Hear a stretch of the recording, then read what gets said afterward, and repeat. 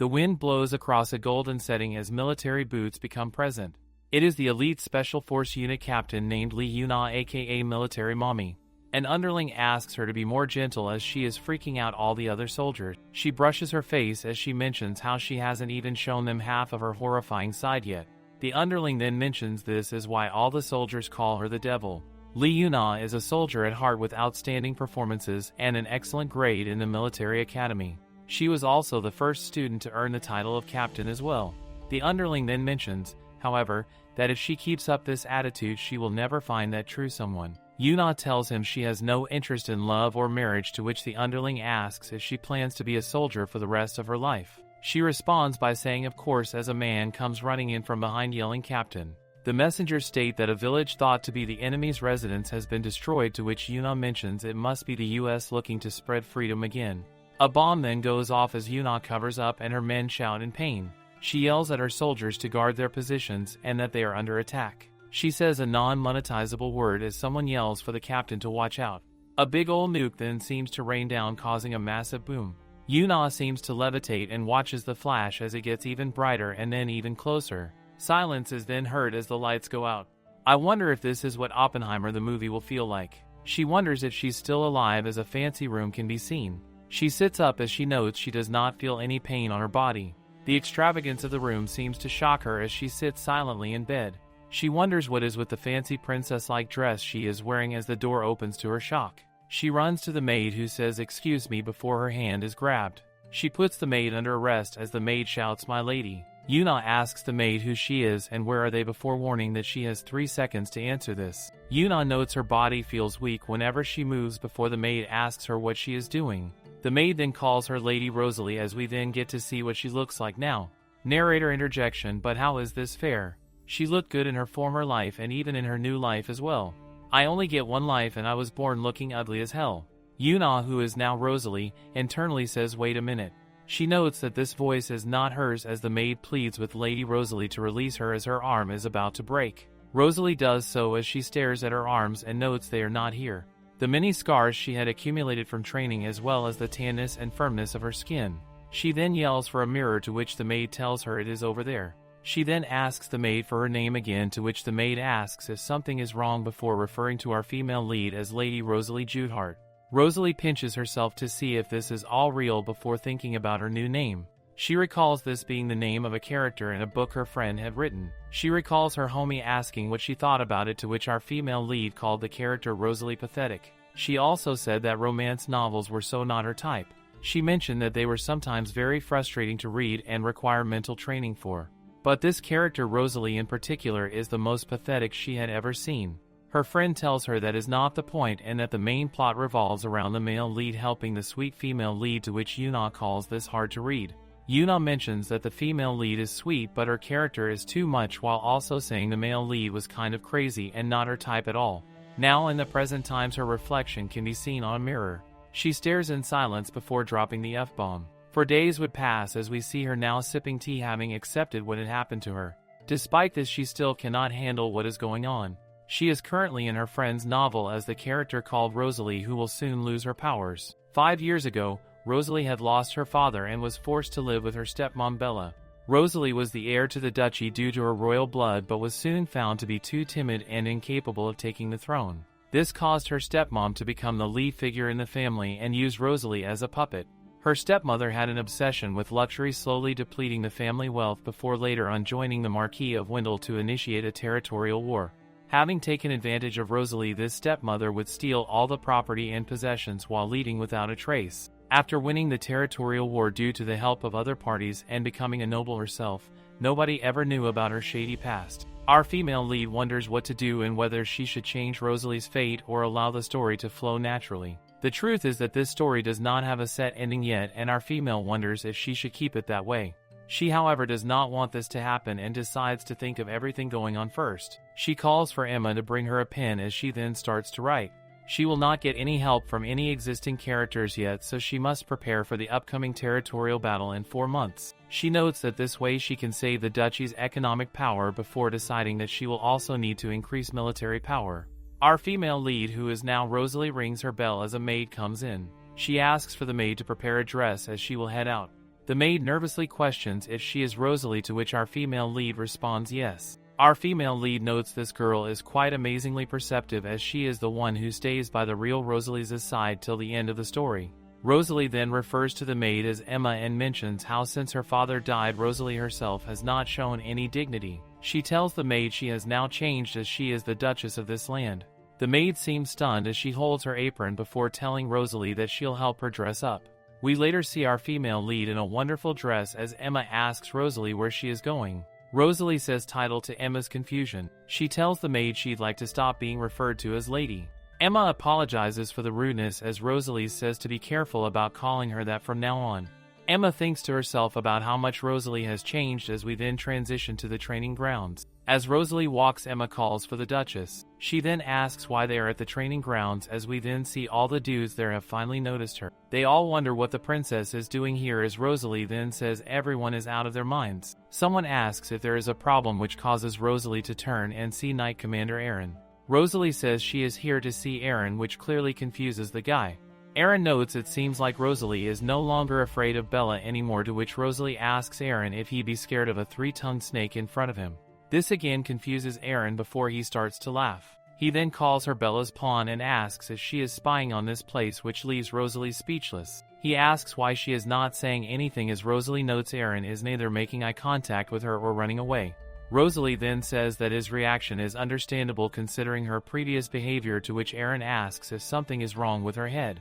She then yells Commander Aaron's name before asking if his loyalty to the family is still in his heart. He yells, telling her she is asking an obvious question, as he has been serving this family for many generations, so of course it is. Rosalie tells him well done, as she then turns to walk away, which again confuses him. I'm confused as well, not gonna lie. It is later seen that she watches over the training on the 1st, 3rd, and 6th day.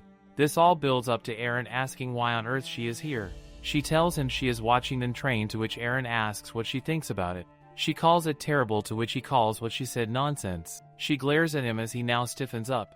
He wonders what is up with this aura, since it feels like that of a well-trained knight. She tells him just by watching them it appears that they are incapable of beating or killing anyone. She tells him she is sure they can do better, to which Aaron clenches his fist and tells her she never even cared about the knight's true potential. She then crosses her arms and offers to give a hand.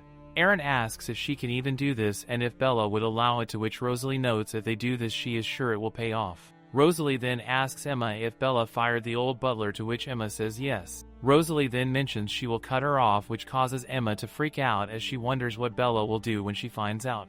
Rosalie reminds Emma that she is the Duchess and tells her to calm down. She then says she has a favor to ask Emma. 3 days later, Rosalie is telling someone to come into the room. It is the old butler that worked for the duchy named Dolan. He tells Rosalie it has been a while since they met, to which Rosalie says she is taking this as a sign he is willing to work here again. She notes to herself this man was living in the suburbs after being fired until she asked Emma to deliver a message. She notes that she doesn't even know what Emma said to him. Dolan tells her she has changed, to which Rosalie says it is time to change before directly asking if he is willing to work for her once more. He bows down saying yes, which causes our female lead to smile. Why is she so fine? It is noted in the novel the original Rosalie could not wear the family ring, but that today is different. Our female lead says she will change her fate as she places the ring on her finger, unlike Charles Barkley. Someone yells saying she wants them to bring her Rosalie. A maid nervously tells her to visit Rosalie's room if she has something to say, to which Bella notes it seems like Rosalie is now pretending to be the Duchess now. She then smiles as she notes she needs to meet her eye to eye now. She then yells Rosalie's name as we later see Rosalie peacefully at her table. The rabid female dog stares at her before asking if she can hear her bark. Rosalie notes how nosy it is before noting her personality is exactly like in the book. Rosalie calls her a paranormal snake as Bella calls Rosalie rude and asks if Rayleigh taught her that.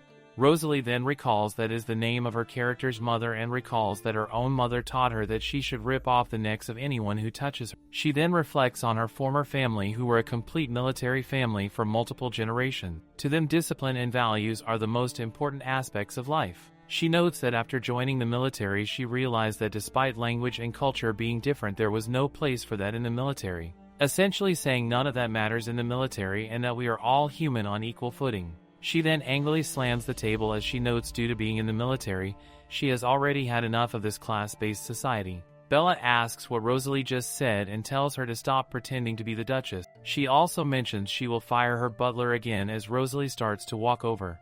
Rosalie then asks Bella if she knows who she's talking to. Bella raises her hand as she asks how dare Rosalie talk so rudely, but it is grabbed mid-attack. Bella says to let go as Rosalie notes she cannot believe this woman is hard to deal with. She internally decides to start physical training tomorrow. Bella then pulls her hand away and pants before being stunned as Rosalie mentions that she is 7th Duchess of the Judehart family. She calls Bella the former Duchess and tells her to act respectfully. Rosalie then asks if Bella understands before yelling "answer me," which causes the dog to whimper yes. Rosalie then calls for Dolan and then tells him to take Bella back to her room. Dolan says yes to that and he then tells Bella let's go. Feet can be seen moving as Aaron then asks if Rosalie called for him. He is stunned as he sees Dolan, to which Dolan says it has been a while. Aaron talks about the rumors being true and notes there was also one about Rosalie giving Bella a good show. Rosalie angrily tells them to get back to work as Aaron then sits down saying understood. She tells him they are going to improve Knight's strength and that she is raising their salaries. He asks if she is sure about this before she tells him to train them based on this paper. He tells her he will train them with all his might and stops mid-sentence as he reads the paper. On the paper are things like 2,000 push-ups and climbing mountains, basically that Uncle Iroh prison training regime. Rosalie sips her tea as she recalls mentioning to him that she'd help bring the Knights back to life. She tells him in a few weeks she will be the one to directly train them. Aaron says he now understands why she raised the salary and also the training. He tells her it won't be easy for the Knights to train like this and that public opinion of their Knights are not good before Rosalie stops him mid-sentence and puts her teacup down. She reminds him that in the past their duchy had the best Knights before asking what he thinks about them now. She tells him they will start training in a week, to which Aaron tells her alright and that he will update the training regimen. As he leaves, Emma says hi to him. Emma then tells Rosalie a letter has arrived for her as Rosalie asks from whom. It says Sonia Ammons, who is actually a friend of Rosalie's and also the real female protagonist in this novel. Emma notes it has been a while since they've seen each other and asks what she said. Rosalie says that they will be having a guest in 2 weeks. Rosalie notes that it was around this time in this novel that Sonia found out about Rosalie's mistreatment and that the Crown Prince will get involved. Rosalie notes to herself she does not need the help anymore. Rosalie then asks Emma if there is any news on what they talked about earlier, to which Emma says Dolan will pick it up the day after tomorrow. Rosalie then smiles and she notes that is good. In a week we see all the Knights smiling as Aaron then asks Rosalie what kind of outfit she has on. She has on some combat gear. Some dorks remark that she is trying to match her outfit for the training in a mocking manner. She turns and glares and they then note this will be a piece of cake. Rosalie is clearly angered as she then sighs and says they will start training. Aaron asks what they are waiting for and tells everyone to gather up. One guy says he does not want to do it. He mentions that they do not care if she is a duchess as they will not listen to her even if she is a self-proclaimed training master. This causes the other men to laugh. Rosalie asks who he is as Aaron notes this is Toronto, the oldest and highest ranking knight. Rosalie notes the word high rank before asking again if what Aaron says is true. She then asks for him to show her his sword. Aaron tries to warn her about him being high rank as she then says she does not care and flips her hat off. She then moves her knife back and gets into a stance. Toronto asks if she is sure about that posture as all the other knights laugh. She then draws his sword as he then tells her to make sure not to regret this. He swings and misses as she then steps forward moving towards his stomach. She then slashes right by his neck as he then trips over. She tells him his head would have come off if this was a real battlefield. Side note, but step on me too, mommy. He tells her he surrenders as she notes angrily how easily he surrendered. She asks how dare a knight like him surrender so easily and says that there is no surrender unless they die. She asks if all the other knights understand as they nervously say yes. She tells them to answer her properly as they more vigorously say yes. Someone then calls for Rosalie, which turns out to be Sonia Ammons. Rosalie notes that she came on the exact same day as training before noting the person next to her. Sonia later asks what happened and says that she is surprised. Rosalie says it was no big deal before staring ahead. She notes Sonia is exactly like she had envisioned while Darius looks a lot colder than she had imagined. Sonia sips her tea in silence and the awkward silence descends on the three. Sonia then asks if they should have a tea party tomorrow, to which Rosalie agrees and says she will get it ready. Sonia then asks if she wants to go have a look around at the blooming flowers in the garden. Rosalie says she still has something to do and asks Dolan to show Sonia around. Dolan then ushers Sonia out as Rosalie now looks ahead. Darius stares at her as well as she notes they might have a snowball fight soon, basically saying the two will be cold towards one another. Darius notes that she is no longer avoiding his eyes anymore as Rosalie mentions she has done nothing wrong to him. Darius then mentions that she may have done something wrong to someone else though. It is noted that Darius Vladik is the crown prince of the empire who is a talented aura sword master, making him and Rosalie completely different. It is noted that without Sonia the two of them would never have had this conversation. Rosalie notes that after solving this territorial war and securing the titanium mine, the crown prince won't be involved in this situation anymore. Rosalie then tells the prince she will go back to training now as she then gets up from her seat. She starts to walk but he does so as well. She tells him he must be lost as the garden is on the other side, to which he tells her he is following her to the training ground. She wonders why he would be interested in her training. In the original novel, Aaron would become so disappointed in Rosalie that he would leave to join Darius instead. She notes that today she cannot lose Aaron before telling Darius not to come as the knights might lose focus with him around. They both stare coldly at one another before he mentions that he'll have a look at the training grounds later. He then walks up to her saying he doesn't follow anyone's wishes. This infuriates her as she notes this man is just as crazy as in the novel. He walks away and notes this will be fun. Later we see Rosalie acting like my middle school PE teacher and yelling at the knights for one more push-up. The knights shout 43 and 44 as Rosalie then mentions that they are slowing down. She tells them to start all over again before they now refer to her as a devil.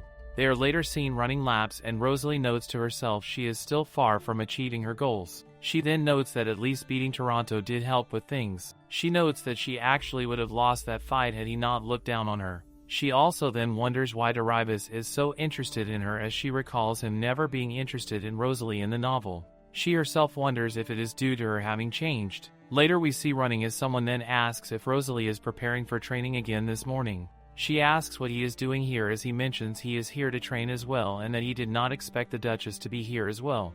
She asks if that is so and says she hopes the best for him as she does not care if he trains or not. He then sighs as she continues to stretch. She then glances over as he then sits to meditate his aura. She stares in confusion as he continues to meditate. Not gonna lie, this black outfit is hitting different right now.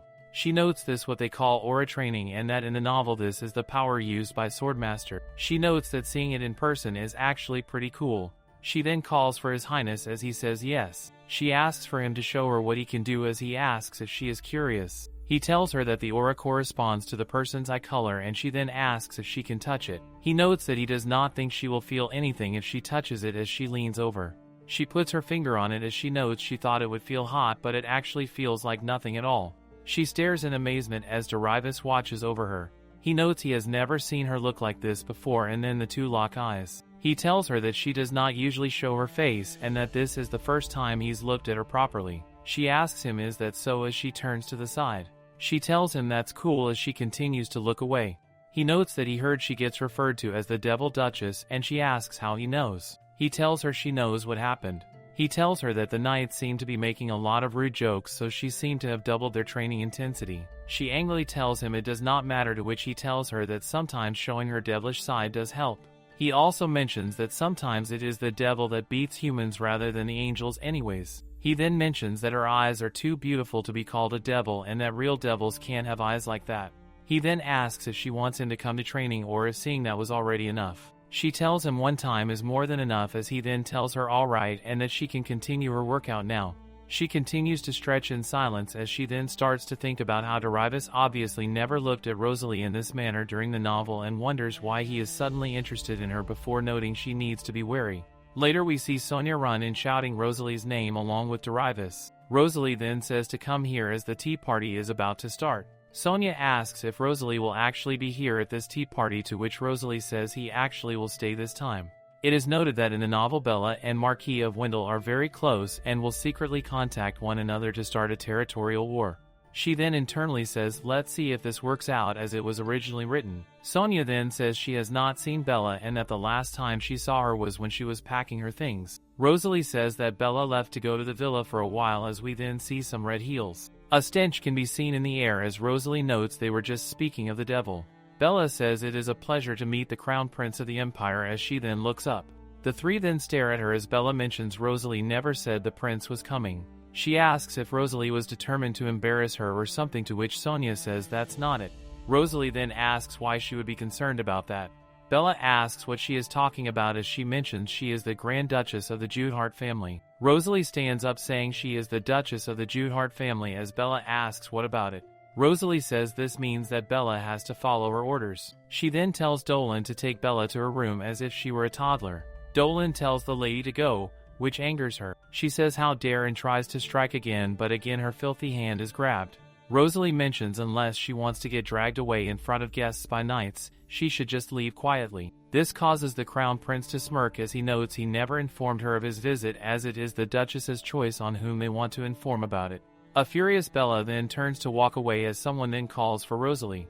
Sonia asks if this is the real Rosalie that she knows, to which Rosalie just says yes. Sonia mentions she is surprised that Rosalie kicked Bella out and that it feels like this is a completely different person. Sonia then backtracks saying it's not like she hates the change, but she just thought someone bad may have triggered this. Rosalie says she understands what Sonia means, as Sonia then smiles saying that seeing Rosalie like this relieves a lot of her worries. She says she is about to have tears as Rosalie notes this is what is expected of the lovely heroine. Later we see Dolan tell Rosalie that they have selected some candidates for the position of general officer, to which Rosalie says she already has someone in mind.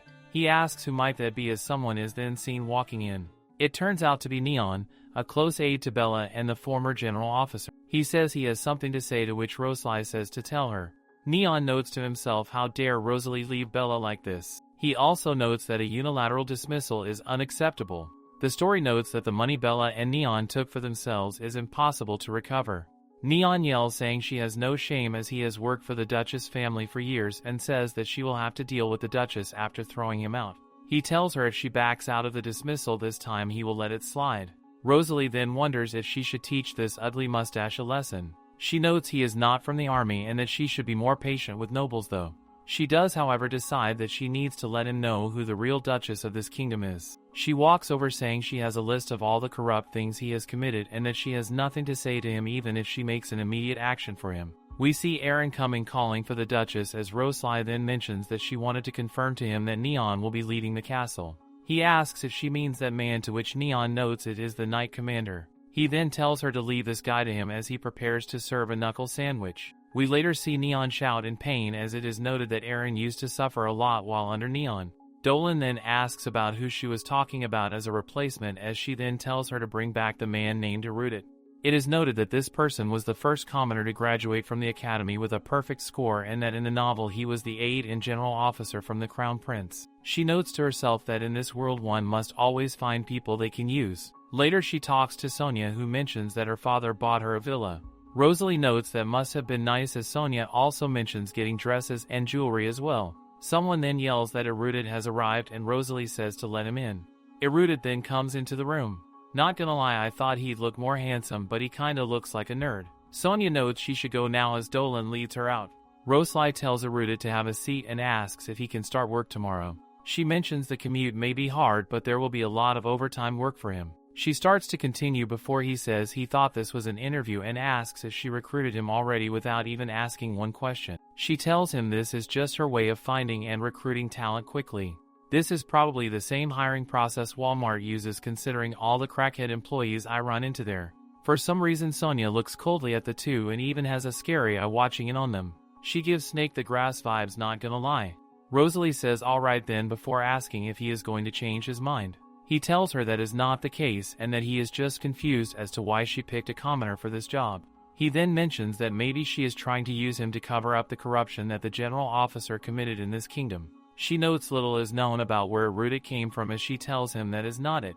She says she will not do such a thing to him and that she chooses him purely from talent alone. She continues to think about how Erudit is an ambitious man who is definitely not cowardly and is rather unsympathetic. She calls him a man that can see through the glass. He tells her that he understands and asks if he can start working tomorrow. She tells him no problem and that a room has been prepared already, and he thanks her for the consideration and says see you tomorrow. He walks out and stands outside the door.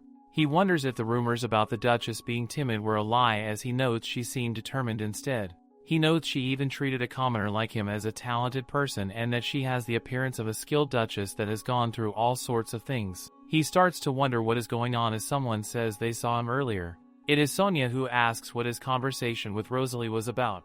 She mentions it must have been hard to talk to a timid person and asks if they got along well. She tells him if there is anything he can go ahead and tell her. Wait, does this mean that everyone Rosalie knew in her previous life was a female dog then? Her stepmom, of course, and even her best friend. She asks him what it is as he tells her it was nothing. He then tells her goodbye as he notes he heard this woman was a friend to the crown prince. He notes that his first impression of her is not that good and that furthermore she seems like the type to get easily swept away by emotion and make mistakes. Later we see Rosalie, who asks His Highness what he is doing. He asks her to lend a horse as she notes how foreign this feels to a modern girl like herself. He says he plans to go horseback riding and asks if the Duchess would join him, to her shock. She says she doesn't know how to and that she will let her servants bring him to the stable to get a horse. He smiles as he says he'd like the Duchess to be the one to show him the horse. She notes how annoying he is as she then says, "Follow me." Later at the beautiful stable we see the pair walk inside. She tells him he can choose whichever horse he wants and then tells him to enjoy the ride. He then asks if she'd like to try riding a horse and notes that the weather is nice after all. He tells her to get on and that he'll pull the reins. She is silent before letting out a sigh. Later they both stand beside the horse as she prepares to get on. She notes how uncomfortable this dress is as he tells her he can give her a lift and then says to please excuse him. He then lifts her up the horse. As she sits there he starts to talk about how she first needs to get used to it. He then stares before boarding himself. She mentions how he said he'd just pull the reins, to which he says it looked like the Duchess would prefer to run with the horse. He tells her he will start now and lean on him comfortably. He then says hiya as they then both charge off. Rosalie feels the breeze as she then closes her eyes and before we know it, it is sunset. Her eyes look on at the sight of mountains and the sun falling down the sky. The prince notes he never thought there was a place like this at this mansion as she notes she did not know either. They are silent before Dervis drops off first. He asks for her hand but she jumps off herself. He takes a breath before looking the other way. He tells her that an ancient saying once said that the wind blows away all your worries and that he feels that this is true. She is silent before saying he is not sure what he is worried about but that she hopes it gets resolved soon. He seems touched by the statement as he then mentions she doesn't look very interested in his concerns. She tells him she won't solve it with him but she can if he wants. He notes to himself that she is not like all the other Stitches who try to flatter everyone. She is simple as well as different, and despite her expression being empty, he likes it. At sunset we see Emma noticing something. Sonia is walking around before Emma asks if she needs anything. Sonia mentions not having seen Debbie or Rosalie anywhere as Emma mentions seeing them go horseback riding. She then points saying they are as horse strolls through the gates. This clearly angers Sonia, who starts to note he was not like that before. Emma calls for Lady Sonia and then notices something. Her face has completely changed. She walks forward and calls for Emma before asking if she has had a hard time since Rosalie changed. She holds the maid's shoulder as she mentions how she herself could give some good advice. Emma nervously tells her no thanks and that she is good. Sonia then walks away, noting it's just hard when someone you know changes so much. Dolan is closing the gates as the reins of the horse are pulled back. The horse jumps slightly upward to stop. Rosalie tells Dervis that since they are here now he should get off. As they both get off, Sonia calls for the two and asks where they have been. The prince tells her they just went out for a while and then walks right by her. Sonia then calls for Rosalie and then asks to tag along next time as she is very lonely. Rosalie apologizes and asks if she'd like some tea. Rosalie then tells Emma to prepare some tea. As the pair walk by, Emma stares at a smiling Sonia before noting something is very wrong. Rosalie walks down the large hall before someone asks her if that is a training suit. Bella calls it a vulgar outfit for a noble woman as Rosalie just completely ignores her and then tells her she may go now if she has errands. Bella yells saying nothing will change even if she has changed. This prompts Rosalie to turn and ask if Bella is afraid. Bella questions this as Rosalie asks if Bella is scared because she got ignored. Rosalie also mentions that Bella threatening her is like getting cornered by a bunch of rats. Bella then asks how dare Rosalie talk like this just because the prince is here and that when he leaves. Someone interrupts mid-sentence and questions what Bella would do once he leaves. He again asks what Bella is going to do to the Duchess as she turns to see the Crown Prince. Bella says it is nothing and just some household chores before the Crown Prince says he wonders why he and Sonia have to leave over a simple chore. Bella is silent and trembling and starts to talk about the chore before Rosalie starts stepping forward.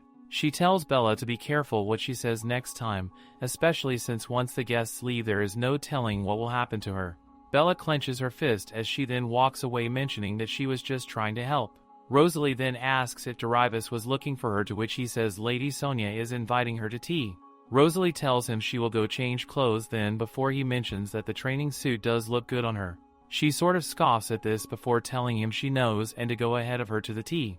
This causes him to laugh. He notes he was wondering if what Bella said bothered her, but notes that Rosalie looks different in that style. Later we see Rosalie bowing down saying they look forward to seeing him again. Sonia mentions that she will see Rosalie next time before the Crown Prince says he'll see her in a week. This annoys Sonia before Rosalie calls her name. Sonia then tells her that she will see Rosalie again at the party. The carriage then rides off as Sonia holds her head up with both arms. She not cute, so why she striking that pose? Sonia asks the Crown Prince when he and Rosalie got so close. Devi mentions it was fun and how he does not really know. Sonia mentions her change of personality was so sudden and does not fit her. She also mentions now that Bella is afraid to confront Rosalie, to which Devi says she does not need to worry about that. Sonia sits wondering what this feeling is and why it creeped on her all of a sudden. She grabs at her dress as Devi calls for her before she tells him it is nothing. Later we see someone laying down some paper. It is Gilbert the blacksmith, who mentions this is a very unusual blueprint for a crossbow. He mentions that the handle is made of wood, yet it functions like a gun and is very portable. He says he's never seen a crossbow like this before, as Rosalie mentions the wood will make it lighter than iron and easier to supply. She mentions a downside is the quality though, but she mentions that he probably know a solution to this. Gilbert mentions magic could solve this, as Rosalie notes he must be referring to enchanting magic. He notes that you can add magnification magic to the bow and use an ogre's tendon for the bowstring. This would increase the bow's range of attack while the crossbow would remain lightweight to use. I'd add Infinity 1 and Flame 1 to it as well. Rosalie asks what they should do to get the magic, as Gilbert says they can buy a magic scroll with a circle inside it, and as for the tendons, the price of those will be so high. She tells him she will handle that before asking if he'd mind taking a look at something. She asks if he is referring to that for magnification. She tells him this is a scope to help shoot more accurately and asks if he can make this one. Aaron tells her he can, despite it being the first time he's ever seen it. Rosalie then asks him what he will do after he starts making these, to which he mentions he will keep his mouth shut. Later we see someone questioning Rosalie if she is going to make an archer unit. She mentions that they are called a firing unit to be exact, and that there are some people in their ranks that are not proficient at the sword. She tells him to go round them up and create a new unit. He asks who will be the one to teach them, as she turns and says that she will. Later in the room, light peers inward. She reads a letter she wrote to someone named Moron Seth saying that she'd like to meet ahead of schedule. She is a woman who runs the largest merchant guild and was good trade partners with Darius. Someone knocks, to which she tells them to come in. It is Emma, who says she has brought refreshments and tea, to which Rosalie thanks her. Rosalie tells Emma to give this letter to the Countess Moron Seth. Emma holds the letter before nervously calling for the Duchess. She mentions that she is in her 30s and notes that she has been working as a maid since she was young and has met a lot of people. Rosalie says to get straight to the point, to which Emma says it's that. She cannot finish as Erudit then walks in the room saying he has important matters to discuss. Emma then says never mind and that she will just say it later. Rosalie then tells Emma to not hesitate if she needs something from her. Emma says yes and thank you before rushing out the room. As she closes the door, as she notes apart from Sonia, she herself would like to ask if she could be Rosalie's friend. She notes to herself that this may be going too far. She then notes to herself that as long as Rosalie is Duchess, she will continue to take care of her. Protect this girl at all costs. Why are the maids in these types of stories so underrated? Later in the room, both Erudit and Rosalie sit in silence before someone yells about how a person like her should be able to enter the room. The maid protests this as Bella yells for them to get out of the way as she needs to see Rosalie. Bella busts right into the room and asks who decided to reduce her funds. Rosalie notes it must have been a while since Bella has received that notice. Bella mentions how she heard Rosalie was attending a party and asks if she is going in an expensive dress and jewelry. She then calls Rosalie a coward, as Rosalie mentions Bella's corruption last month is worth buying a lot of jewelry. Bella says what, as Rosalie mentions Bella can sell all her luxuries if he wants her money back. Rosalie then also says that if Bella comes into her room with nonsense one more time, she will cut the flesh off of her arm. Bella stares down in fear and her hand trembles at the blade. She notes that Rosalie is out of her mind, as Rosalie then yells at the maid. She tells the maid to take Bella away, as the maid asks if Lady Bella is alright. Erudit stares on as he notes that's why they call her the Devil Duchess. She notes that the rumor must be spreading all over the place, as Erudit says she is quite famous. He says that if this offends her, she should make some money instead and just go. She tells him no and not yet. Later we see Rosalie in a crowd of people as her knights mention to each other that they should go to the square. Rosalie mentions to them there is a training ground in the other mansion to their dismay. Someone then tells the Duchess that Butler Martin is waiting in the mansion. She tells Arruda to take care of the mansion while she is away as he tells her he can handle this. She then tells her men to go as they then arrive at a big tall building. The carriage rolls through as she stares outside. Emma notes that the Duchess might get blind once the portal commences, to which Rosalie says she will watch it since it's been a while since she'd seen one. A light appears as the carriage is under a magic circle. A poof then occurs as they then have now arrived. Rosalie starts to walk out as she notes how boring that was. Outside she stares ahead at the Duchess' capital residence. Many greet her saying it is a pleasure meeting her this morning as she then starts to walk through. She notes to herself that this is why Dolan told her the capital residence was beautiful. She then calls for Emma to bring her some comfortable clothing to wear. Rosalie then puts on a new fit. Kind of looks like a Western cowgirl fit, to be honest. Someone asks if she is able to leave without an escort as he mentions it might be dangerous for her out there. Aaron grabs onto the guy named Arthur and mentions to him that if he touches her he'd likely have some broken bones and missing fingers. Rosalie says she brought her dagger and they are in the capital under broad daylight, so there is no need to worry. Arthur then tells her that he is hoping for her safety then. Later out on the streets we see Rosalie walking around with a hood on. She notes how lovely it is here, especially with all the kids running around. Someone says let's go as a kid yells it hurts. She notes guys like him are everywhere as the guy continues to drag the kid before Rosalie reaches her hand out. She grabs the kid away from him as he asks who she is. She then leaps forward and puts a dagger to his throat and shocks him. She tells him to turn around as he notes he is screwed. She asks for his motive with the child as he is in tears. He mentions that kids like him are expensive, so he wanted to take him home. Rosalie asks if the little boy can move and go call on some guards. The kid runs off as she looks on. She then turns back and asks for him to guide her to his whereabouts. Later in a dark alley we see a bunch of kind and respectable men in society asking Oren where the kids are. Oren then falls over as Rosalie carries a bloody knife. They ask who she is as she then goes on a rampage and slashes the other guy as well. Someone yells that women must be the leader and to get her as Rosalie is surrounded. Debbie for some reason is here as well. He asks the Duchess what she is doing as she turns and recognizes that voice. She then asks what His Highness is doing as he is tied up. She tells her he is playing as she notes he must be crazy. He then notes that since the Duchess has now appeared he should probably finish this off. The men wonder how he did that as he then says if they are confronting the Crown Prince they must know how to handle things like this. Rosalie then says she'll go left and he mentions he'll go right. The men hold hands as they shout in fear. Later a knight asks if the two of them finished off the thugs, to which Rosalie says that is right.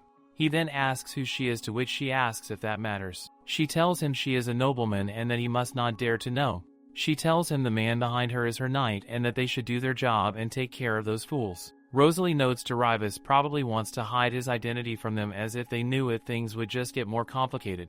The man then says they have to tell him who they are as someone then shouts. The man from before is in pain as Rosalie asks if he still wants to know. The knights then say that's all they need to know and that they will move now. He tells Darius that it's best if they leave now and tells him to go.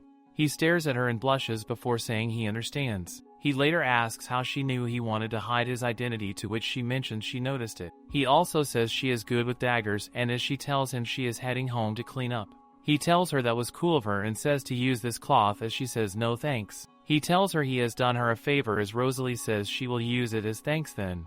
He then tells her to call him by name as she mentions how disrespectful this is to His Highness. Later we see people shout 1-2 and Rosalie stares on. She notes the troops seem to be handling it well now as some men do sit-ups. She decides to make it a little harder then. Later we see exhausted men wondering how many times they need to do this and how it's worse than usual. They wonder who decided to wake up the devil as one mentions it is not time to worry about what happened to the Duchess yesterday. Someone then comes in saying a guest has arrived, to which she asks what Darius is doing here. He says he wanted to hang out with her as she does not seem to have scheduled work. She asks how he knew that, to which he says the butler as it looks like he is burnt out. The butler then asks why the Crown Prince is here as Darius tells him to hang out with the princess. He mentions that they can enjoy the capital better than anyone else. They both stare at one another as Rosalie then asks if he really likes hanging out with her that much. He then tells her if it's not fun he will not ask her again in the future. She is silent before telling Emma to bring a coat. Later in the town a man seems to be proposing a gambling game as someone wonders if they should try it. The gambling man mentions these people are stupid as this is all a trick before Debbie continues to say this seems fun. The crook notes his clothes look expensive and then asks Debbie to give it a try and try to match the cards. Rosalie says it is better if he doesn't before Debbie drops down some gold racks. The guy mentions there are 3 difficulties and asks which he'd like to try as Debbie says he wants the same level as the prize. The man flips over some cards and asks him to pick one. Debbie then grabs Rosalie's hands and tells her to join him and make a bet. He tells her the winner can make any wish they'd like. She tells him that it is great but that they will play by themselves. They both appear seated as they both then yell start. Debbie says he sees and Rosalie yells this one. The dealer wonders how as Debbie notes it seems like he has won.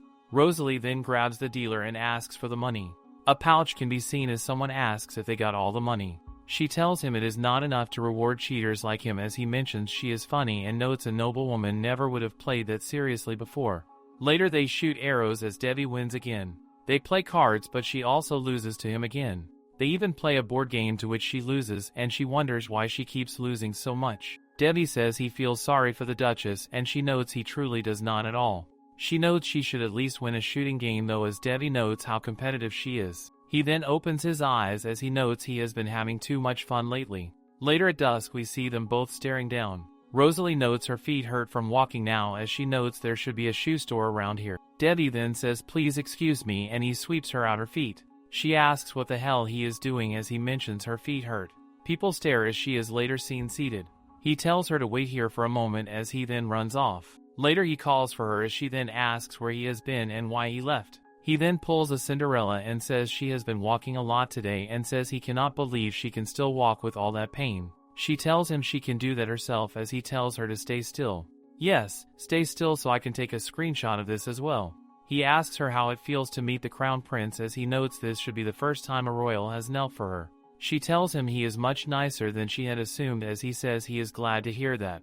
She thanks his highness as he wonders if they should try another shoe store. She tells him this one is comfortable to use and tells him they should go to the next stall. He smiles as he tells her to slow down. She mentions that they should bring Sonia to hang out next time but he tells her no as having her here is enough for him to have fun. He tells her she is a good friend but very boring to play with. She notes that in the novel Darius felt rational feelings for Sonia but that this does not matter to her now as her battle is more important than romance. Later someone mentions they heard the Duchess is coming today. Someone notes the last time they talked she ran away and was timid.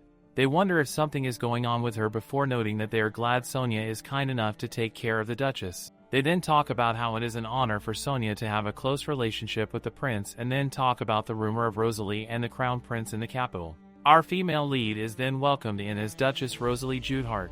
The people around her murmur amongst themselves asking if this is the timid Duchess they once knew before someone else mentions how Rosalie was not like this before. As Rosalie walks into the room like the baddest mother at first she spots Bella within the crowd and wonders where Marquis of Wendell is. Someone then yells into the crowd welcoming His Highness the Crown Prince. All the ladies blush as Darius then appears and stands before Rosalie. He mentions how the shoes she wore yesterday were beautiful and that they are today as well. Rosalie maintains a stone face as someone then calls for Debbie and Rosalie. It's our friendly neighborhood snake named Sonia.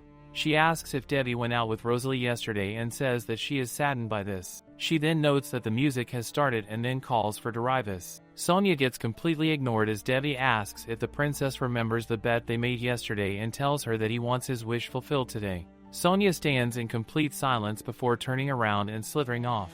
Rosalie asks if he can think of something other than dancing with her, to which Debbie asks if that is her wish. She angrily says yes, to which Darius then notes that he'll just have to ask her to dance next time. Rosalie then says if that is the case then she shall go meet with someone now then. Debbie asks if she is referring to her lover, to which she just says no.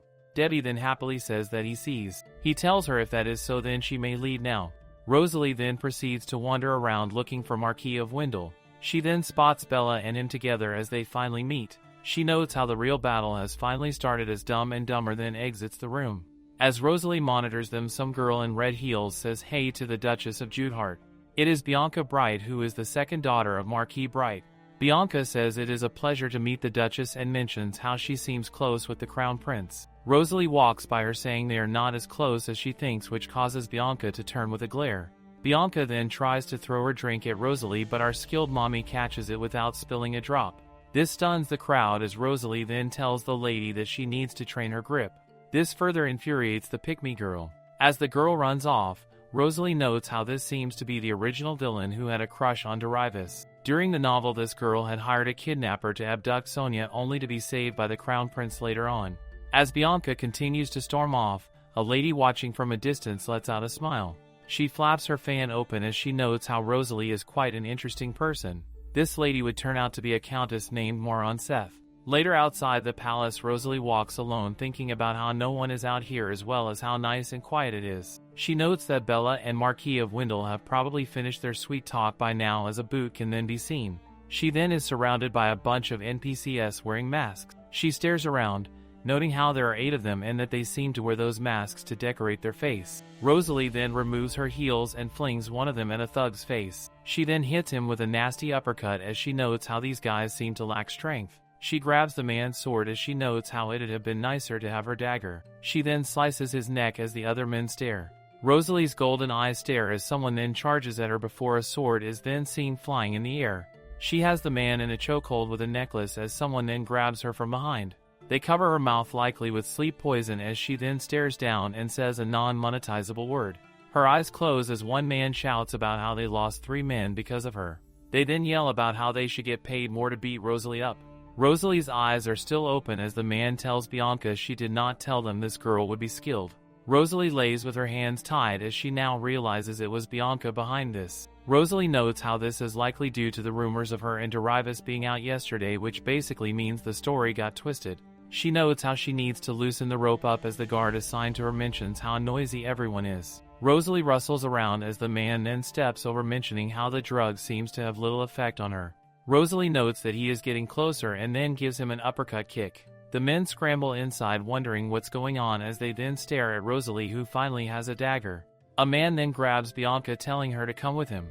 He tells Rosalie that if she moves an inch he'll cut Bianca, as Bianca then yells asking what he is doing and if he forgot who his boss is. Rosalie says that non-monetizable word again and notes how this is all getting on her nerves. Meanwhile at the party, someone yells having finally noticed that the Duchess of Judehart has gone missing. This shocks Debbie as later we see Sonia discover Rosalie's necklace and shoes on the floor. Sonia turns to tell Derivis about what she has found but is stunned by the sight of him. He grimly tells her and his men to search the entire palace immediately. Later in some dark stairway we see Rosalie's necklace being thrown into someone's hands. The person asks why Debbie is not saying a word, to which he tells this individual to find the owner of the necklace immediately. The person mentions they're already searching carefully before asking whose necklace is it.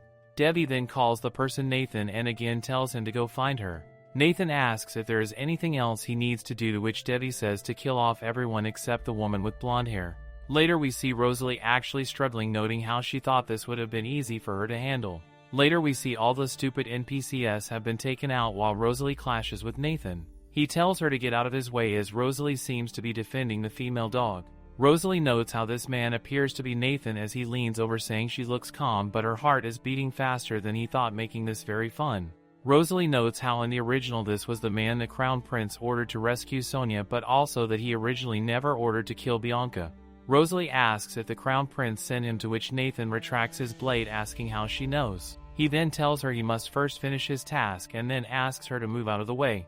Rosalie tells herself this can't be happening, as if Bianca dies then the Marquis of Bright will get involved. The worst case scenario would be a huge problem occurring in her territorial war plan. Rosalie tries to think of an idea as she then recalls back to when she read that Nathan is actually wholesome with a soft spot for sweet things. She then tells him that they have a famous chocolate artisan in their family and also mentions that Bianca's residence has a famous candy maker as well. She tells him if he lets Bianca go then she promises to give him chocolate and candy, which causes Nadon to lick his lips. Nathan asks if Debbie would be mad at him, to which Rosalie says she will convince him not to. Nathan then becomes way sweeter as he says this is nice. Rosalie meanwhile notes how easy he is to trick and how tired she is. Nathan then mentions that the blonde woman must come with him first, as Rosalie says hold on. She calls for a weeping Bianca and tells her to look up. She shakes the pink-haired idiot as she then tells Bianca that she is not the culprit in this. She then asks if Bianca knows who to call if anything happens. Nathan tells Rosalie that they need to go as Debbie is already waiting for her. They then proceed to leave and walk into a room. Rosalie turns her eyes to see shadowy Debbie, who asks what Rosalie would like him to do to the mastermind behind this. He asks if she'd like him to cut off their limbs for her. She calls for His Highness as he then asks if he should destroy their precious home. He tells her that he'll give them any revenge that she wants and is willing to make them shed as many tears and blood as she'd like. She then grabs his hand and yells his name. She tells him that she won't die easily, as long as the US don't drop another bomb, of course. Her comment stuns him as he then tells her that he is glad that she has come back alive. Rosalie then says she has a favor for him as he tells her to spill it. She tells him to not mind those guys and to just move on as Debbie asks why. He also mentions kidnapping a noble like her is high treason as well. She tells him there's something better they can do as she pleads with him. She wonders to herself why he seems so mad as he then says he will agree but has a condition to make. He says he would like to know of the Duchess's true intention. This shocks our female lead as she then tries to protest but is interrupted by Nathan, who says it is getting late and they should head back. Debbie notes it is late and then tells Rosalie that he will take her home as he places his coat over her. As he walks, bubbles seem to float in the air around her. As she stands in silence, Nathan mentions that it was a pleasure to meet her as she then tells him her name is Rosalie. He says goodbye Rosalie as she notes how he looks like a cat in that pose. Outside the building, Rosalie tells Debbie that she will tell him more about what had happened later, but for now would like to keep what happened a secret. Debbie takes a breath before mentioning how the Duchess has so many requests for him. This slightly annoys Rosalie as the horse then rides off with Debbie saying a non-monetizable word. Later, while in a dark room, we see Boots walk in. Debbie is then slumped over on the couch as he notes how things are really starting to get interesting now. He recalls back to her slipper and mentions how he'd love to twist and kill every human who touches Rosalie. He then starts to recall images of her face, and then her eyes as he then clenches his fist, saying that he'll just have to endure this for a little longer. Side note, but this lighting is making him look kinda. Later, Rosalie reads the newspaper article that talks about how mercenaries were caught entering the palace during the gala. Mommy is looking extra fine today as she notes how they should have been called kidnappers instead. She recalls how mad Debbie was at what happened and how she asked him to keep the situation a secret as a favor. She then notes how this could turn into a big issue for the crown prince though. The maid then yells that a guest has arrived as Rosalie says she'll be heading over now. Rosalie then thanks Countess Seth for coming as the Countess notes how interesting the letter Rosalie sent was. The Countess mentions how she just read the paper today and asks if she should come back another time or not. Rosalie says that it is okay and there is no need for that before thanking the Countess for accepting her letter. The Countess then says she is glad to be here with Rosalie and asks what the Duchess would like to buy from her business. Rosalie mentions how she'd like to buy enchanted scrolls and orange tendons in bulk.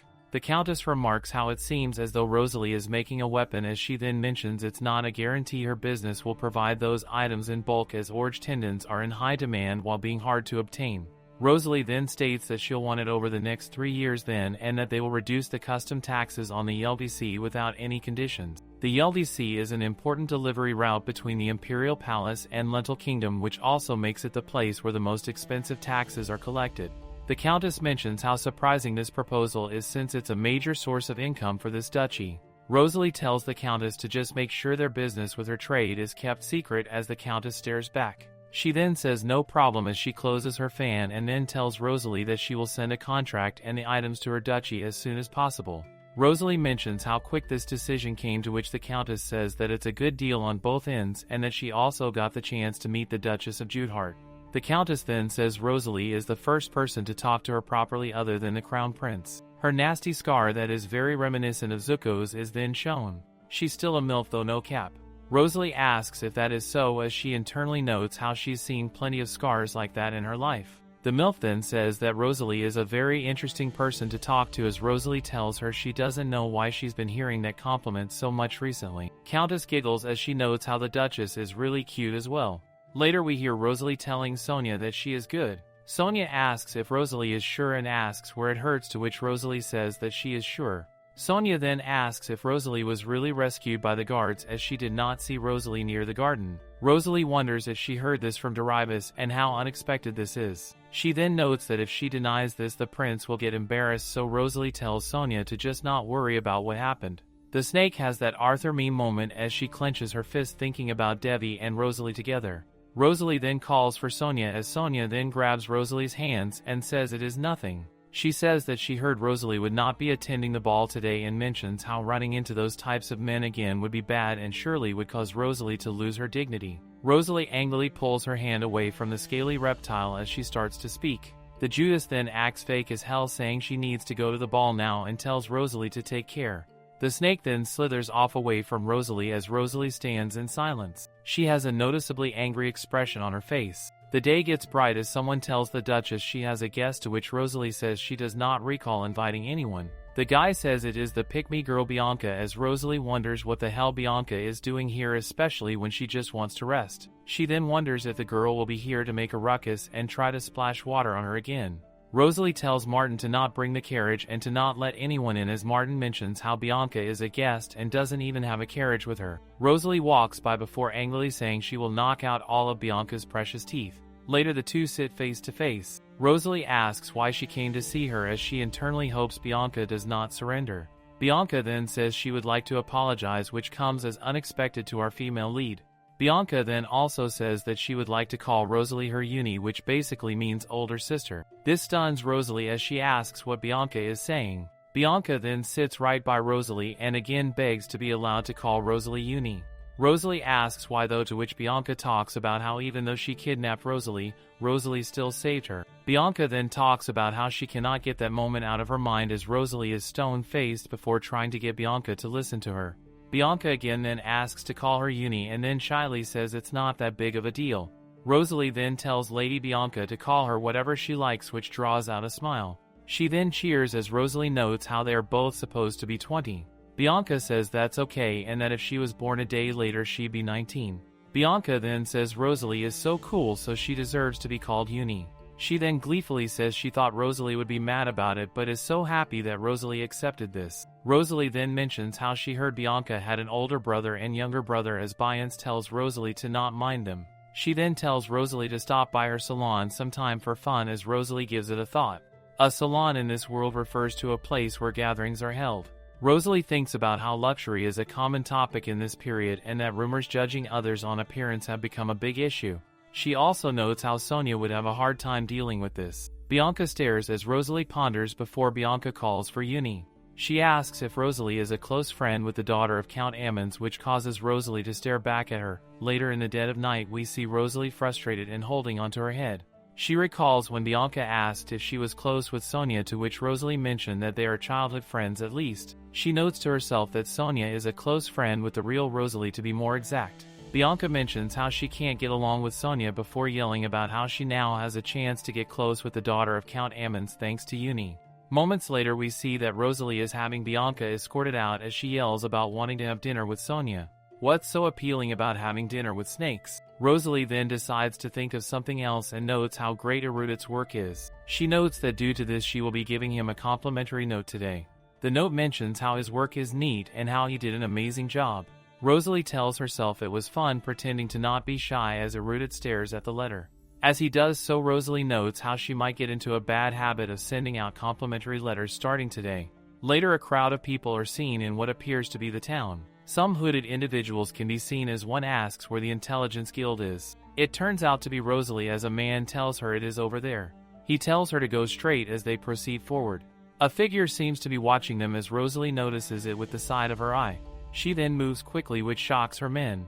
They ask where she is going all of a sudden, as a street vendor then tells Rosalie they sell good jewelry here.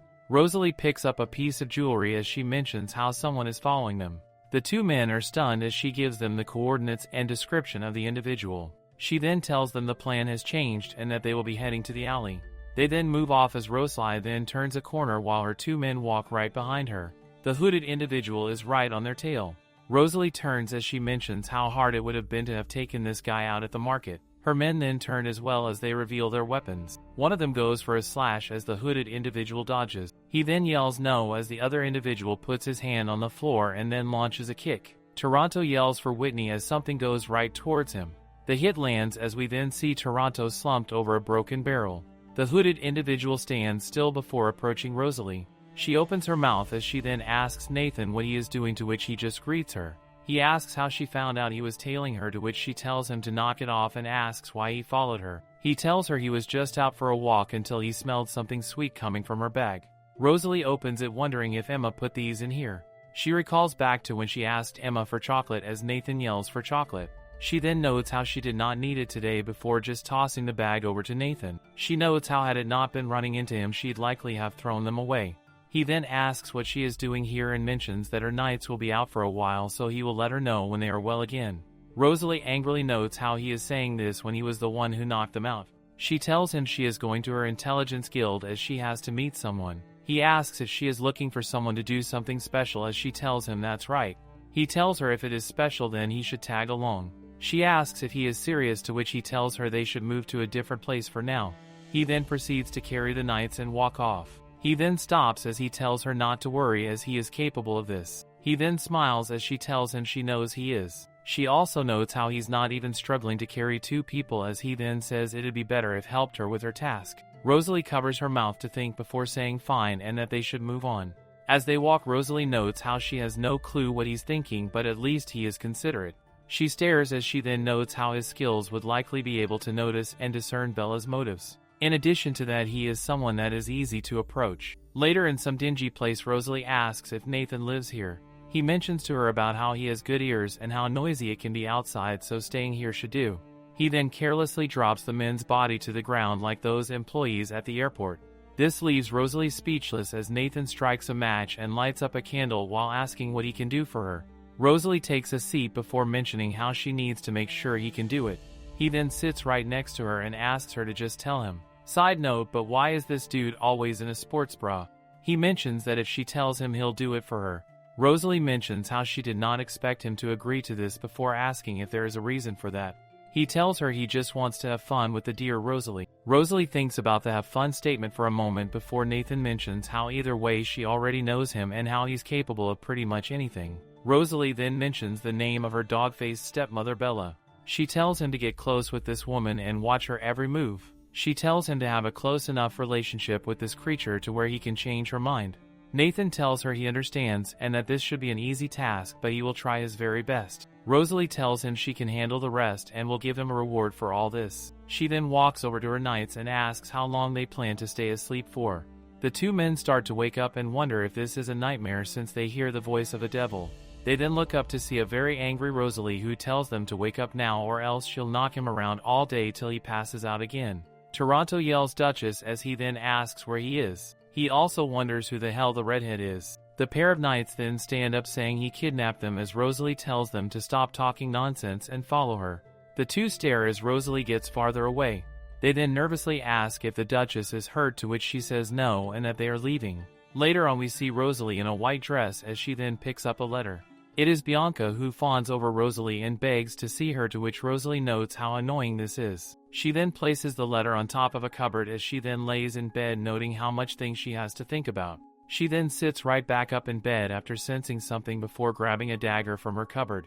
The knock persists as she stares at the balcony door. She then opens it and walks into the night air. Someone tells her that it has gotten a lot easier to see her now.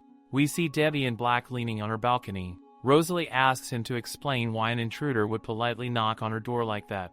He seems stunned by this comment as he then says she should be more considerate to guests who come at night without a notice. He also then mentions her clothes as Rosalie then tells him to have a seat and that she'll put on a jacket. He then looks away as he tells her he is sorry for visiting without reminding her first, to which she tells him he did a good job with that today. Debbie notes how he's not sure if that's even a compliment. Rosalie then places her dagger down as she says she wants to repay him for listening to her favor. He then stares back at her as he says he does not want to be repaid but wants her to spill everything including her plan. She asks why he would care about such a thing, to which he says that he would be worried if anything happens to her. Rosalie wonders if he's scared Sonia would be involved as she notes how dangerous it is that her plans are getting more attention than she anticipated. She then decides that she has no choice but to tell him so she can keep him away from her plans as soon as possible. Debbie then decides she does not have to mention her plans but also says that if anything happens to her he will not hesitate to do as he sees fit. He closes his eyes as he says he promises her that. He then gets stunned as she straight up tells him she and the Marquis Wendell will have a territory war. She tells him that she will be preparing for this as soon as possible. She then mentions how there already are suspicious rumors about His Highness and herself, so it'd be impossible for Marquis of Wendell to let this go. Debbie holds his head as he now understands why she stopped him now and then asks if she is ready for a full-on territory war. She tells him she plans on stepping down from head of the manor, to which Debbie asks what will happen then. He then notes how he did not expect the Duchess to be this reckless as she tells him she hears that a lot. She then says that there is no need for him to do anything regardless of what her plans are. He stares as she then tells him to please return home safe. As she looks forward, he lets out a smile as he then starts to walk out. He tells her we will see about that. Later in the morning, we see the sun shine on the manor. Maids and butlers carry in all sorts of treats as someone dashes by, creating a cloud of dust. Bianca hugs her Uni as Rosalie then tells her she could have just sent her servants instead of coming here. Bianca responds by saying she wanted to see Rosalie and says that if Rosalie wants more sweets then to just let her know. She then hugs Rosalie and asks to go shopping together, to which Rosalie says it will be hard to keep promises but she will try. Bianca then says if that's so then they should go now. Later we see Bianca staring around in the wardrobe as Rosalie keeps her dull face. Bianca tells Rosalie to look at this dress as Rosalie blandly says it suits her. Bianca rummages through the other clothes as she then asks to wrap this one. The lady says understood as Bianca then runs to Rosalie with another dress. She asks if it looks pretty, to which Rosalie says it looks beautiful on her. As Rosalie looks at Bianca, she wonders why this girl is one of the novel's villains. A girl then accidentally bumps into Bianca before apologizing. Bianca then turns it up as she asks if the girl is looking down on her. She scolds the lady as the other women continues to apologize. Rosalie watches as she notes Bianca is mean. The lady continues to apologize and asks if there is anything she can do as she bumps into a mannequin. As it falls, Bianca looks back and her eyes darken before we see that Rosalie has shielded Bianca from it. Rosalie tells the ladies it's better if they put these near the wall, to which they rush to fix the situation. Bianca then wants to have another go at being a female dog, but Rosalie tells her to stop. Rosalie says she hopes Bianca won't be mad at them anymore as they have apologized. Bianca smiles at this as she says she got it. Someone then calls for the pair as we then see a familiar reptile. Bianca notes how she never let Lady Ammon say her name as Rosalie tells her to just stop. She says okay Uni, which seems to trigger Sonia. She asks if they were shopping, to which Bianca rudely says of course. Rosalie says she will talk to Sonia for a moment and asks for a vacant room, to which one of the workers says she'll guide them there. Bianca is left outside of the room like a dog as inside Sonia mentions how she thought Rosalie knew that Lady Bright and her don't get along. She then asks how Rosalie could get close to Bianca despite knowing that. Rosalie then starts to talk about how things started at the ball before Sonia interrupts asking what happened at the ball while clenching her fists. She tells Rosalie that no matter how many times she asks Daddy he won't tell her, and that Rosalie and him seem to have a secret that they won't tell her. Rosalie tells Sonia to calm her tits down as she will explain everything now. She also says that she can call Bianca in to apologize if she wants, as Sonia then asks how Rosalie could do something she can't.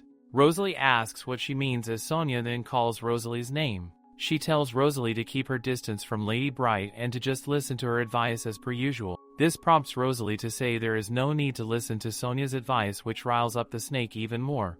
She then turns to slither away again without saying another word. Bianca peeks in the room before going in and asking if Uni is okay. Rosalie says she is fine before saying she is a little tired today so they should finish this shopping session later, to which Bianca says sure. Rosalie and Bianca both share a smile. Later in the evening we see Bianca humming in a carriage as she notes how she can't believe Uni patted her head. She then stares outside and sees a snake on the side of the road. She recalls overhearing Rosalie ask if Sonia wants Bianca to apologize to her. She then yells to stop the carriage as she then calls for Lady Ammons. Sonia refers to her as Lady Bright as Bianca brushes her hair back. Bianca says she knows she has been rude to Sonia and that she has caused her trouble. Due to this, she apologizes for all she has done to her as Sonia can't stop shaking. Sonia mentions how Bianca pushed her away even when she was being kind to her, to which Bianca says she is right. Bianca then mentions that Sonia is just pretending to be kind though, which is fair, but that most of all Sonia enjoys being superior to everyone. This enrages Sonia as Bianca continues to talk about how Sonia takes pride in this, as Sonia then yells about how she's never done that to anyone. She tells Bianca that is not something she brag about and asks what the hell Bianca is saying. Bianca goes on mentioning how Sonia is even proud of the fact that she can do whatever she wants with Uni and the Crown Prince. Sonia starts to ask when she ever did that, but Bianca covers her mouth as she laughs. She mentions how funny it is that Sonia isn't even aware of all this. Bianca tells her not to pretend that she has not bragged about it, as Bianca has overheard her tell many people that she gives the Duchess advice. Bianca then walks back to her carriage as she mentions that's one of the many reasons she hates her. The snake thinks about how she does not believe she ever did that and that she still does not get what Bianca is talking about. Bianca then tells her she does not care if Sonia is pretending to be kind, but also warns her to not speak recklessly to Uni next time. Sonia tells herself she has never done that, as someone behind her agrees. It appears to be a shadow clone jutsu, as the other snake tells Sonia she was just helping a friend. The clone mentions how it was just surprising how Rosalie got that close with Lady Bright and that she's been betrayed by Rosalie. The voice tells her that it is Rosalie's fault for having such an arrogant heart. The sun shines again as Rosalie stands speechless after having done 5 days of continuous work. She notes how Emma has asked her to go for a walk, so here she is. Rosalie wonders if Emma liked the scarf she gave her, as she recalls Emma thanking her. Someone then calls for Rosalie as she then turns. It turns out to be Bella, who stands by a blonde dude and says it was unexpected that Rosalie did not show up to the first day of the ball. She also mentions that it appears as though Rosalie made up the rumors about the prince. To this, Rosalie says whether she made it up or not, why does Bella even care? This irks the old hag, who then says she does not really care about that, before Rosalie says if that is so, then Bella should not bother her again and go. Bella angrily asks if Rosalie just said she annoyed her, as the blonde man tries to hold her back. The guy tells her to please stop, as Bella then points, asking if Rosalie thinks Bella's only here because of her. Bella walks by and the man does so as well. As he does, Rosalie tells him to come and visit her later tonight. The blonde Nathan carries on as Bella takes an angry breath. Later at night, Rosalie is going through her letters as she notes how Sonia has not contacted her in a while. She wonders if Sonia was always like this or if there is something going on with her. Rosalie then picks up one letter in particular. A man then tells the Duchess that he has prepared everything for her visit to the manor tomorrow and that it seems she will be quite busy tomorrow as well. She then says it should be okay if she just leaves these here and says they will use the portal. The man says yes and asks if he should get her a carriage. She tells him no and that it is fine before he says he will now leave first. The door closes as Rosalie then opens her balcony door yet again for another man. It's the redhead Nathan, who he greets her with a smile. She mentions how his hair is longer, to which he tells her it is thanks to this magic ring. He then laughs as she remains stone-faced. He then tells her this pendant has allowed him to use the portal that leads to the Duchess's house. With her being the Duchess, this means he can teleport to her seamlessly all the time. Rosalie notes how since she gave that pendant to him, it appears as though he's been testing it out, to which she mentions she does not hate that. She then tells him to report Bella's movements every 4 days, and that pendant makes this much more convenient. She says she will pay him if he reports to her, which can be in candy or anything. He tells her more than anything she can just give him the kind of compliment he wants as he grabs her chin. She tells him to put his hands away from her if he wants anything nice from her, as Nathan tries to act cute, saying please. She pushes his face away as she says she will if he just stops, to which he asks if she really will. He then grabs her hand and kisses it as he says he will see her in 4 days then. The sun shines extra bright as people talk near a carriage. Rosalie walks out as someone tries to ask her something. She questions if everything is alright as her butler bows saying yes, and he asks if she enjoyed her time in the capital. Rosalie says she guesses as she recalls all the events that had happened, including getting kidnapped and going out with Devi. She then calls for Arudit to meet her at the office and he says understood. Later in the office, she tells him his paperwork was well written and very good, as he tells her that is a relief. She then continues to say that thanks to him she does not need to worry. Erudit then mentions how the increase in the knight's salary and the reconstruction of their lands will soon be a huge part of their expenses. He also goes on about how their merchant sales are lower than their expenditures and that a good balance is important, so they should start paying attention to public taxes. Rosalie grabs her cup of tea and takes a sip and says they should sell the Gordic mine if that is the case. Erudit then argues that it is a mining facility full of valuable raw stones, though, as Rosalie then argues that they will run out soon anyways. She then says it is best to sell it now while there are still many reserves still in there. Rosalie mentions to herself how there was not precise info on the Misha Empire's lifestone reserves, but that in the novel people were wrong about the presence of lifestones in the titanium mining facility. Erudit has a dark expression on his face as he mentions how rumors will circulate from this that the Duchess plans to bankrupt the country. This causes Rosalie to give off a sinister look as she says that is exactly what she wants. She notes how when Marquis of Wendell hears this rumor, then she can finally lure him into the bait. Erudit stands as he says he hopes her decision is temporary and that he suggests she thinks about it carefully. She thanks him for his advice. As he walks away, he notes how all the responsibility and consequences will lie with the Duchess's choices, but that for some reason he feels like there is something wrong. Outside, a man seems to be showing off how big his scissors are to a girl. Erudit walks by the three as the people then start to discuss how he is a commoner, as someone else mentions thinking he was a noble. Erudit stops at the sound of all this as someone then mentions how Erudit is getting used like a tool or how he might be the Duchess's concubine instead. He clenches his fist as he notes how this keeps happening to him. He then hears someone ask why they are still here, which shocks him. Rosalie stands right by him before walking past him and asking the people to repeat what they had said. They all stop barking and cower in fear as Rosalie asks if they want her to break some of their fingers. The three idiots then kneel to the floor as they beg her for forgiveness. Rosalie crosses her arms as she mentions how they are apologizing to the wrong person. They then apologize to Erudit and promise to not say such things again. Erudit seems nervous as he tries to say it is fine before the butler comes in asking what is happening. Rosalie says he came at the right time as Rosalie tells him to fire all the gardeners and employees involved in this without severance pay. She then grabs Erudit's arm as she tells him to let her know if anything like this happens again, as she does not want him to be treated like this. She tells him they should go now as his eyes stare at her with a sparkle. They then walk off together as the hallway to the manor can be seen. Erudit asks the Duchess how far they are going, which causes her to turn back. She tells him they are going away from there and that she does not want to see his face turning gloomy. He pulls his hand away from her as he mentions how delicate she is. He asks why she is being so nice to him, especially as he is just a commoner. Rosalie tells him it's not important to her if he is a commoner or not. She tells Erudit that she really needs him and that he is one of her helpers, so she will take care of him. Erudit stares back at her as she puts her hand on his shoulders and says he looks better now. She tells him to not hesitate and tell her if something like this happens again. She then turns saying she needs to go now as Erudit stares and starts thinking to himself. He mentions how he made her worry about what happened earlier in hopes that she does not regret choosing him. He wants to make sure that he does not fail his job for the Duchess because she needs him. As the pair stand face to face, Erudit grabs his own shoulder saying he will do his best so that she knows she made the right choice in choosing him. This harem just keeps growing by the day.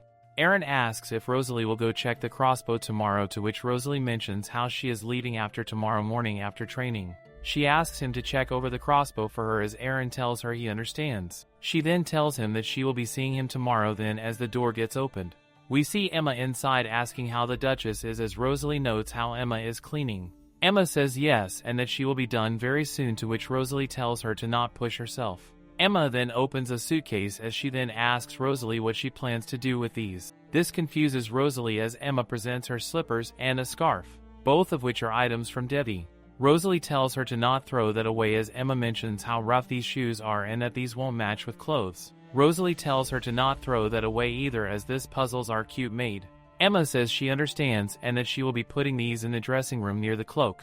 Later Dolan announces his presence to the Duchess as Rosalie tells him to come in.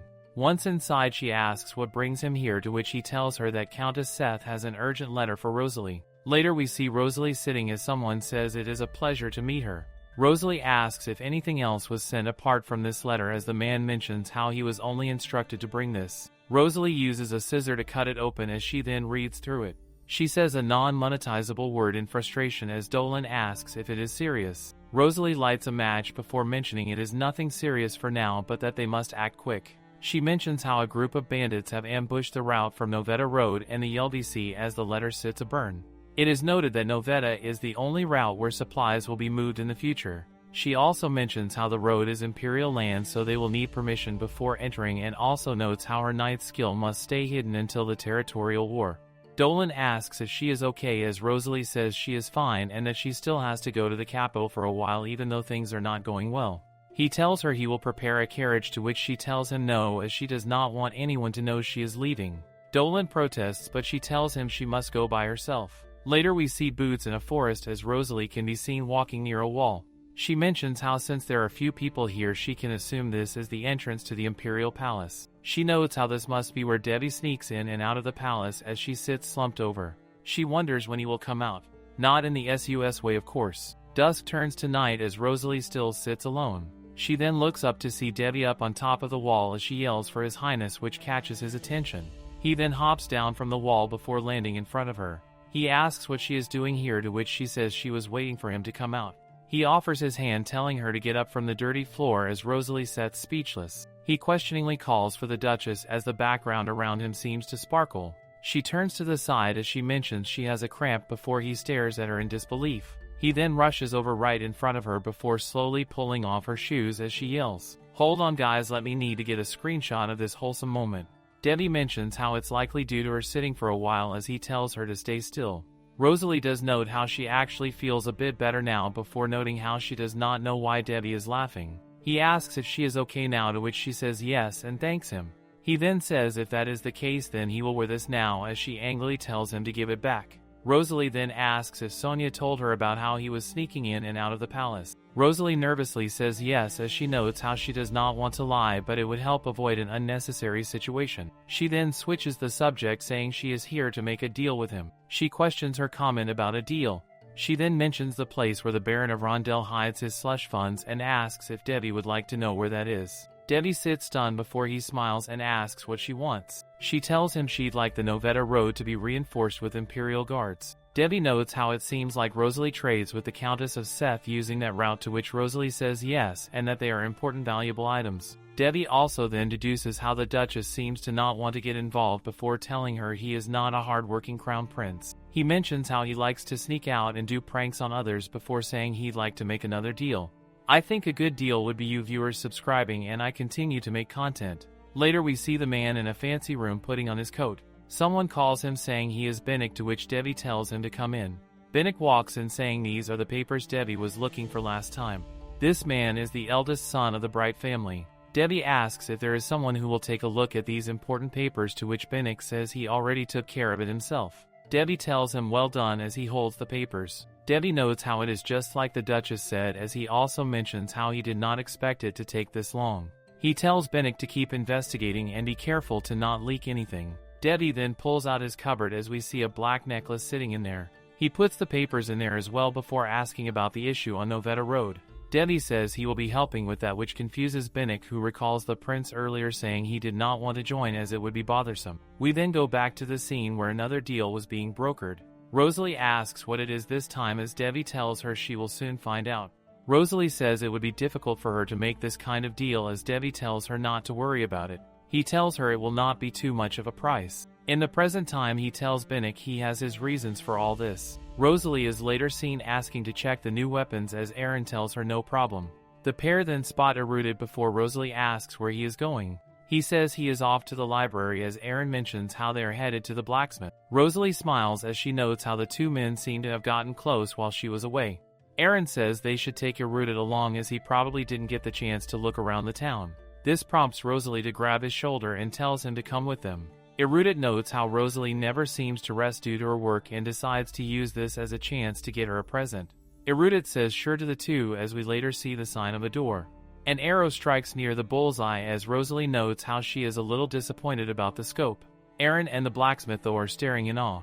Rosalie mentions how the scope needs to be more accurate and set the differences between targets at different heights. Aaron mentions how it will be hard to get that accuracy right before Rosalie says it's all good.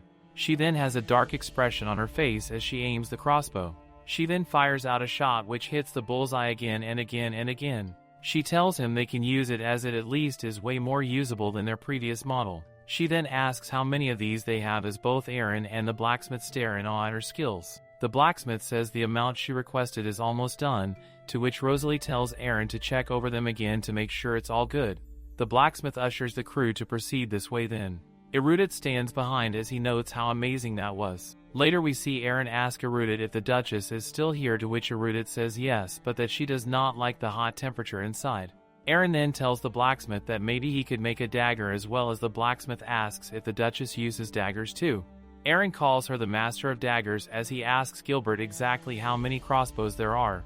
Some unhearable things are seen as Erudit mentions how long this convo will take. Later we see Rosalie seated as she asks where Aaron is. Erudit says that Aaron and Gilbert are talking about something and it will take a while. She then asks if he'd like to walk around town then, as Erudit wonders what about Aaron. Rosalie starts to move out, telling Erudit to go, as she mentions Aaron will just head to the castle when he finishes work.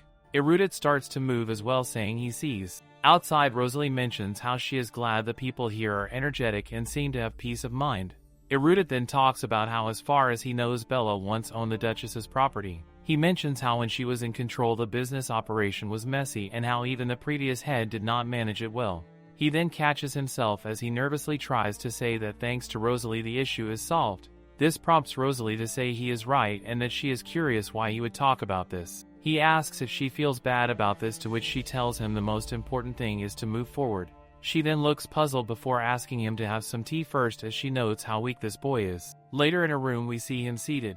30 minutes prior she told him to enter a cafe before leaving to go for a walk. Erudet notes how he cannot believe he did this in front of the Duchess and notes how he should probably hit the gym and work out.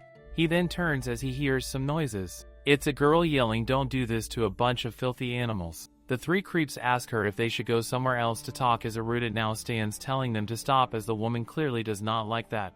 One of the creeps tells Erudet he is in the way and asks what the hell he is talking about. Erudet says that if they don't stop he will call the knights on them. The thug yells, saying Erudet is trying to be cool in front of the woman and that he'll crush Erudet's face. As he prepares to punch, Erudet wonders if this guy will break his teeth. He closes his eyes as a loud sound can be heard.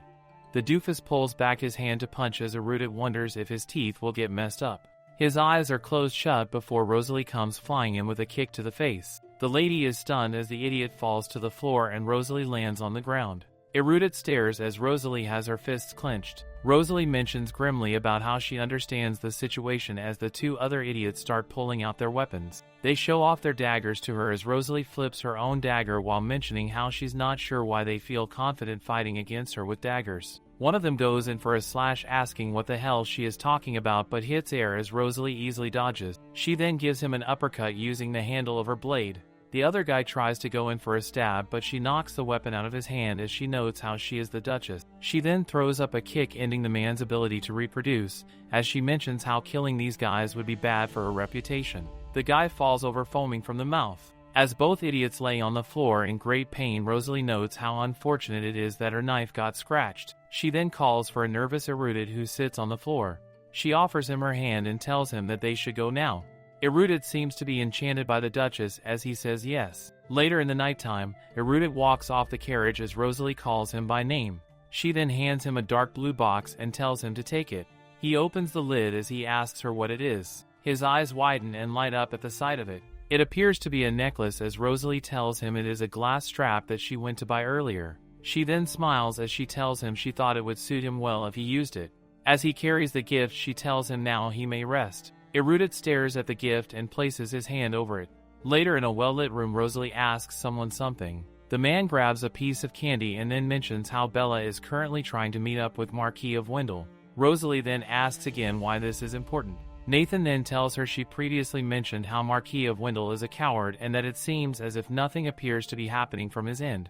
Rosalie holds her chin as she wonders if she missed something. She then decides that she must make the sale of the Gordic mines well known. Suddenly a piece of candy is then present right in front of her mouth. Nathan then feeds her the candy as she sits stunned. She holds her chin as she mentions how sweet it is. She then angrily stares at Nathan, who is now completely giggling. He licks his finger like the ultimate light skin as he tells her eating something sweet will make her feel better. She angrily tells him no as he continues to smile. He tries to offer her another candy as she holds up her hand, mentioning how he just licked his finger. He seems shocked by her mentioning this. She continues to hold up her hand as he then drops the candy. He then proceeds to burst out laughing at all this as he then asks Rosalie if she has ever been in a relationship before. She questions why he is asking as Nathan mentions how Rosalie is getting funnier than he thought. He then tells her that Bella has asked him to come with her as she will return to the mansion soon. He mentions that Rosalie could prepare some bait for the Marquis of Wendell. He also mentions how if the territorial war starts, then they will try to take possession of the property. Rosalie sits and ponders while Nathan stares at her with a dumb look on his face. He calls her name once before going in with a charismatic kiss on the cheek. She jumps away from him as he mentions how he sensed her heartbeat go up. She yells at him for this, but he is long gone and he yells at her to take this as a compliment. Very non-monetizable words are said in the manner as even the butler outside wonders where these chills came from all of a sudden. Later we hear Rosalie yelling at her knights to not miss while using the crossbow. They need to get their range faster than anyone else and take cover. The men yell understood as she then yells for them to work as a team, and if anyone gets shot, someone else swaps in. We see men running out carrying crossbows as Rosalie yells to not miss the shot while another set of men are doing push-ups. She notes how the firing range squad training is going well as she yells at them to go again. She is so fine. As a carriage moves forward, it is noted that the Novetta Road issue has been resolved now as well. She notes how the busy days have also found their peaceful moments and a field of what looks like wheat can be seen. Rosalie notes how she finally has a day off as her hand brushes on the plants. She notes how glad she is that she made that deal with Debbie, but that being alone in this field makes her feel lonely. Side note, but she talking about be lonely when she has a 3-man harem going right now. This a load of BS. She then wonders if it's maybe due to the cold. She then wonders about how if she had someone next to her at times like this maybe she'd feel less lonely. Someone then says that it looks like Rosalie got her first. She turns her head to see someone walking towards her. She questioningly says Debbie as we see him standing before her. Rosalie asks why he is here, to which he tells her he finished his part of the deal so he's here to get fresh air. A breeze then blows by as Rosalie tries to cover her hair. Debbie then stands before as he does the cliché giving her his coat move. He then stands smiling before Rosalie thanks him and notes how warm it is. She then asks if he has informed the Imperial Palace yet. Debbie smiles as he tells her since the Duchess likes informal visits, of course he has not informed them yet.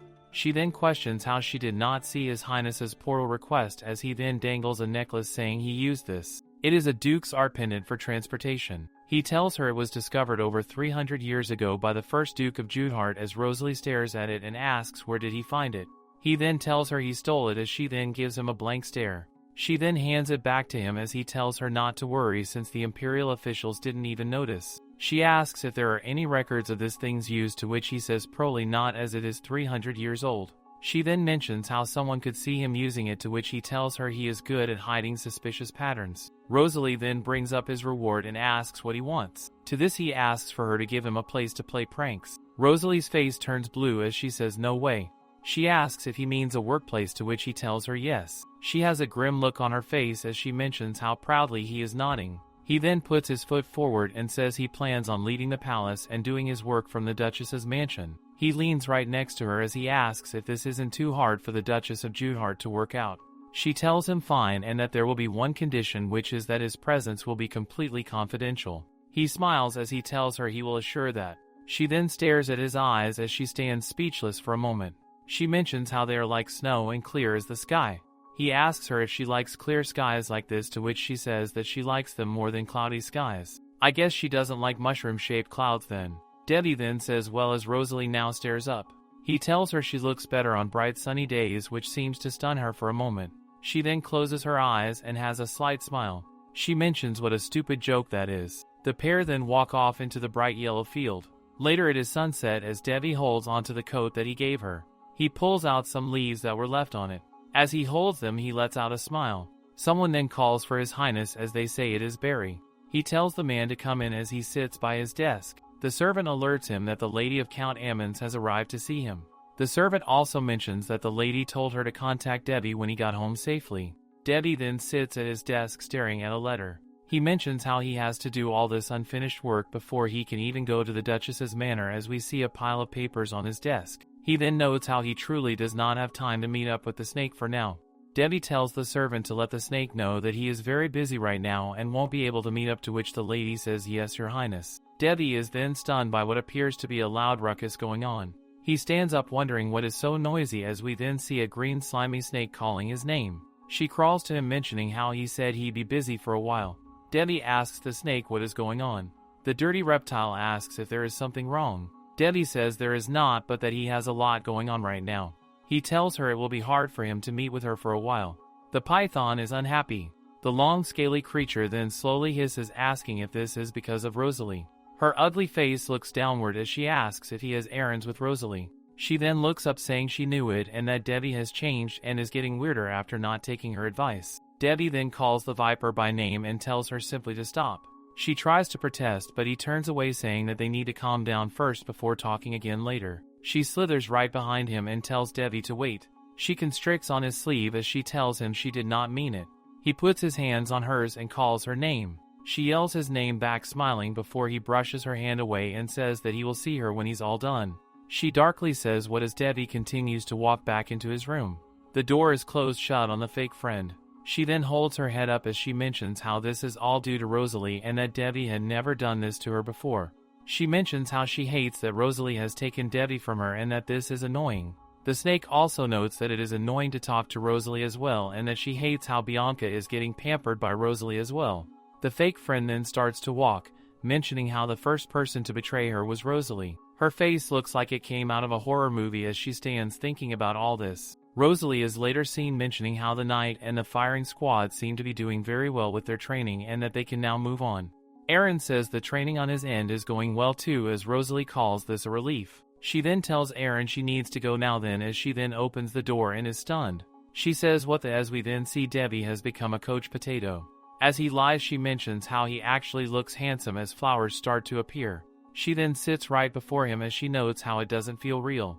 Her hand is then grabbed all of a sudden by Debbie. He then gives her his stare as he lays. She then asks how long he has been awake. To this he tells her that he's been awake long before she checked out his face and says that maybe she wanted to see him. She then notes that he has seen it all then. As he gives her his version of the light-skinned stare, she then looks back thinking about something else. She looks up at the window now as she mentions how she has not even looked at the sky today. His hand then covers her face as he starts to sit up and says that she should be looking at him. His hand is by her face as she seems quite flustered. This moment is then cut short by Dolan calling for the Duchess and alerting her of his presence. He tells her he will enter now as she yells that she is changing her clothes and to wait outside. Debbie asks if she will be changing her clothes here as she then covers his mouth with her finger and tells him that she can hear him clearly. Dolan asks the Duchess if something is wrong as Debbie sits speechless. Rosalie then tells Dolan that she is good and asks what he wanted to tell her. Dolan tells her he got word that Bella would like to visit the mansion as soon as possible. Rosalie says she sees and asks if there is anything else. Dolan tells her there is not and tells Rosalie that he will go now then. After he does, we see Rosalie sitting uncomfortably as the crisis is now averted. Debbie then grabs her hand as she gets stunned by this. He then puts her finger right in front of his open mouth. She nervously asks what the hell he is doing before he tells her it's just a prank as she then swiftly pulls her hand away. She lets out a deep sigh as she tells him he is too old to make pranks like this. He then grabs her again and leans his head right next to hers. She tells him he is too close as he then scratches his head and tells her it does not matter what age you are when doing pranks. She stares at him while internally saying really. She then notes how unpredictable Debbie can be. A few days later we see a well-kept garden. As Rosalie is walking, someone calls for the Duchess. She asks Erudit what is going on. He holds a paper smiling as he tells her he is on his way to read some paperwork about the sale of the Gordic mine. He asks if she is done with training yet, to which she says yes. She then pats his shoulder again as she tells him good job. This prompts him to fix his own glasses as he says yes and watches her walk away in the garden. He is not the only one watching as somebody stares at the two of them from his window. As Rosalie walks into her room, she notes how she is glad that the mine got sold for a higher price than expected. She then looks up to see Debbie and mentions how he's back again today. She is puzzled as he swiftly makes his way over to her. He then grabs her hand once again before placing it on his shoulder to her utter confusion. She asks what he is doing as he turns his face away blushing while saying prank. She then pulls her hand away saying she sees and mentions she will go now as she has other important matters to deal with. Debbie is stunned at how she is ignoring him before he asks where she is going. Rosalie closes her eyes as she mentions the forest near the duchy. This seems to confuse him as he says and he breaks a sweat. Later they are both in the forest as Rosalie notes how Debbie has tagged along again. She carries a bucket as Debbie mentions how she is drawing targets all over the forest. He tells her the Duchess is amazing for coming up with all these training methods. She then turns around to hand him a bucket of paint and the brush. He asks me too, to which she tells him that since he tagged along it'd be more fun if he helped. We later see him painting red circles on the tree. He turns and flips his brush as he stares at Rosalie. He asks if she wants him to paint it over there, to which she says yes and that it is too high for her to get up there. He tells her alright as his heel is then seen leading the ground. He then smiles as he holds her up in the air to her shock. We later see that Debbie is carrying Rosalie while he is standing on the branch of the tree. Rosalie has a stunned expression on her side profile. The two of them are both standing on the branch as they both stare off into the distance at the view of buildings. As she stares while he holds her arm, she notes how she hates to admit it, but that it's nice that she always gets to enjoy beautiful sceneries with His Highness. She then closes her eyes in peace as she notes how the breeze is always pleasant when she is with Darius. His feet then land back on the grass-covered floor. As he holds her, she mentions how they have already arrived now, to which he tells her he knows. She then says also before telling him that she has a proposition. She asks if he would be interested in playing tag with the knights. She tells him a suit and robe will be prepared for him and that he can wear it to get in around the knights. He smiles as he mentions how fun this sounds, but that the robe sounds frustrating, so he will use this instead. Rosalie stares as she notes this is the same hair-changing color item that Nathan used. She then tells him good. Later she is seated silently in her room as someone starts to yell outside. Nathan is climbing the balcony as he tells Rosalie long time no see, to which she says he is late. Nathan tells her Bella is obsessed with him, so he could not get away from her as he walks in. Rosalie then asks what he wants to talk about with her, as Nathan then mentions that Bella took him to a meeting with Marquis of Wendell. He mentions how Dumb and Dumber have taken her bait and will declare a territorial war in 3 weeks. Rosalie then lets out a smirk as she notes how it is finally here. Nathan sits beside her as he asks if he should kill the pair immediately. She tells him no, and that she will play with them in the territorial war as this was her goal. Nathan is quiet before he lets out a smile and then laughs out loud, thinking about how this was her goal. He then tells Rosalie that it will be fun before mentioning how Bella will be back to the mansion by tomorrow. Rosalie mentions how Bella will be looking to steal the Duchess's property and to keep an eye on her. Nathan then asks if Rosalie knows he is having a hard time before mentioning how her strong perfume is giving him goosebumps every day and that maybe by touching her he will be cured. She tells him to not come near her and warns him not to do that nonsense like last time again or else. Nathan then holds up both hands saying he was kidding. He then begs her for head pats and that he only needs them for 5 minutes. He then says 3 minutes then, as she seems to have finally deemed him as Kinoug, and gives him the pat. Later back out in the forest she yells for her men to find where the targets are and shoot them with crossbows, and that the one who shouts the most will be rewarded.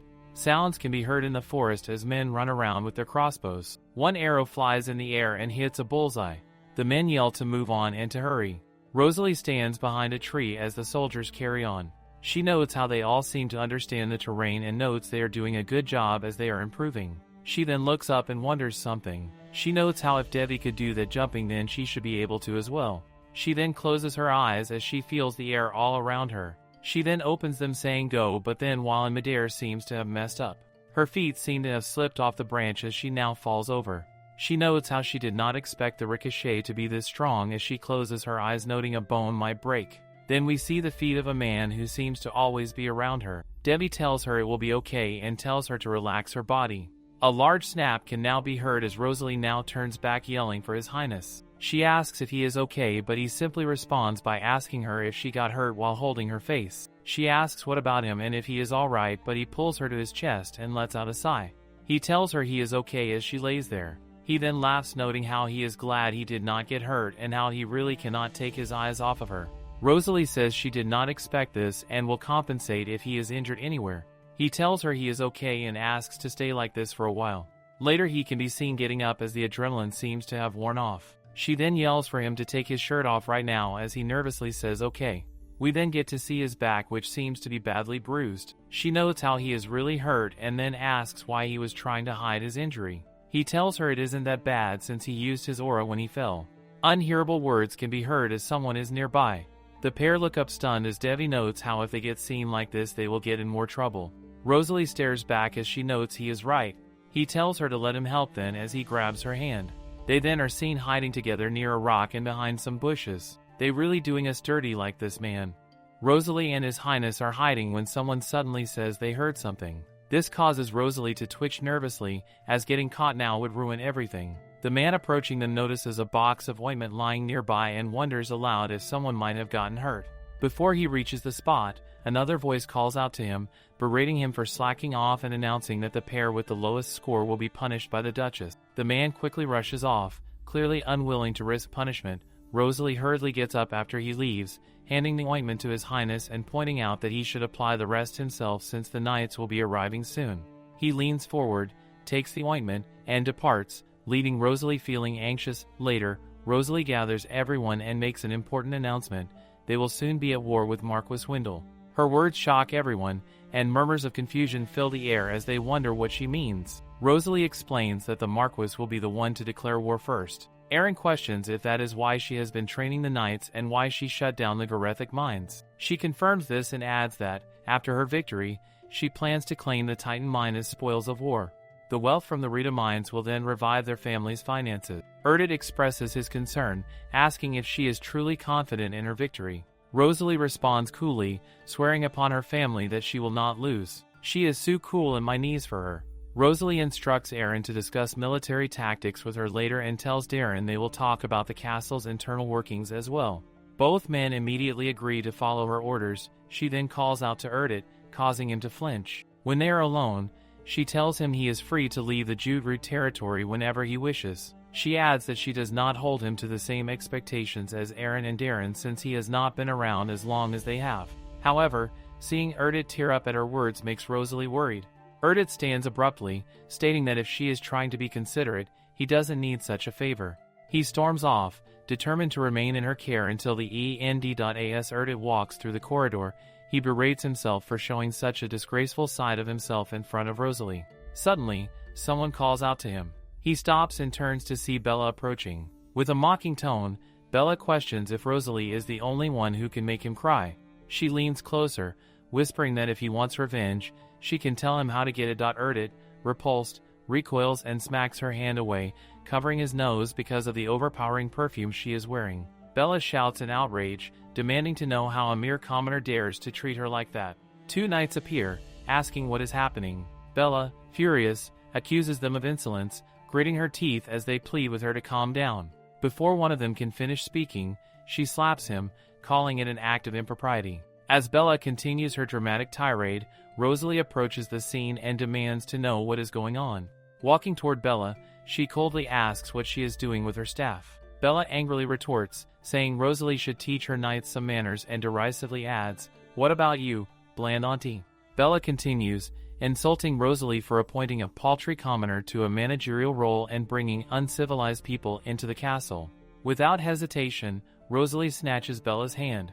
Her voice turns icy as she states that Bella only ever causes chaos and harm with her wrist, so perhaps she should do without it. Bella screams for Rosalie to let go, fearing her wrist will break. Rosalie shoves Bella away and threatens that if she ever bothers her people again, she will indeed break her wrist. Trembling with anger and fear, Bella storms off. Rosalie then orders one of the knights to find Darren and ask for first aid. The knight complies and leaves. Erdit, inspired by Rosalie's unwavering demeanor, confidently declares that he will remain in her service and will not leave the Jute territory. Rosalie smiles at his resolve and encourages him to do as he pleases. He assures her that he will wait eagerly for her triumphant return from the war. Rosalie reassures him, promising that he will not have to wait long. As she walks away, Rosalie reflects on her situation. Now that she is living in the novel's world, she vows not to let the original plot unfold as it was written. She must be victorious in the upcoming war, reclaim her family's power, and regain control. The next day is camouflage training. Rosalie explains that they must hit the targets on the trees while staying out of Devi's sight. Devi nods, thinking it sounds like a game of hide and seek. However, Rosalie warns that if Devi catches more than half of them, they can expect punishment through special training. The knights shudder at the thought, but the training begins. They dash through the forest, avoiding detection while searching for the targets. The challenge intensifies as the targets remain untouched and time runs out. Rosalie's commanding voice cuts through the air, urging them not to let the enemy see them and to aim straight at the targets. With determination and speed, they manage to complete the task successfully. Rosalie praises their efforts and dismisses them. As the knights walk away, they whisper among themselves about the masked ghost who never seems to tire. One of them remarks that Devi gives him chills. Eavesdropping on their conversation, Rosalie is certain Devi will enjoy the nickname Masked Ghost. Later, in the hall, Dorian pours tea for Rosalie and informs her that Miss Bianca has sent a letter and some present. Before leaving, Dorian glares at Devi, clearly uneasy about his presence as Rosalie's guest. Devi removes his mask and asks if Bianca is the Miss Bright he has heard about. Rosalie confirms this, adding that she ended up making Bianca's acquaintance. Devi grows curious and inquires about the gift. Bianca has sent Rosalie a hair clip, which prompts Devi to ask if Rosalie likes jewels. Rosalie replies that she values Bianca's sentiment more than the gift itself. Leaning closer, Devi offers to help pin the hair clip in her hair. Rosalie watches him, wondering if he knows how to do this. Devi explains that, as a child, he used to play with his mother's hair. Those moments were among the few precious memories he cherished from his childhood in the palace. The original novel briefly mentioned Devi's mother, the late Empress. Officially, she passed away due to poor health, but the truth was far more cruel. She had been poisoned by one of the Emperor's concubines, who happened to be the mother of the second prince, Reincarnates. This assassination severed any ties Devi had with his half-brother. As Devi finishes, the hair clip looks stunning in Rosalie's hair. She thanks him, and he remarks that he plans to leave soon. noting there is only so much he can get away with if he wants to maintain his relaxed lifestyle in the long term. Before leaving, Debbie asks about her aura training. This reminds Rosalie that it's still too early and risky to use it in battle. She responds that she is following his advice and practicing the breathing techniques. Debbie kisses her hand, complimenting her progress and assuring her they will meet again tomorrow. His actions leave Rosalie flustered. Outside, Debbie reflects on how Rosalie always keeps him on his toes. He is startled when Ninhan suddenly appears, confirming it really is Debbie he has been sensing all over the palace, especially in Rosalie's office and room. Debbie questions why Ninhan is there. Ninhan explains that he is currently serving as Rosalie's eyes and ears. He then remarks on Debbie's unusual use of disguise magic, which he typically dislikes. Debbie counters, mocking Ninhan for working with nobility despite his apparent disdain for contracts. Ninhan smirks, casually stating that Rosalie is special to him. This makes Debbie flinch, though he mounts his horse, masking his emotion. From behind, Ninhan observes that their goals might align. Debbie responds nonchalantly but rides off with his heart pounding in dissatisfaction. Later that night, someone knocks on Rosalie's study. Confused, she wonders who would visit her at such an hour. Dorian reluctantly announces that Miss Sonia has come to see her. It has been a long time since Sonia and Rosalie last saw each other, and Rosalie was not expecting this visit. Sonia begins by apologizing for her behavior the last time they met, admitting she had been harsh. She explains that she was struggling and didn't mean to lash out. Acting sweet, Sonia asks if Rosalie will listen to her troubles like she always used to. Suppressing her irritation, Rosalie prompts Sonia to speak. Sonia hesitates before revealing that her concern is about Debbie. She confesses that she has fallen for him and wants Rosalie to help her win his affection. Rosalie remains calm, though inwardly amused by Sonia's audacity. Sonia, on the other hand, assumes Rosalie has picked up on her hints and expects them to rekindle their previous friendship. Setting her teacup on the table, Rosalie questions if Sonia is so nervous about Debbie that she needs her help. Sonia jolts at the question, clearly caught off guard. Rosalie smirks, pointing out that Sonia was so desperate for her assistance that she pretended to apologize. Sonia denies this, shouting that she is being sincere, tilting her head and exuding a threatening aura. Sonia warns that Rosalie should understand this is her last chance. Sonia questions if Rosalie really wants to lose her only friend. To Rosalie, this marks the moment Sonia crosses the line. With a cold tone, Rosalie replies that she doesn't need her anymore and orders her to leave. This enrages Sonia, who demands to know how Rosalie could say something like that to her. Rosalie remains firm, warning her to keep quiet or face being dragged out. Sonia seethes with rage, and Rosalie calmly gives her until the count of 3 to leave on her own. Sonia points she is going to regret it. Despite her threats, Rosalie starts counting. Sonia storms out of the room just in time, fuming over the humiliation. Outside, Sonia's anger is evident as Emma spots her and asks if she is all right. Sonia clenches her fists but quickly composes herself, assuring Emma that it's nothing before walking away. Emma, unsettled by Sonia's fury, proceeds into the room. She questions Rosalie about what happened, but Rosalie dismisses it as nothing out of the ordinary. Internally, Rosalie knows there's no hope for Sonia and resolves not to waste her energy trying to persuade her to change. The scene shifts to the training grounds. Exhausted by the looming threat of battle, Rosalie struggles to sleep and eventually rests beneath a tree. The day seems clear and calm, allowing her to drift off. Sometime later, she opens her eyes to find Debbie sitting nearby, greeting her and teasing that she is always so drowsy. Rosalie, startled, wonders when he arrived. Debbie replies that he came not long ago and encourages her to get up before she catches a cold. Rosalie finds it strange since she's typically a light sleeper. Debbie's sudden presence clearly unsettles her. Leaning closer, he asks if she's feeling unwell. Instead of answering, Rosalie reaches for his face and removes his mask, now accustomed to seeing him without it.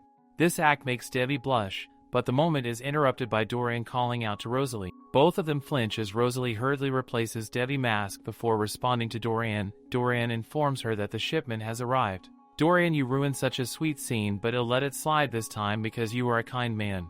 Rosalie assures him she's on her way and departs, leaving Debbie behind. He removes his mask once more, pondering whether she truly is as unaware of her effect on him as she seems to. At the warehouse, Aaron welcomes Rosalie, confirming that all the promised quantities have arrived.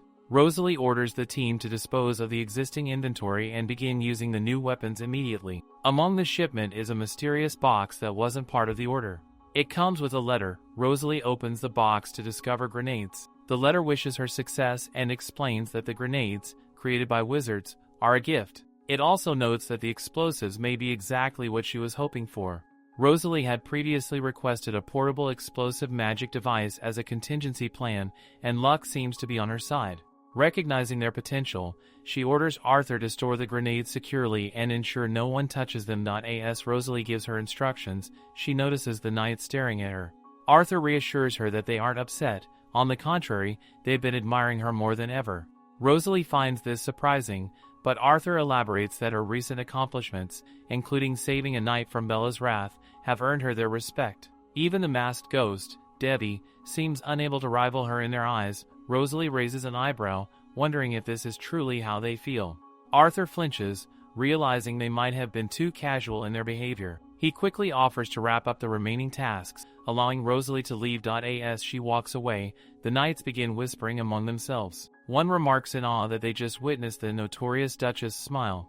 Others express disbelief, calling the moment surreal. Elsewhere, Nidhan returns, ranting about how difficult it is to deal with Bella. He clings to Rosalie, reminding her of an oversized cat. Curious, he asks what will happen to Bella after the war ends. Rosalie replies that Bella will be chased out of the territory. She pauses and adds that Bella was born into a declining family, emphasizing that killing her isn't an option. Her sharp intuition catches Nidhan off guard. She quickly guesses his thoughts and orders her not to even think of killing her, and he excitedly questions if there's truly no way to get rid of Bella forever. Rosalie believes she doesn't deserve to die. Bella is planning to elope with the family fortune, and his role is to keep an eye on her until she runs away. Nidhan states that since she has rejected his offer, he will be sad if she dies in the process. Rosalie reassures him that it will never happen. He ponders that he will have to meet Devi soon. There is a knock on the door. It is Devi. He is surprised that she invited him to the confidential archives. She mentions she spends most of her time there. Devi leans closer, questioning if she is preparing for the war. Rosalie is reviewing topographic maps, which makes him smile. She tells him she has something important to say. Rosalie explains that she plans to end the training regimen soon.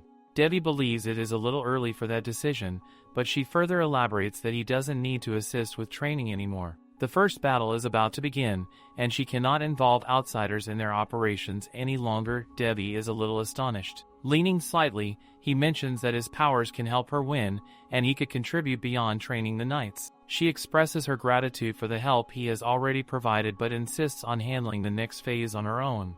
This makes Devi clench his fist. Turning away, he remarks that she is indeed a woman of principle. Worried, Rosalie stands up, wondering if there is anything she can offer him in return. He strongly opposes the notion, stating that whatever he does for her is without expecting anything in return. Thoughts cloud his mind as he leaves the room. He had thought they were finally growing closer, but now she is acting distant again. Outside, he finds himself unable to bear it and demands Nidhan come out. Nidhan emerges, mocking Devi for claiming not to want anything in return. As far as Nidhan sees it, Devi's selflessness is amusing. Devi knows that Nidhan had been listening all along. His excellent hearing skills made that inevitable. Nidhan smirks, pointing out that Devi would never let Rosalie fall into danger. He adds that he came for the same purpose, explaining that Rosalie keeps her personal and professional lives separate. Nidhan confidently asserts that Devi seems to need an excuse to be around Rosalie, just as Devi needs him. Devi silently agrees. He does need someone to protect Rosalie in his absence, and Nidhan is a capable warrior. Meanwhile, someone has been tailing Devi, but he doesn't know who it is. Nidhan speculates that it could be none other than the Empress. Devi asks Nidhan for a favor, which excites Nidhan, as it sounds like fun to him. Back in the study room, Rosalie struggles to focus on reviewing the battle strategy, distracted by what Devi had said before leaving. She feels conflicted, unsure if her distraction stems from recent events. Still, she reminds herself that this war is the family's burden, and she cannot let it involve anyone further. Suddenly, Doran bursts into the room, looking worried as he informs her that Bella took the bait. Bella is running through the corridors, frantically calling for Nidhan, but there is no sign of him. Bella's maid advises her to act quickly, as they need to leave soon. Bella grows furious, wondering if Nidhan ran away without her, and she angrily calls him a coward. Deciding to put her plan into action, Bella hurriedly climbs into the carriage with the family fortune, determined to start a new life. The carriage begins to move, but after some time, it abruptly stops. Both Bella and her maid are confused, only to see Rosalie standing there. Rosalie boards the carriage and orders Bella to get out. Bella and her maid rush outside. Rosalie asks what the hurry is and orders Aaron to open the trunk. Bella begins screaming, pleading with them not to touch her belongings. Rosalie calls her a shameless thief for managing to steal so much in such a short time. Bella collapses to the floor, seemingly overwhelmed, as Aaron watches in confusion. Bella declares that they really believe she did all of this on her own. She warns them that her guards-trained assassins are on their way and that Rosalie's tawdry order of knights will be of no use against them. Bella sneers, claiming she would have spared Rosalie's life if she had just let her go. She calls Rosalie a silly girl. This silly girl is going to break her neck soon. With a straight, horrifying face, Rosalie questions if Bella truly believes her knights are so weak. She calmly informs Bella that her guards have already been dealt with. This revelation shocks Bella, and the knights confirm it they have already conquered the assassins Bella spoke of. Rosalie asks if Bella underestimated her forces. Bella's maid starts pleading for mercy, but Bella refuses to accept it, convinced her plan was foolproof. Before leaving, Rosalie coldly states that the only place Bella is going now is the dungeon. She orders her knights to take Bella and her maid away immediately. Bella, confused and defeated, cries out, demanding to know how Rosalie uncovered her plan. Your dear Ninhan was behind it all, my love. Meanwhile, at the house of Marquis Wendell, someone screams in outrage, demanding confirmation of the news. A butcher bows and confirms that Bella has been discovered and captured. The Marquis slams his fist in frustration, calling Bella a foolish woman. He grits his teeth, furious that she has created such a mess. After reassuring him everything was under control, the Marquis resolves that they must act before the Judarite family does. Declaring war against the Judarites, he orders his men to send word to that person, stating that he needs to meet with her. He adds that without her, they will not be able to win. Back at the Judarite estate, a knight hesitantly asks Rosalie if they are really proceeding with the plan, voicing doubts since the enemy's best shooter is said to be unmatched. Rosalie confidently seconds the plan, pointing out that the Marquis will likely plan to attack them soon. Referring to the map, she explains that they will need to send half of their troops to a specific location to prepare for the attack. Aaron questions if Rosalie plans to strike first, asking if attacking before the enemy lays siege is wise. Rosalie firmly responds that sometimes the best defense is a strong offense. She highlights the mountainous terrain where they will engage, noting that it mirrors the conditions her knights have trained in. Though her confidence leaves them a little nervous, Aaron considers the plan a big risk. Rosalie reassures her troops, confidently stating they will succeed. She believes this because she has practically choreographed this battle in the novel. She adds that after destroying half of the enemy's forces, they will have the advantage for a full frontal attack. Rosalie firmly concludes that victory will be theirs. At the training ground, Dorian approaches Rosalie, informing her that he has prepared the food and weapons she requested. She thanks him before comforting Emma, who has been fretting. Rosalie reassures Emma that there is nothing to worry about. Inspired by Rosalie's strength, Emma resolves to stop crying, believing Rosalie to be a capable leader. Erdit approaches Rosalie with a gift. He explains that Gilbert forged the dagger using the highest quality materials. Rosalie admires the weapon's craftsmanship but is curious about the ring included with it. Erdit explains that the ring allows her to summon the dagger instantly, thanks to a summoning spell. Rosalie ponders the usefulness of such magic for the future, thanking Erdit for his thoughtfulness. Pleased by her gratitude, Erdit wishes her luck in the upcoming battle. The day of the battle arrives. Rosalie stands before her knights and questions if they are afraid. Her knights reply with a firm no, though their hesitation is evident. She asks again if they will let fear paralyze them. The knights flinch but manage to deny it once more. Rosalie notes their unease but addresses them with conviction. She tells them that fear does not suit men of their caliber. Her words leave the knights speechless. She bolsters their confidence, reminding them that they survived their strenuous training because they are brave and capable knights. She commends their efforts and assures them that they are not marching to their deaths. Rosalie reminds her knights of their purpose, to protect their beloved families, their hometowns, and the peace they hold dear. She declares that they are honorable knights of the Judarite family and must fight for what they cherish. After a rousing speech, she questions them again if they are afraid. This time, the knights roar in unison that they are not. The group sets out for battle. Upon reaching the forest, Rosalie commands the knights to split into two groups and rendezvous at the designated battle point. Aaron, concerned for her safety, tells her to be careful. Rosalie assures him she will, stating they will rest in a nearby village. As the group sets up camp, Rosalie marvels at the small, enchanted pouch that carries all their gear, acknowledging its hefty price tag is worthwhile. Taking out Bianca's hair clip, she stares at it solemnly, hoping not to use it unless absolutely necessary. She decides it will be reserved as a last resort in a dire situation. Later that night, Rosalie volunteers to stay and watch and instructs the others to rest. She sits beside the fire, her thoughts focused, someone watching her, perched in a tree, a figure smirks, their gaze fixed on her. The next day, standing on the mountain and handing out weapons, Rosalie surveys the battlefield. As expected, the enemy has a larger troop than anticipated, but this poses no issue for her since the discrepancy is still within their arrow range. The knights prepare themselves, their weapons pointed at the ready. Rosalie commands Team Beta to hold their position and keep watch over Team Alpha, while Team Alpha is instructed to launch their attack only at her signal. Rosalie targets her sniper rifle at a knight stepping out of the enemy camp. With sharp precision, she takes him down in a single shot.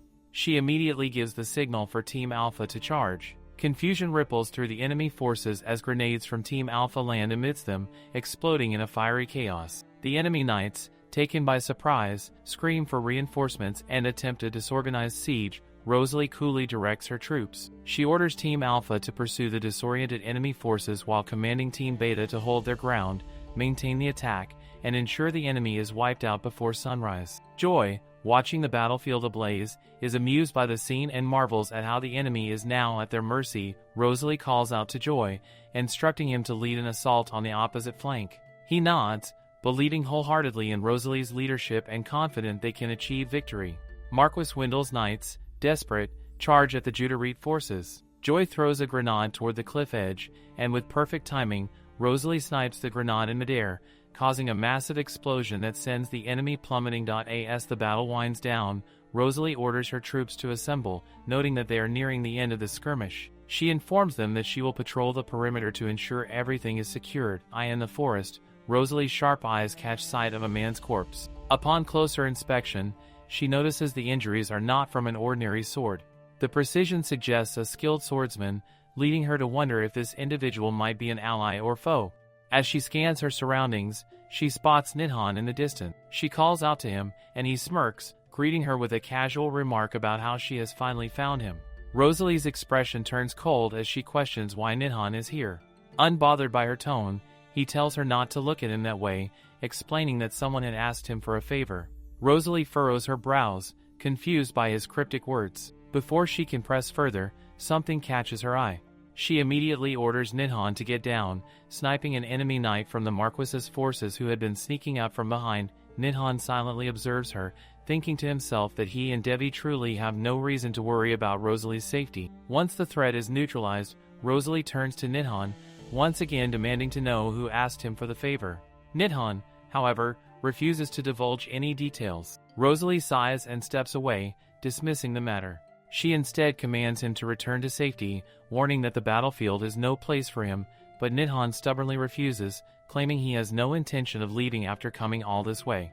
Rosalie pauses before voicing her concern, reminding him that he could easily get hurt or even killed if he stays. Nidhan merely laughs, brushing off her worries, and remarks that it would be an honor to die by her side. Rosalie, unimpressed, shoves him back, sternly telling him that war is not a game.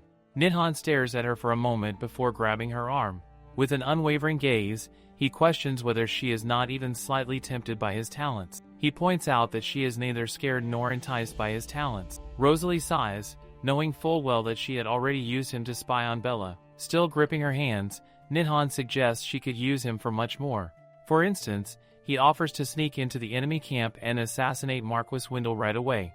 He even adds that he would willingly kill anyone she wants to eliminate. Rosalie stares at him for a moment before pulling her hand free. She doesn't know what answer he was expecting, but she firmly tells him she prefers to handle things herself. That's why she instructs him to stop bothering her and return home. Nidhan looks at his hand and then calls out for her to wait. Rosalie shakes her head at his stubbornness but decides to let it be for now. Just then, Joy approaches, informing Rosalie that they've tallied the numbers. She acknowledges him and orders the heavily injured to be sent back to the mansion while the rest of the troops are to march forward.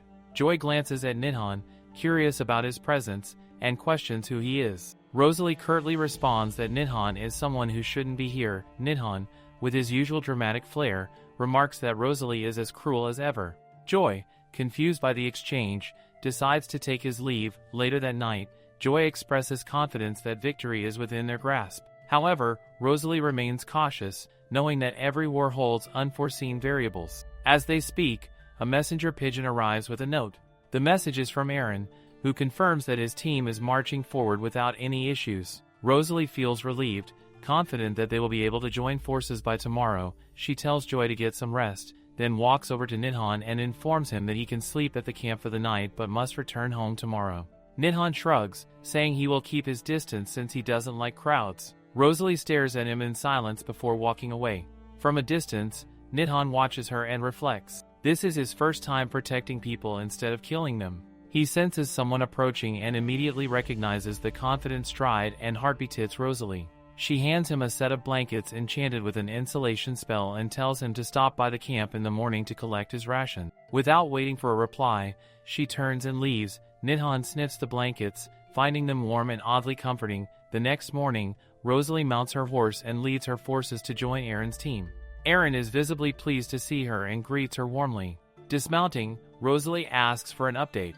Aaron reports that the enemy has marched beyond the forest. Rosalie deduces that direct combat is imminent. She steps onto the podium and addresses her knights, instructing them to prepare their battle gear and ready themselves for war. Suddenly, one of the knights announces that 2 enemy riders are approaching their towers. This news confuses Rosalie, and her knights speculate that the riders might be coming to surrender due to their overwhelming numbers. Rosalie silences them with a cold remark, warning them not to get cocky, as victory can slip from their grasp at any moment. As the enemy riders draw closer, the knights announces that they bear a message from Marquis Wendell.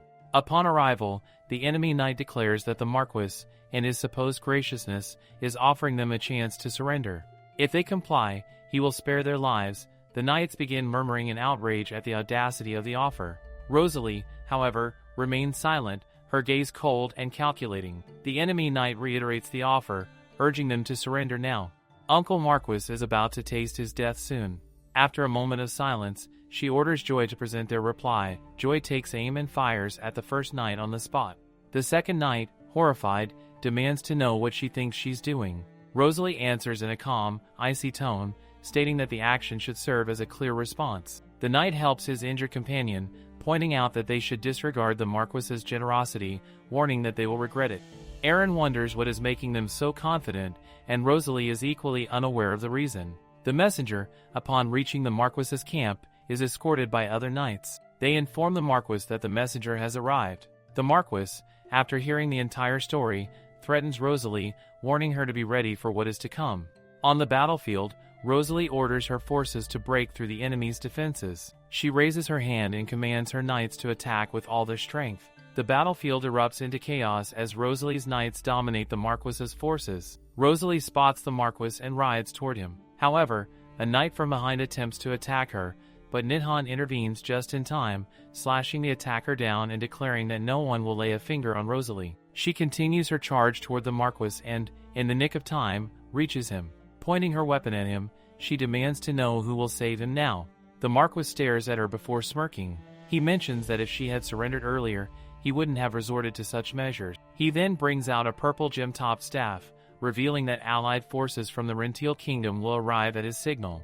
Involving foreign allies in a domestic war, it is treason, but says he doesn't care as long as it allows him to destroy Rosalie and conceal the evidence. He thinks to himself that no one will ever know of his actions. He taunts Rosalie, wondering if she truly believes he would hesitate to be so reckless. He also reveals that Her Majesty supports him in this endeavor. Once again, he insists that if Rosalie surrenders, he will spare her. Nidhan, watching all this from a distance, the Marquis adds that if Rosalie offers her body as a tribute of surrender, he will accept it.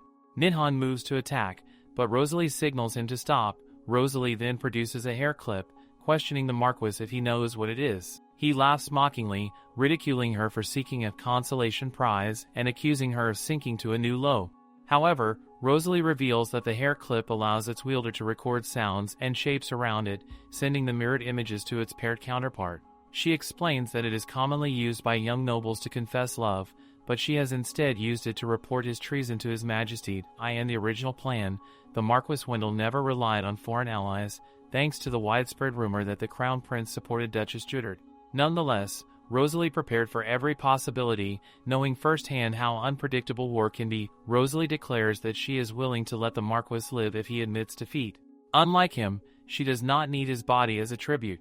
Enraged, the Marquis calls her a wench. Rosalie firmly states that if he surrenders and ceases his conquest for more territory, she will spare his life and keep his treason a secret. She presses him for a decision, demanding to know if he will order his troops to retreat or choose to be executed for treason. The Marquis hesitates, gripping his staff tightly, but instead of surrendering, he raises it high, proclaiming the glory of the Wendell family. Indeed, he chooses treason. Rosalie knights, confused by his actions, begin murmuring among themselves. Rosalie, seeing this, informs her own knights to prepare for the arrival of the Marquis's allies. To her surprise, it is His Majesty who arrives instead. The Marquis is visibly stunned to see the king there as well. Rosalie approaches His Majesty and questions why he has come. For a moment, they look at each other in silence. Then, His Highness leans forward telling he came to see her. Rosalie's heart skips a beat as the battlefield chaos fades into the background. The Marquis coldly addresses His Highness, who, in turn, calmly states his name. Marquis Hyber Wendell, pointing to the documents in his hand, declares that he has all the proof he needs and that there is no need for rebellion, as the imperial court has control over his allied forces as well. His Highness, however, draws his sword, mentioning that the Marquis has already lost the territorial conquest and will now be executed for treason.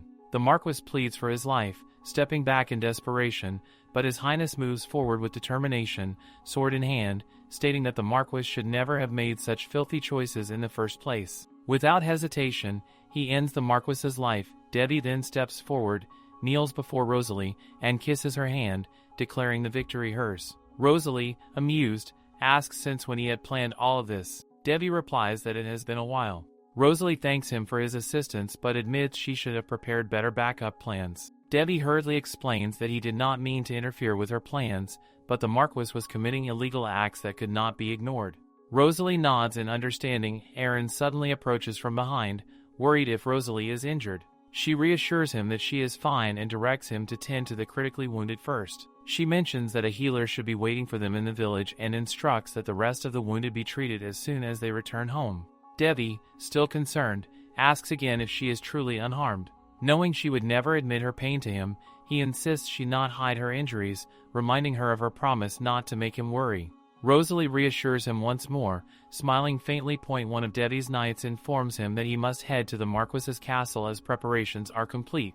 Rosalie agrees that they, too, should return to those awaiting their triumphant return. Upon their arrival, the crowd erupts into cheers for Rosalie. Doran congratulates her on the victory, but she immediately redirects everyone's attention to the wounded, reminding them that they are the priority. A group of healers arrives, assuring Rosalie that they will take care of the injured. However, these are not the healers Rosalie had hired. Nidhan suspects they must have been sent by Devi. Emma comes from behind and embraces Rosalie, relieved and happy for her safe return. Erdit runs to Rosalie, congratulating her on her victory. She pats him gently, thanking him.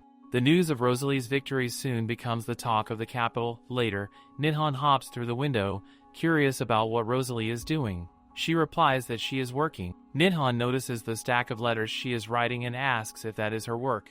Rosalie explains that they are condolence letters for the families of the deceased. Nidhan is confused, as he believes they barely lost any soldiers. Rosalie, however, insists that even if only a handful of knights were lost, she will send condolence funds and erect a plaque in their memory. She refuses to let anyone believe their sacrifices were in vain, reminding him that each knight was someone's son or brother. Nidhan stares at her in silence for a moment, struck by her sincerity. Suddenly, there is a knock at the door. It is Aaron, coming with a suggestion. Knowing Rosalie plans to head to the capital in a few days, he proposes hosting a banquet to celebrate their victory before they leave. The idea had not crossed Rosalie's mind, but she agrees and assigns the task to Doran. Knowing time is short. A few hours later, Nidhan peeks into the room and notices Rosalie still working. He questions whether she plans to rest, pointing out that she has not taken a single break since the battle. Rosalie, slightly annoyed, asks if he has been surveilling her. Nidhan defends himself, explaining that it is not his fault as it can't be helped. His concern deepens, as he believes she will work herself into exhaustion at this rate. Rosalie, however, snaps back, stating she is not so weak that a few hours of lost sleep will make her ill. Nidhan, frustrated, picks her up. Rosalie struggles, pleading with him to let her go, but her punches lack strength, proving her exhaustion. Without another word, he places her gently on the bed, pointing, "B will wake her up in few hours." Rosalie protests, insisting she be woken up in an hour. Nidhan agrees, though his expression suggests otherwise. As she closes her eyes, she tells him not to watch her while she sleeps. Nidhan, watching her peaceful yet serious expression even in slumber, mutters a quiet goodnight.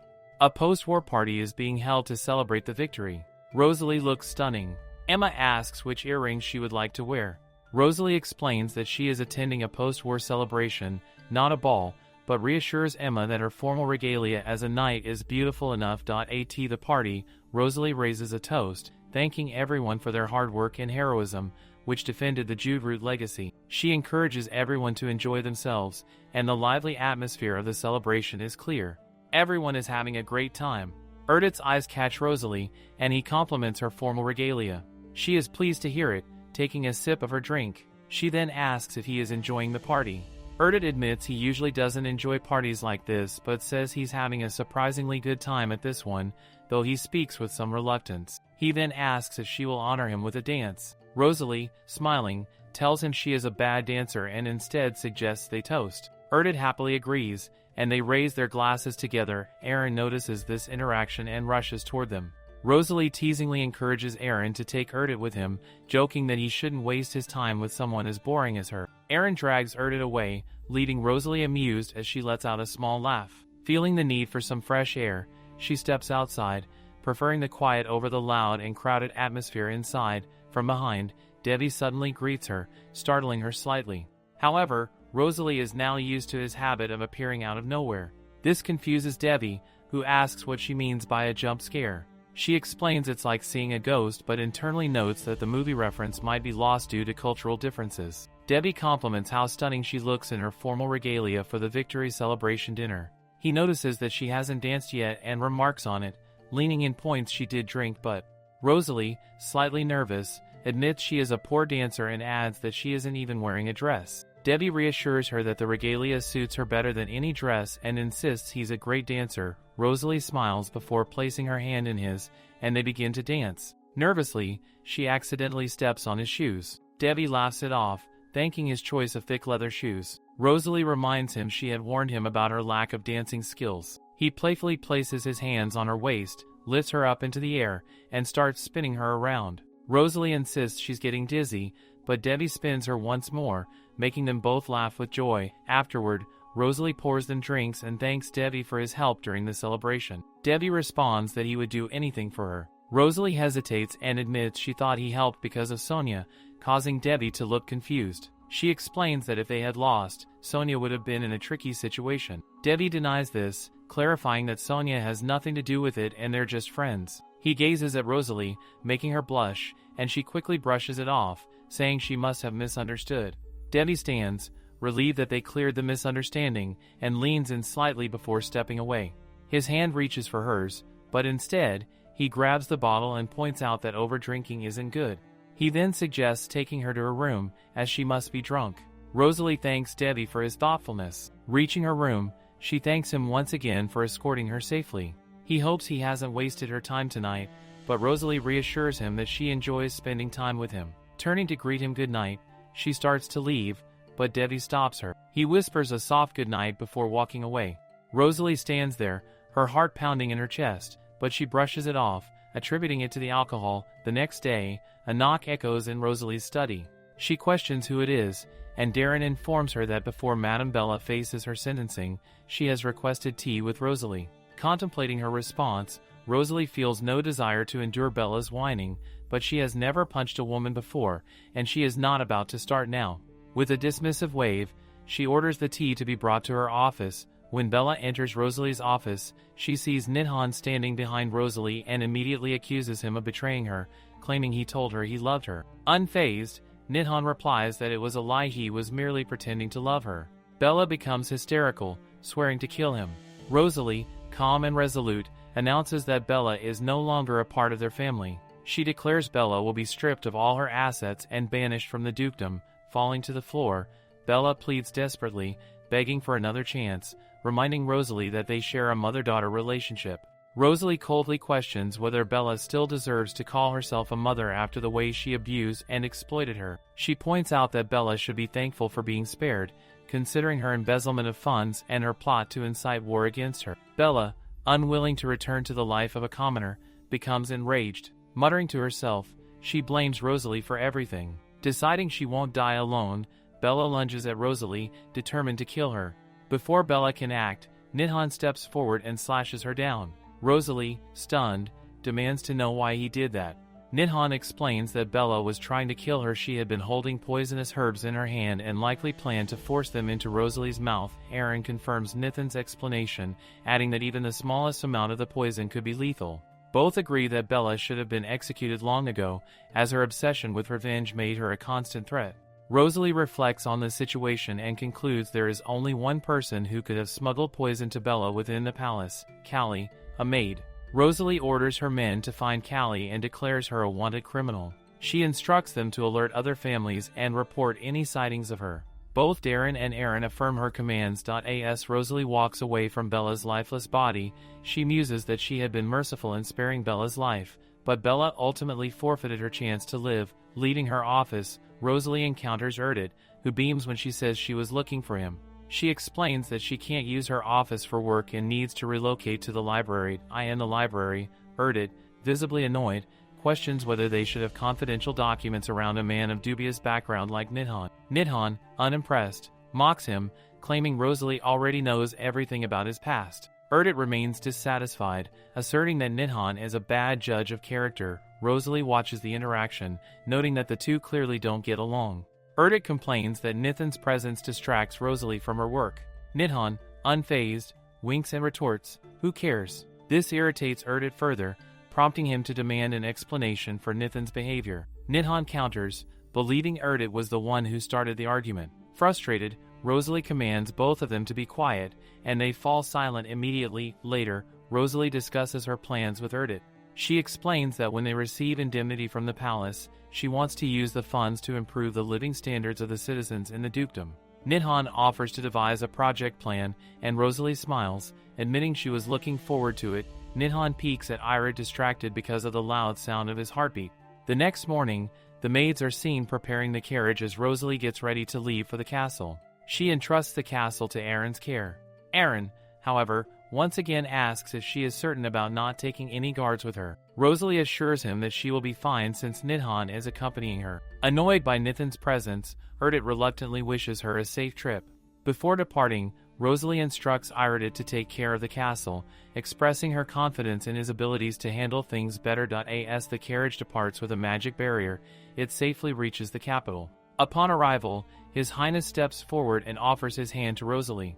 Amused by how unfazed she seems to see him, he remarks on their meeting. Rosalie extends her hand and wonders aloud if he had been waiting for her. He reminds her that they promised to spend time together once she came to the capital. Just then, Nidhan steps forward and hugs Rosalie from behind, casually telling Debbie that their plans might need to change as he intends to spend time with Rosalie. However, Rosalie clarifies that the person she promised to meet is Miss Bright. Nidhan, undeterred, insists he will still accompany her since it is his duty to protect her. Debbie, not to be outdone, offers to join them as well. Rosalie quickly dismisses the idea, stating that she has personal matters to discuss with Miss Bright and will go alone. Both men are left stunned, questioning whether she truly does not want their company. Before leaving, Rosalie suggests that they entertain each other in the meantime. At Bianca's place, Bianca greets Rosalie warmly, clinging to her like a cat. It has been a long time since they last met, and it seems Bianca had been eagerly waiting all day for her arrival. Worriedly, Bianca asks if Rosalie is tired and begins ranting about her concern for her friend.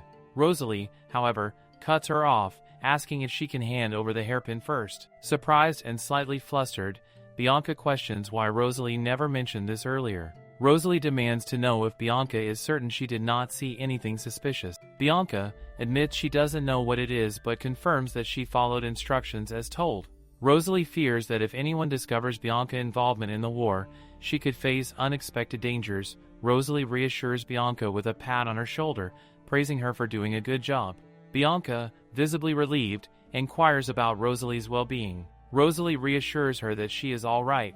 Curious and excited, Bianca abruptly asks about the rumors involving Rosalie and the Crown Prince, particularly the story about him kneeling to her during the battle. The question makes Rosalie flinch. She dismisses the claim, stating they are just close friends, and quickly asks where Bianca heard such gossip.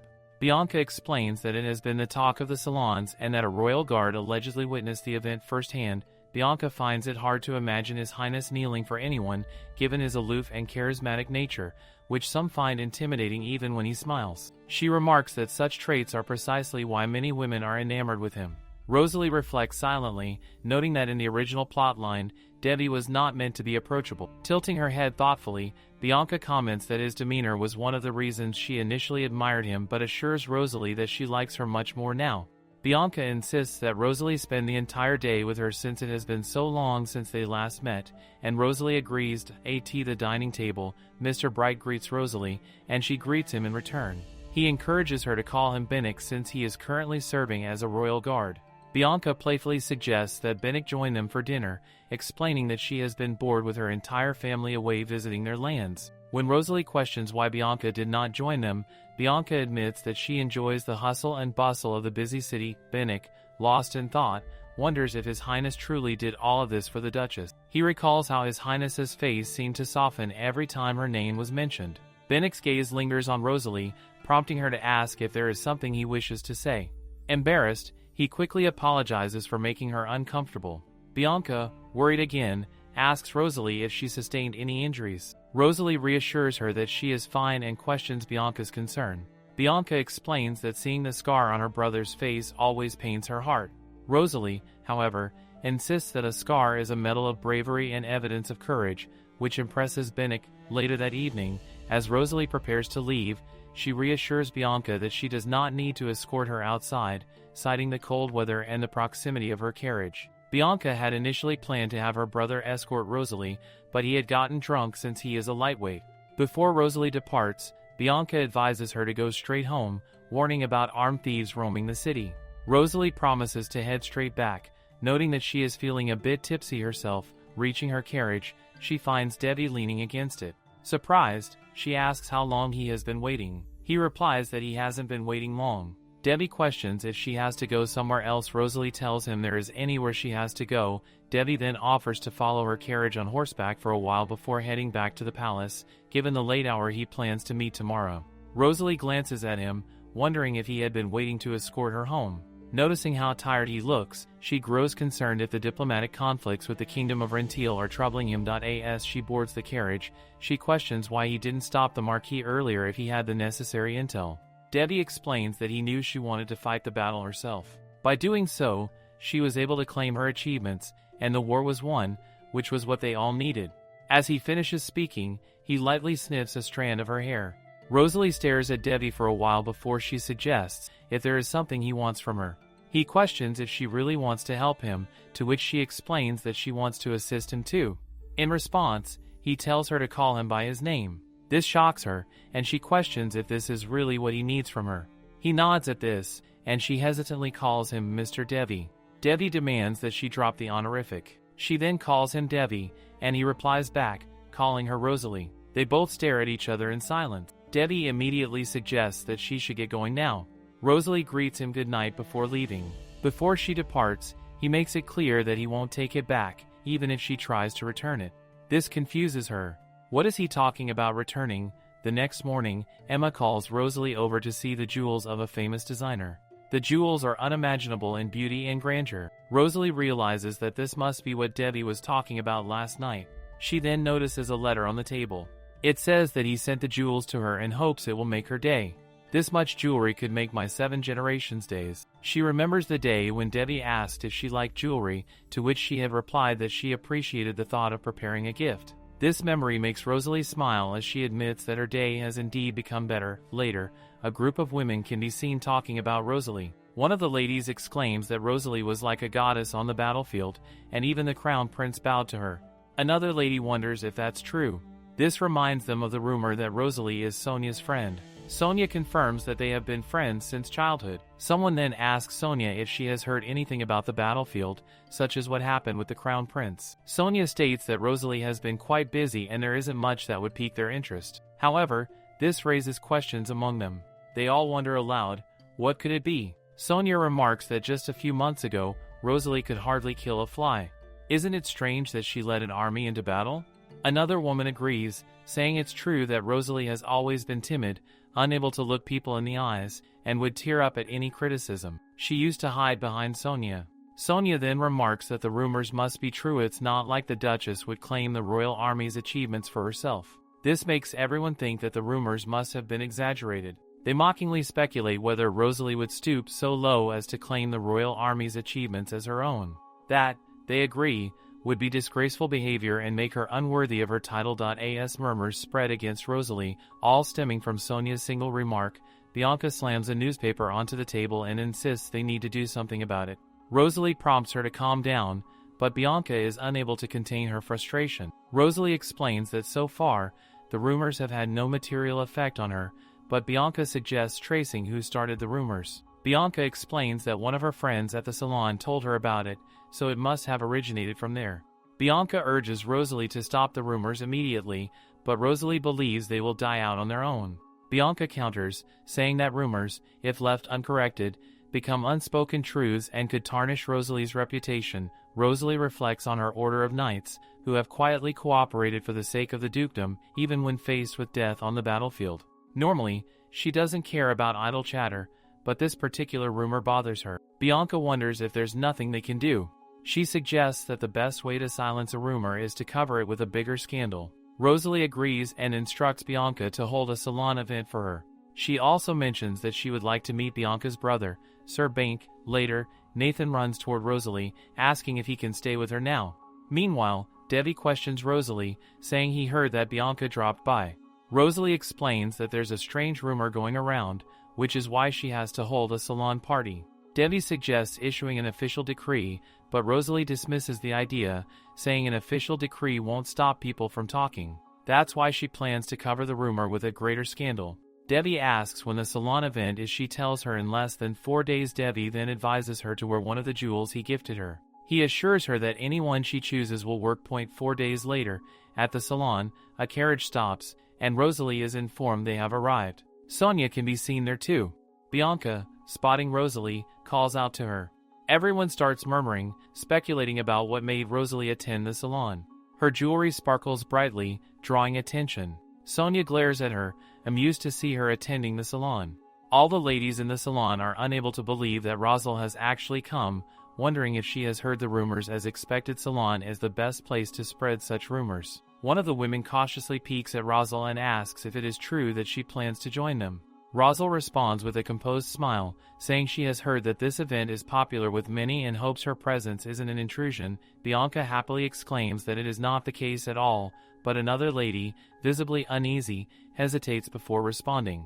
The lady eyes are suddenly drawn to Rosal's necklace, and she is astonished to see the rare diamonds from La Rocoche. She is deeply impressed, knowing that the previous owner had once claimed she wouldn't sell those jewels for all the riches in the world. The woman wonders how Rosal managed to acquire them, while Bianca, with a knowing smile, exclaims it must have been easy for her after all. She is the Duchess of Juderoot. Bianca laughs at the hype surrounding Rosalie. She points out that, according to a recent rumor, Rosalie is not in a position to be proud. The lady addressing her is Madame Median, a woman with connections to the Wendell family. Rosalie demands an explanation, and Median sarcastically remarks on how a duke in decline could suddenly find the strength to overpower the rising star.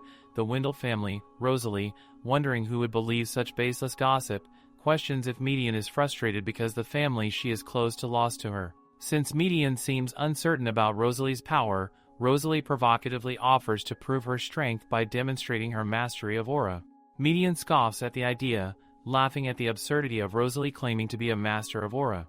However, she is soon stunned as Rosalie activates her aura, leaving everyone around them chattering in shock. Rosalie, exuding confidence, declares that she has no idea where such baseless rumors started, but as the Duke, she will not stand for such nonsense. For this reason, she warns everyone to watch their words, adding that if they do not, she and her knights will personally ensure they can no longer spread falsehood. Median attempts to respond, but before she can, there is a knock on the door. With permission to enter, Bank, the head of the Imperial Order of Knights, steps in and excuses his intrusion. He announces that he is there to address the recent rumor that threatens to tarnish the palace's reputation. Bank informs them that by the time the Imperial Knights intervened in the war, Rosalie's forces had already conquered the Marquisate. He requests that they refrain from disgracing the Imperial Order by claiming it took undue credit, especially based on an unverified rumor. Bain further reveals that His Highness personally gifted jewels to Rosalie in recognition of her achievements,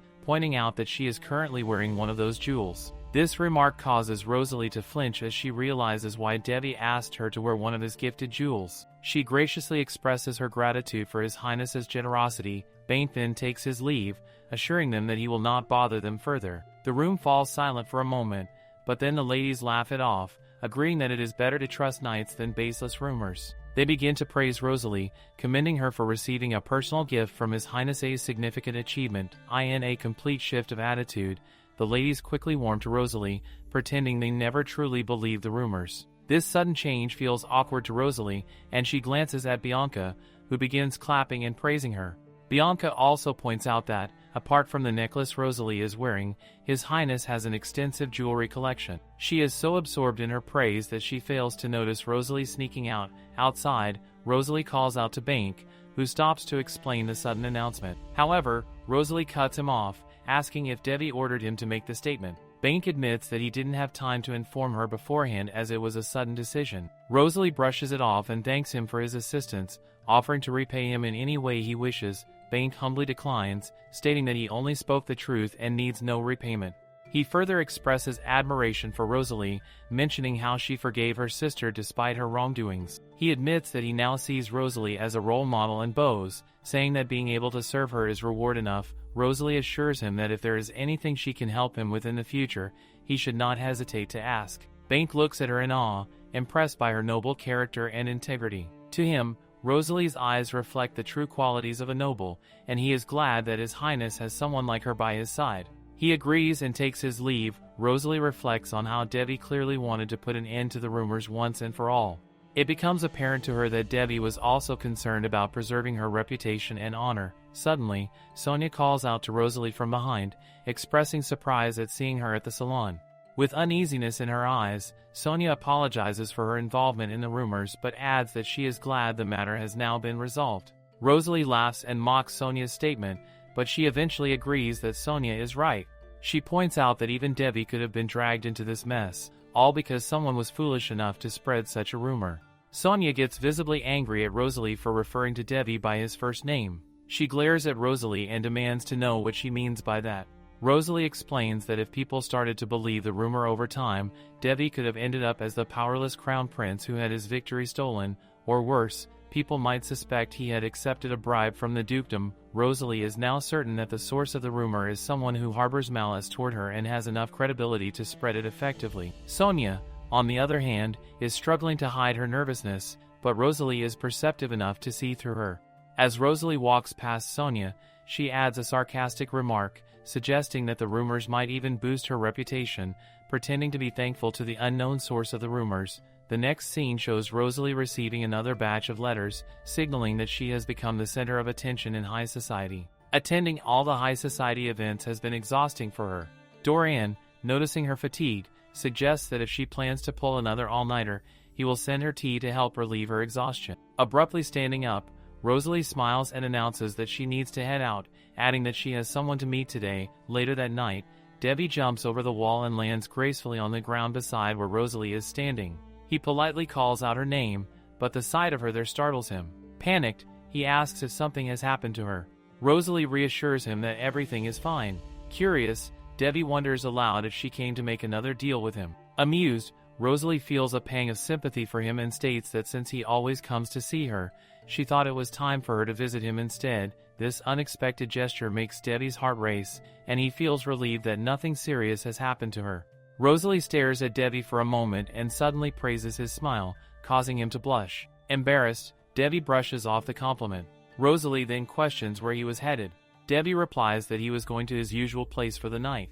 Intrigued, Rosalie wonders if she could join him. Though surprised, Devi sees no problem with it, and they decide to go together. As they walk up a set of stairs, the path is shrouded in darkness. Concerned, Devi insists that Rosalie hold onto him. She obliges, giving him her hand. As they ascend, Rosalie notices how large Devi's hand is, thinking that it seems strong enough to wield the family sword. When they reach the top, Rosalie is captivated by the breathtaking view. Devi notices her amazement and remarks that while she praised his smile earlier, he finds her smile even more beautiful. They lock eyes for a moment, and Rosalie's heart starts to race. Feeling the moment grow awkward, she quickly changes the subject, mentioning that Sir Bank had said something interesting at the salon. She asks Devi if he had done something on behalf of the dukedom. Devi explains that he had observed how tirelessly she and her knights worked day and night to prepare for the battle, and he couldn't stand to let a baseless rumor tarnish their hard work. Rosalie is shocked, realizing that Devi had done all of this to protect their honor and reputation. As they continue their conversation, Devi points towards something in the distance, noting that he can see her manor from here. He admits that he sometimes stands there at night, looking at her manor and wondering what she might be doing. Rosalie chuckles at his confession and points that if he's so curious, leaning towards him promotes he should simply visit her whenever he wants. Rosalie reassures Devi that if he is playing hooky, she won't tell anyone. Devi looks at her in admiration. From above, Rosalie is able to see the cafe Bianca had once mentioned, saying it was very good. She questions Devi if he has ever been there, but he replies that the coffee is too sweet for his taste. The next day, Sonia is seen roaming in a street when her eyes catch Bella's maid. She wonders why Callie is there. Sonia tries to follow her, but her own maid warns her that the alley ahead is dangerous. Sonia is confused by this, prompting her maid to explain that a guild of assassins is located in the alley, and they do not ask questions when taking commissions. Pulling off her ring, Sonia asks her maid if she could retrieve the ring she forgot at the dressmaker's shop. She adds that she will stay here and wait as her feet hurt.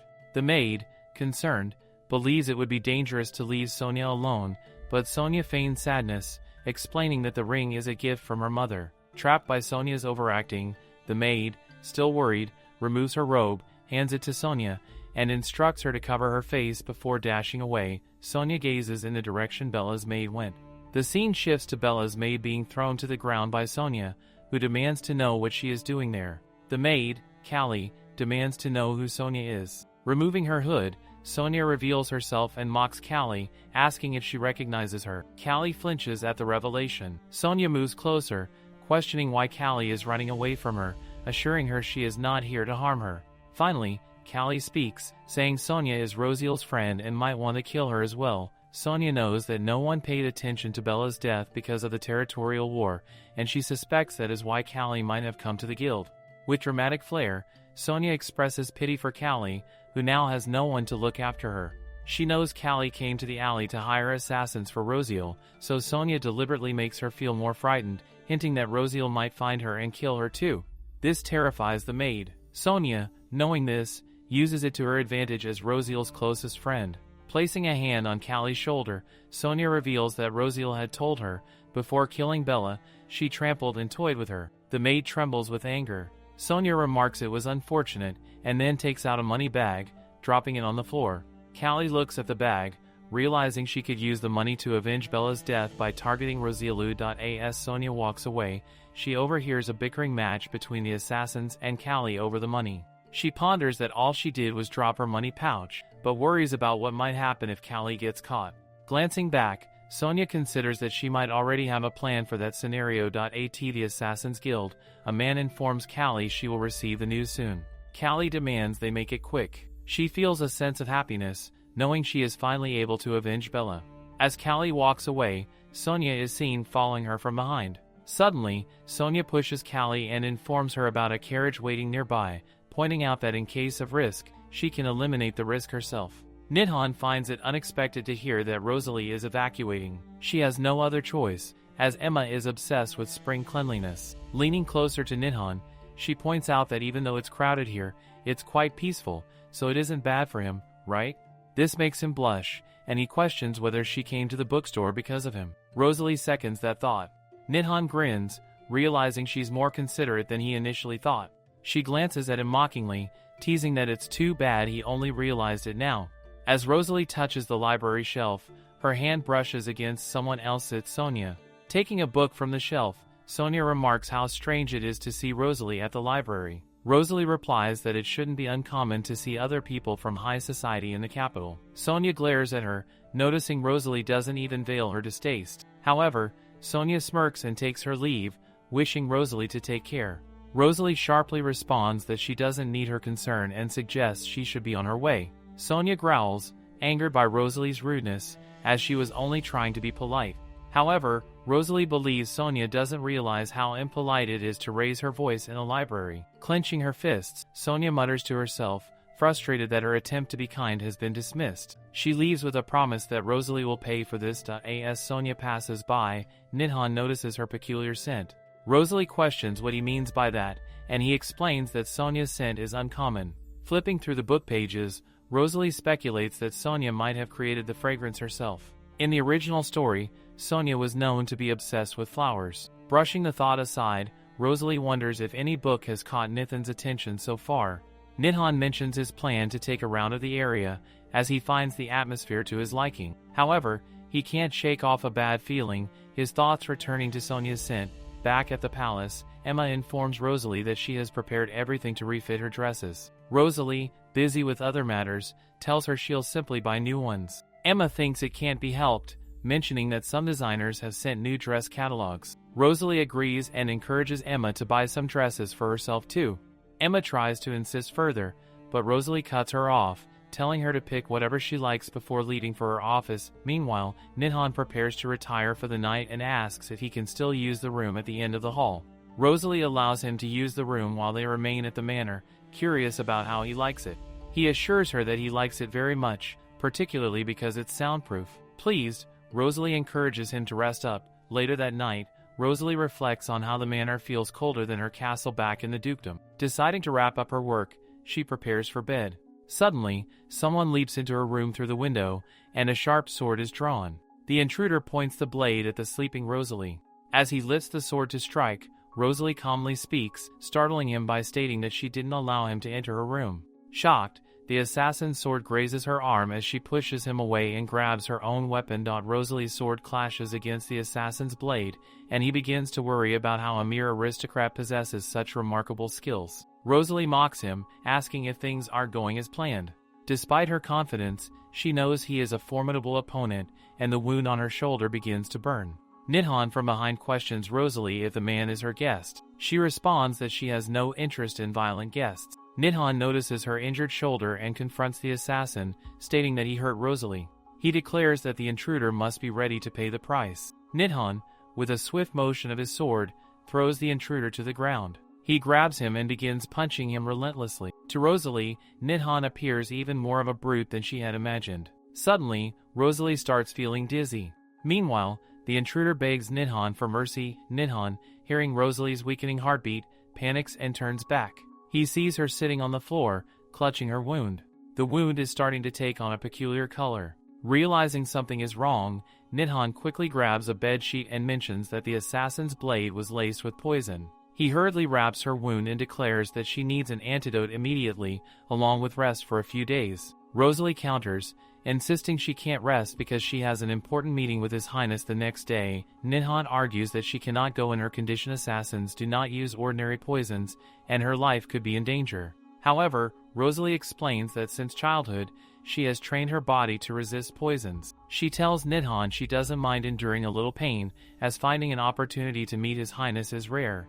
She cannot afford to lose this chance, especially since the truth about the Tita mines might be revealed before her next audience. At that moment, Dorian and Emma rush into Rosalie's room, alarmed by the news of her injury. Rosalie asks Dorian if they have any painkillers or antidotes. Dorian immediately leaves to fetch them, while Emma, filled with worry, expresses her concerns. Rosalie reassures her that she will be fine.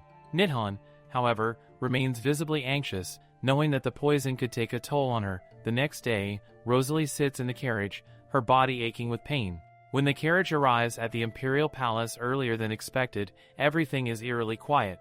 Deciding to find a place to rest, she suddenly hears people chattering nearby. Devi, surrounded by a crowd, appears unimpressed by those around him. To Rosalie, he looks deeply unhappy. When Devi notices her, he questions what she is doing at the palace. Before she can respond, others in the crowd recognize her as well. One of them remarks on the coincidence of meeting her there and mentions knowing the previous duke. Rosalie dismisses the idea of any connection between herself and the previous duke. She notices the greed burning in their eyes, which might explain Devi's evident displeasure with them. Rosalie states that she has something important to discuss with Devi.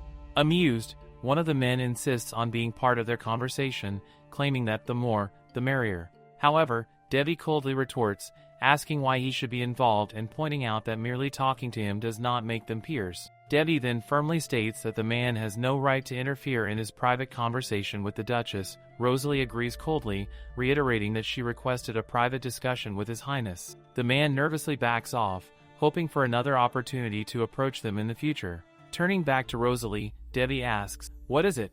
She explains that she stepped in because he didn't seem pleased with the crowd around him and acted on impulse. Debbie, however, rephrases his question, asking how she is doing. He notes that she doesn't look well and wonders if she has caught a cold. Rosalie flinches, surprised at his perception, but Debbie explains it was obvious at first glance. Without hesitation, he places his hand on her forehead and finds she is running a fever. Concerned, he asks if she has taken medicine. Rosalie informs him that it is not a cold but that she was poisoned. Debbie shouts, demanding to know who dared harm her. She mentions that someone attempted to take her life the previous night, but Nidhan dealt with the attacker. She adds that she will handle the matter once she recovers. Debbie clenches his fist, frustrated by her nonchalance. Rosalie assures him she is fine, but Debbie insists she should have rested, even if it meant postponing her visit to His Majesty. Rosalie explains that postponing is not an option. Aware of her determination, Debbie decides to expedite the audience with the Emperor, knowing that the poison will worsen with time. He instructs her to follow him. Reaching the meeting room, Debbie asks Rosalie to wait outside. She nods, recognizing it is for the best, as the painkillers she took earlier are starting to wear off.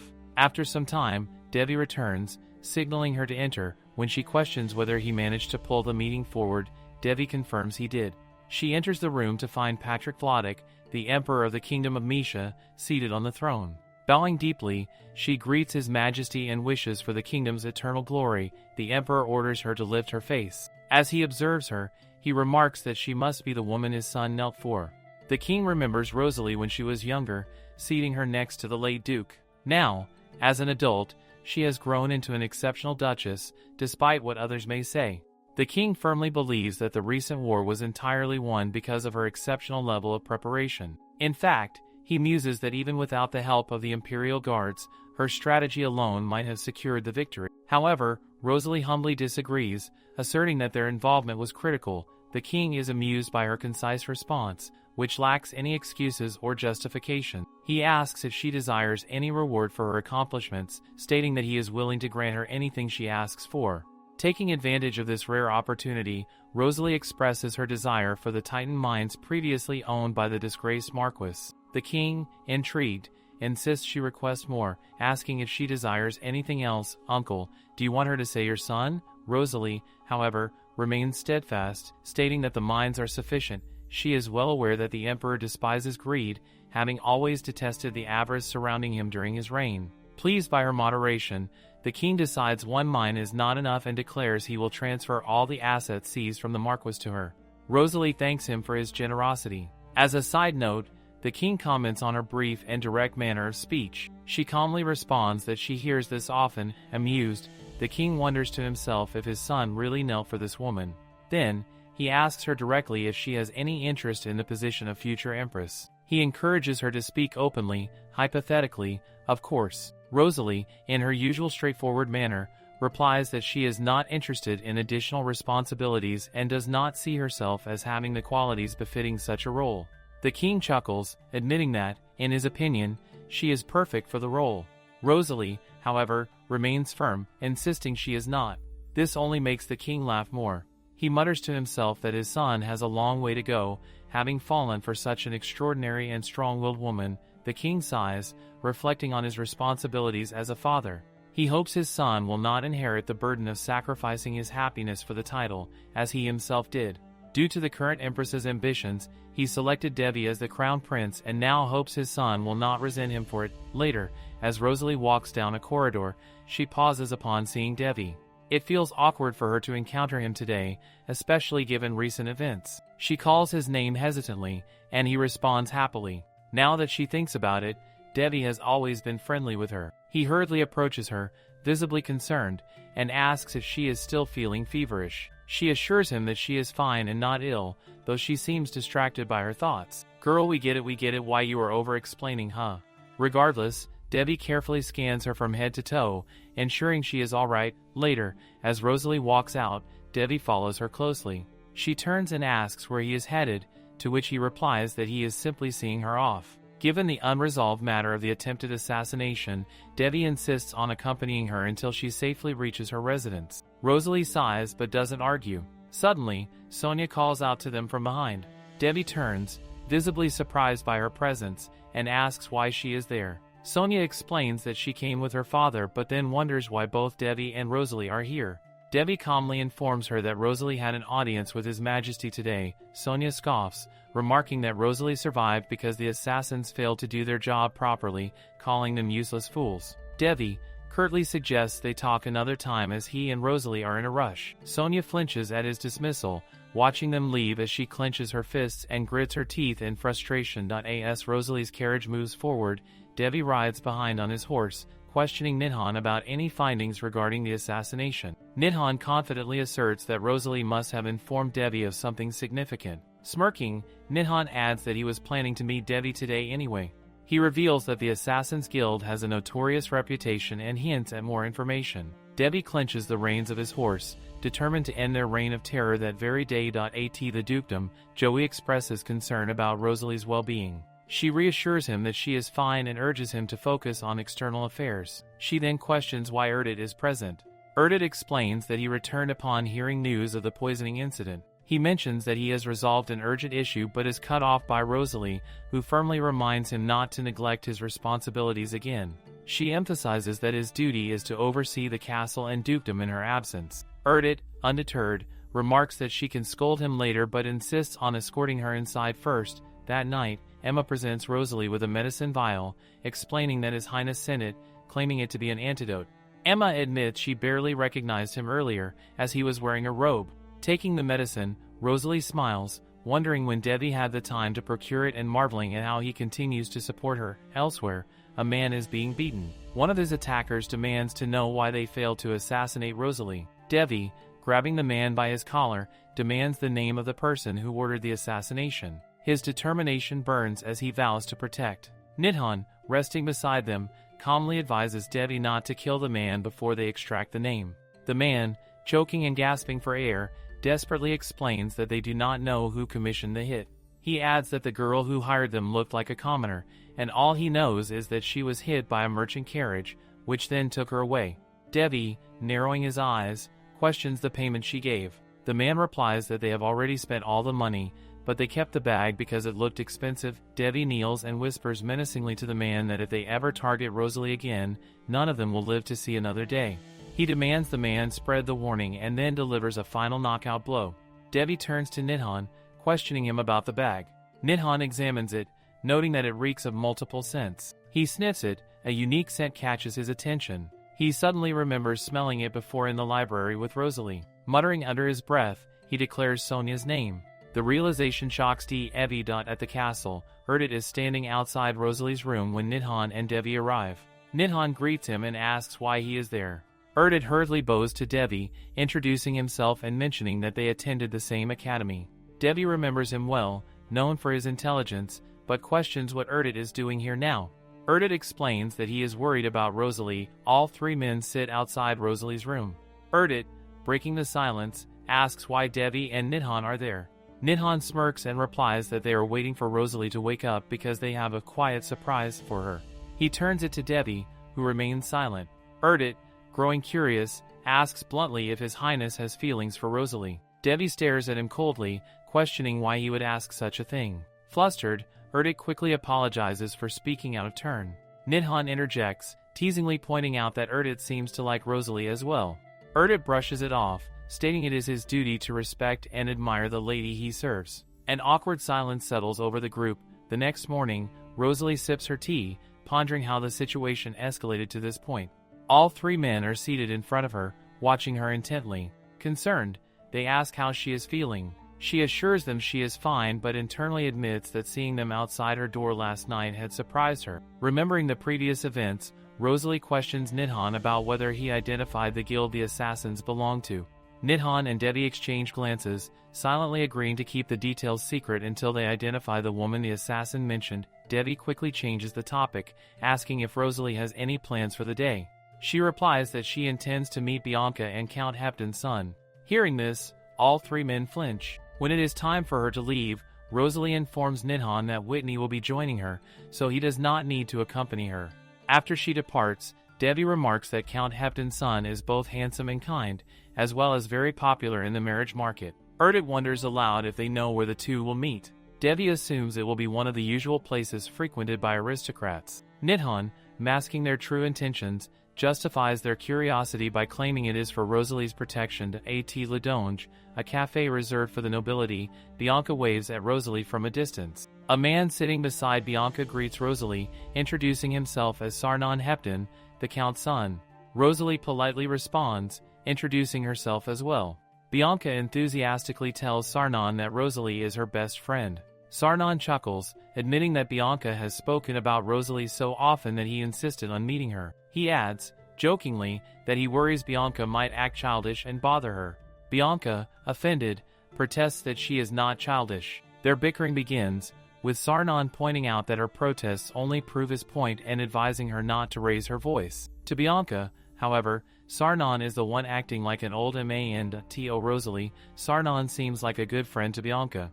Sarnon, noticing her hesitation, insists she call him by his first name. Nearby, Nidhan is eavesdropping and informs the other two men that Sarnon has asked Rosalie to call him by his name.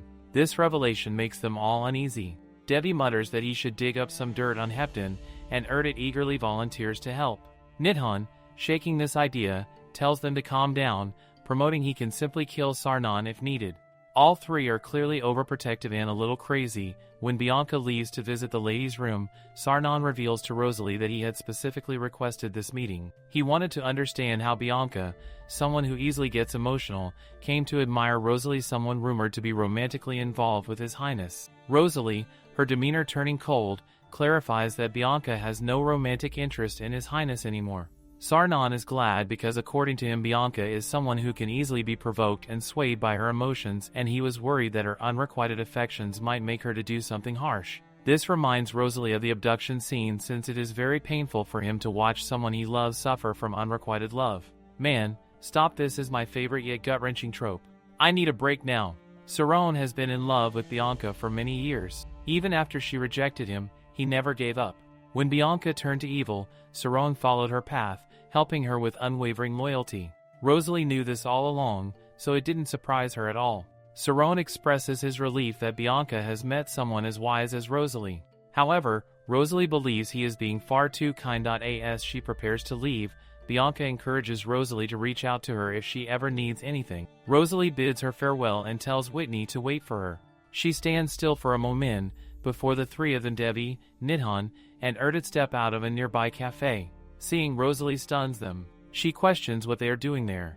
Nidhan attempts to cover for them, calling it a coincidence. Rosalie narrows her eyes, pointing out that it's no coincidence. She knows they were waiting for her to leave first. Realizing they've been caught, the three of them change their strategy. They admit they knew she would notice them, praising her keen observation skills. Rosalie sighs at their antics and decides to join them for dinner. As the evening grows colder, Debbie suggests she doesn't need to see him out, but Rosalie insists it's only polite, especially after dining together.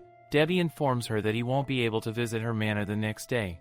Rosalie, concerned, asks if it's because he is still dealing with the skirmish with the Rentil Kingdom.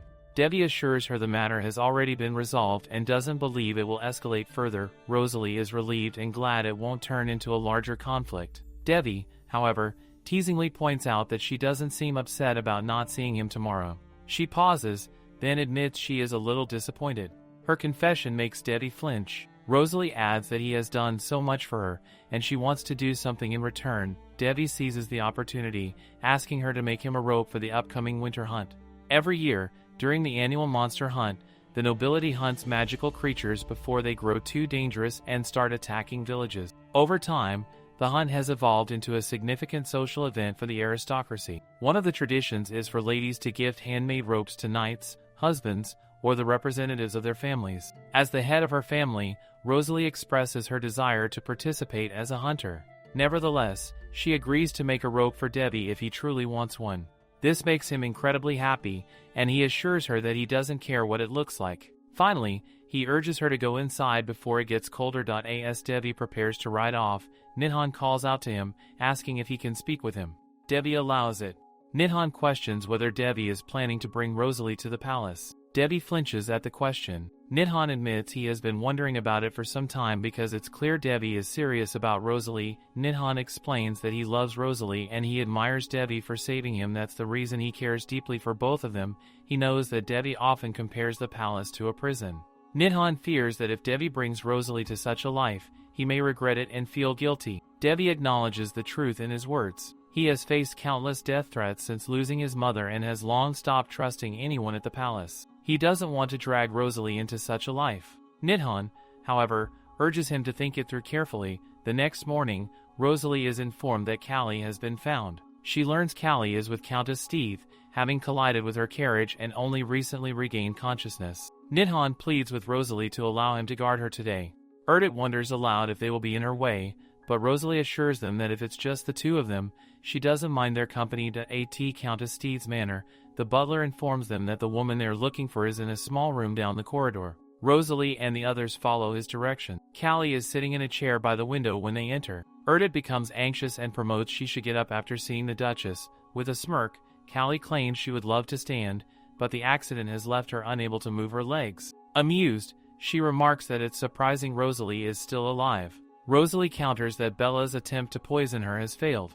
Callie laughs darkly, suggesting Rosalie still doesn't know the full truth. With a sinister grin, Callie reveals she cannot wait to see Rosalie crumble from betrayal, just as how Bella did. She taunts Rosalie, asking if she has met the assassin yet.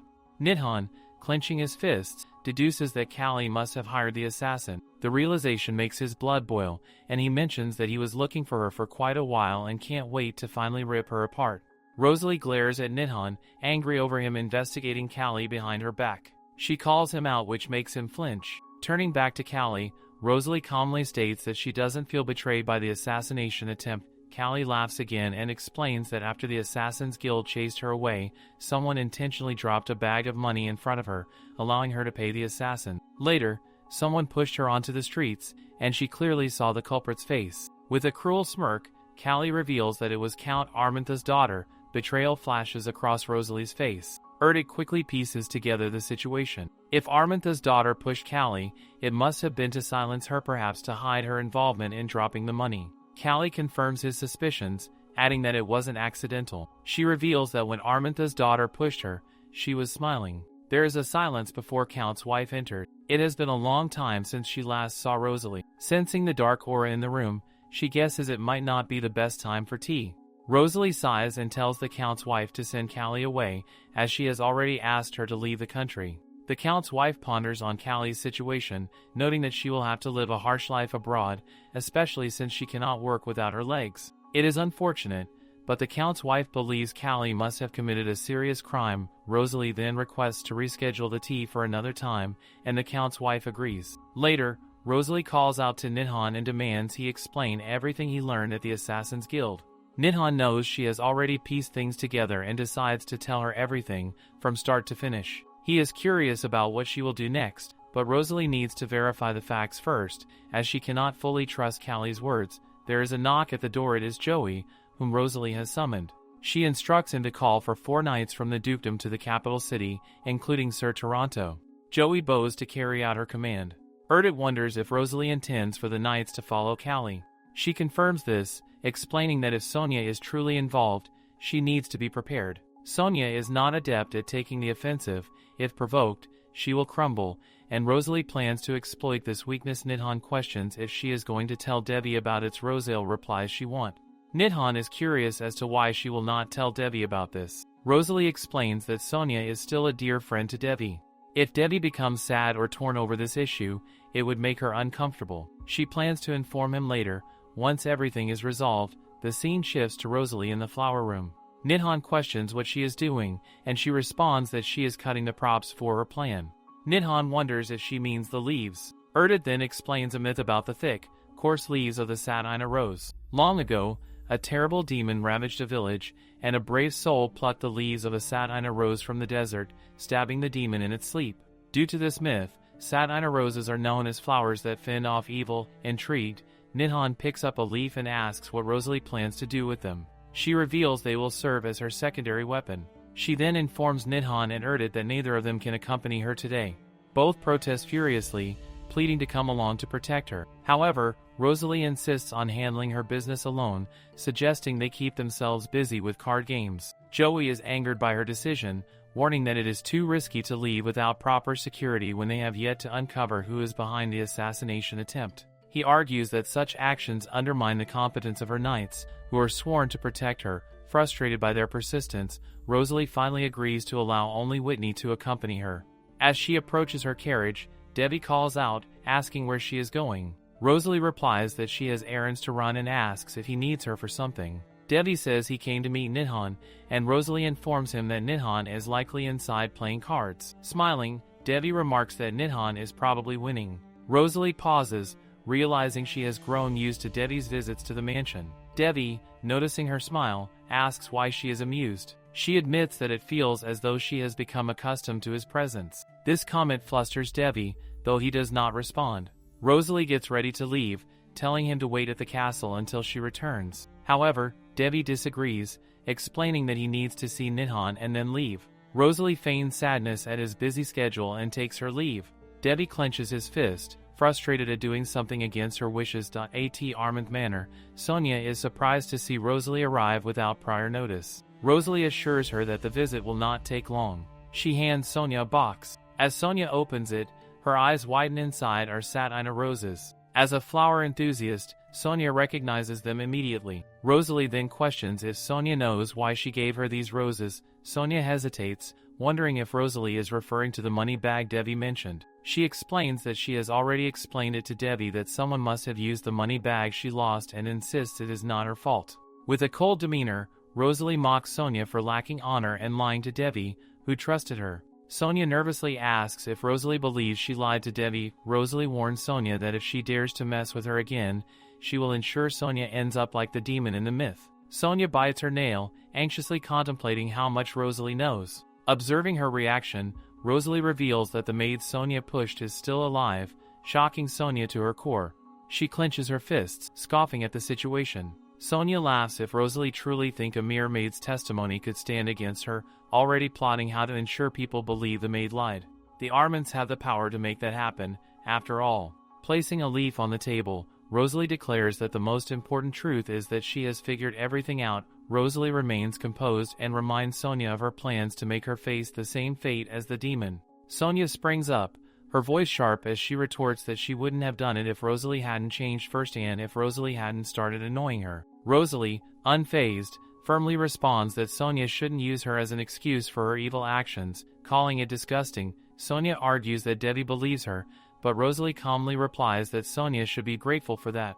Rosalie then stands and prepares to leave. Sonia, trembling with anger, grabs the teapot and hurls it in Rosalie's direction. Rosalie defends herself, blocking the pot, but the hot tea spills onto her feet. Sonia roars in frustration, demanding to know how Rosalie dares to threaten her and presumes she has the upper hand. Suddenly, a voice calls her name. It's Debbie. He steps into the room, his face stern, and questions what Sonia is doing. Sonia freezes, stunned to see him there. Debbie walks toward Rosalie, his concern evident.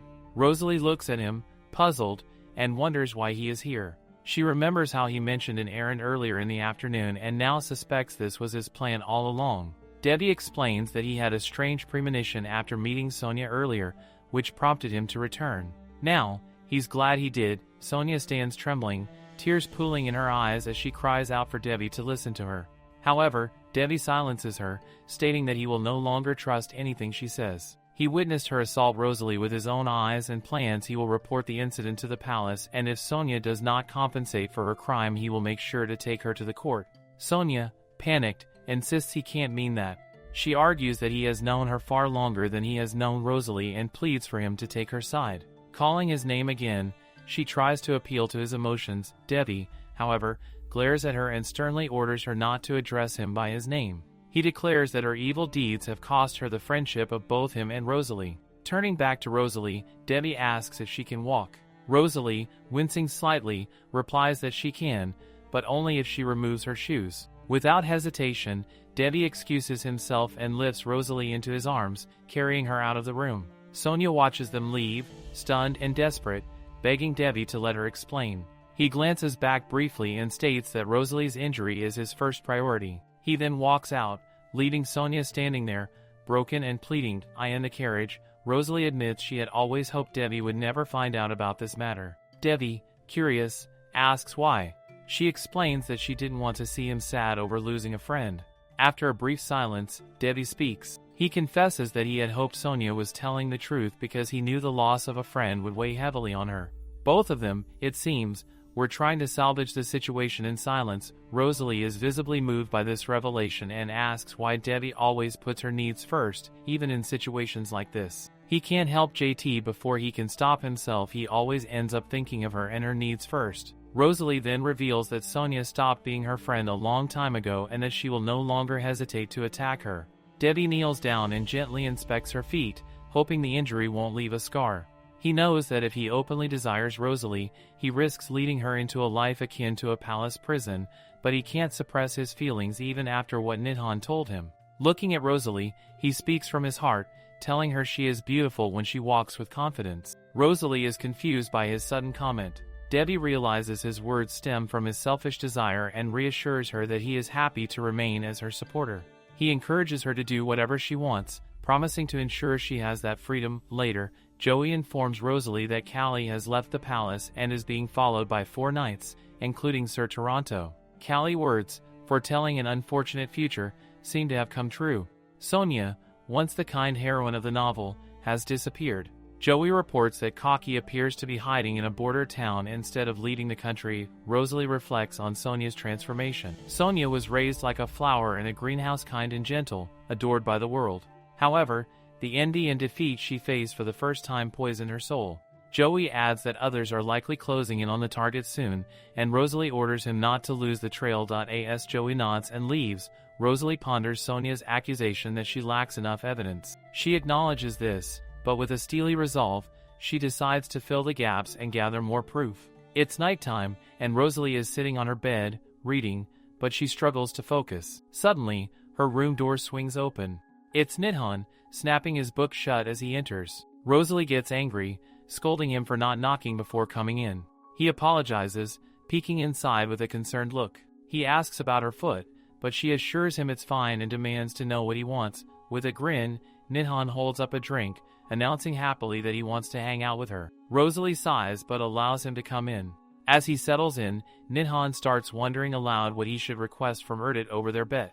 Rosalie sternly tells him not to tease Erdit too much. Nidhan then turns the conversation to her, asking if she doesn't have anything to ask him. She stays silent for a moment, prompting him to give examples. Doesn't she want to know how he and Debbie met? Rosalie doesn't know how to respond. Nidhan is not an ordinary person, after all. His first memory is of a man smiling as he injected him with some chemical.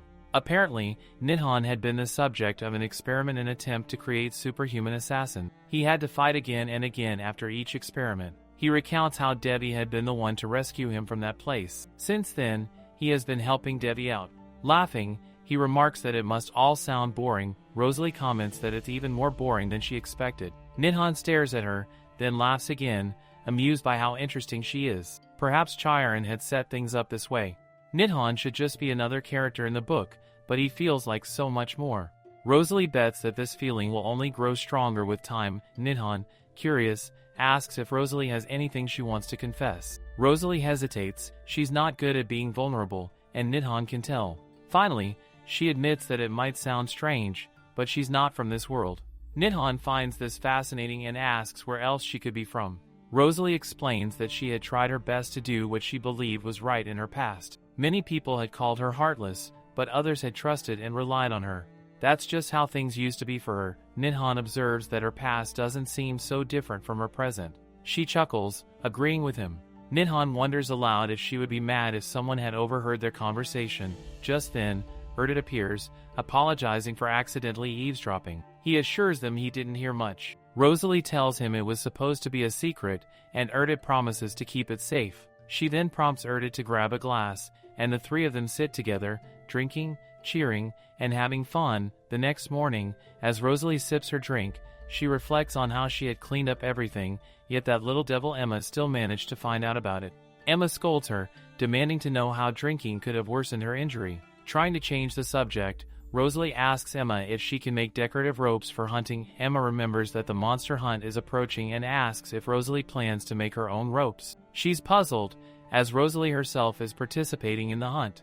Emma then suggests that Rosalie ask Bianca for advice, as she's always up to date with the latest trends. As soon as Bianca hears about the matter, she rushes over, bringing all the necessary supplies. She explains that hunters usually choose their favorite color or a color that reminds them of their recipient.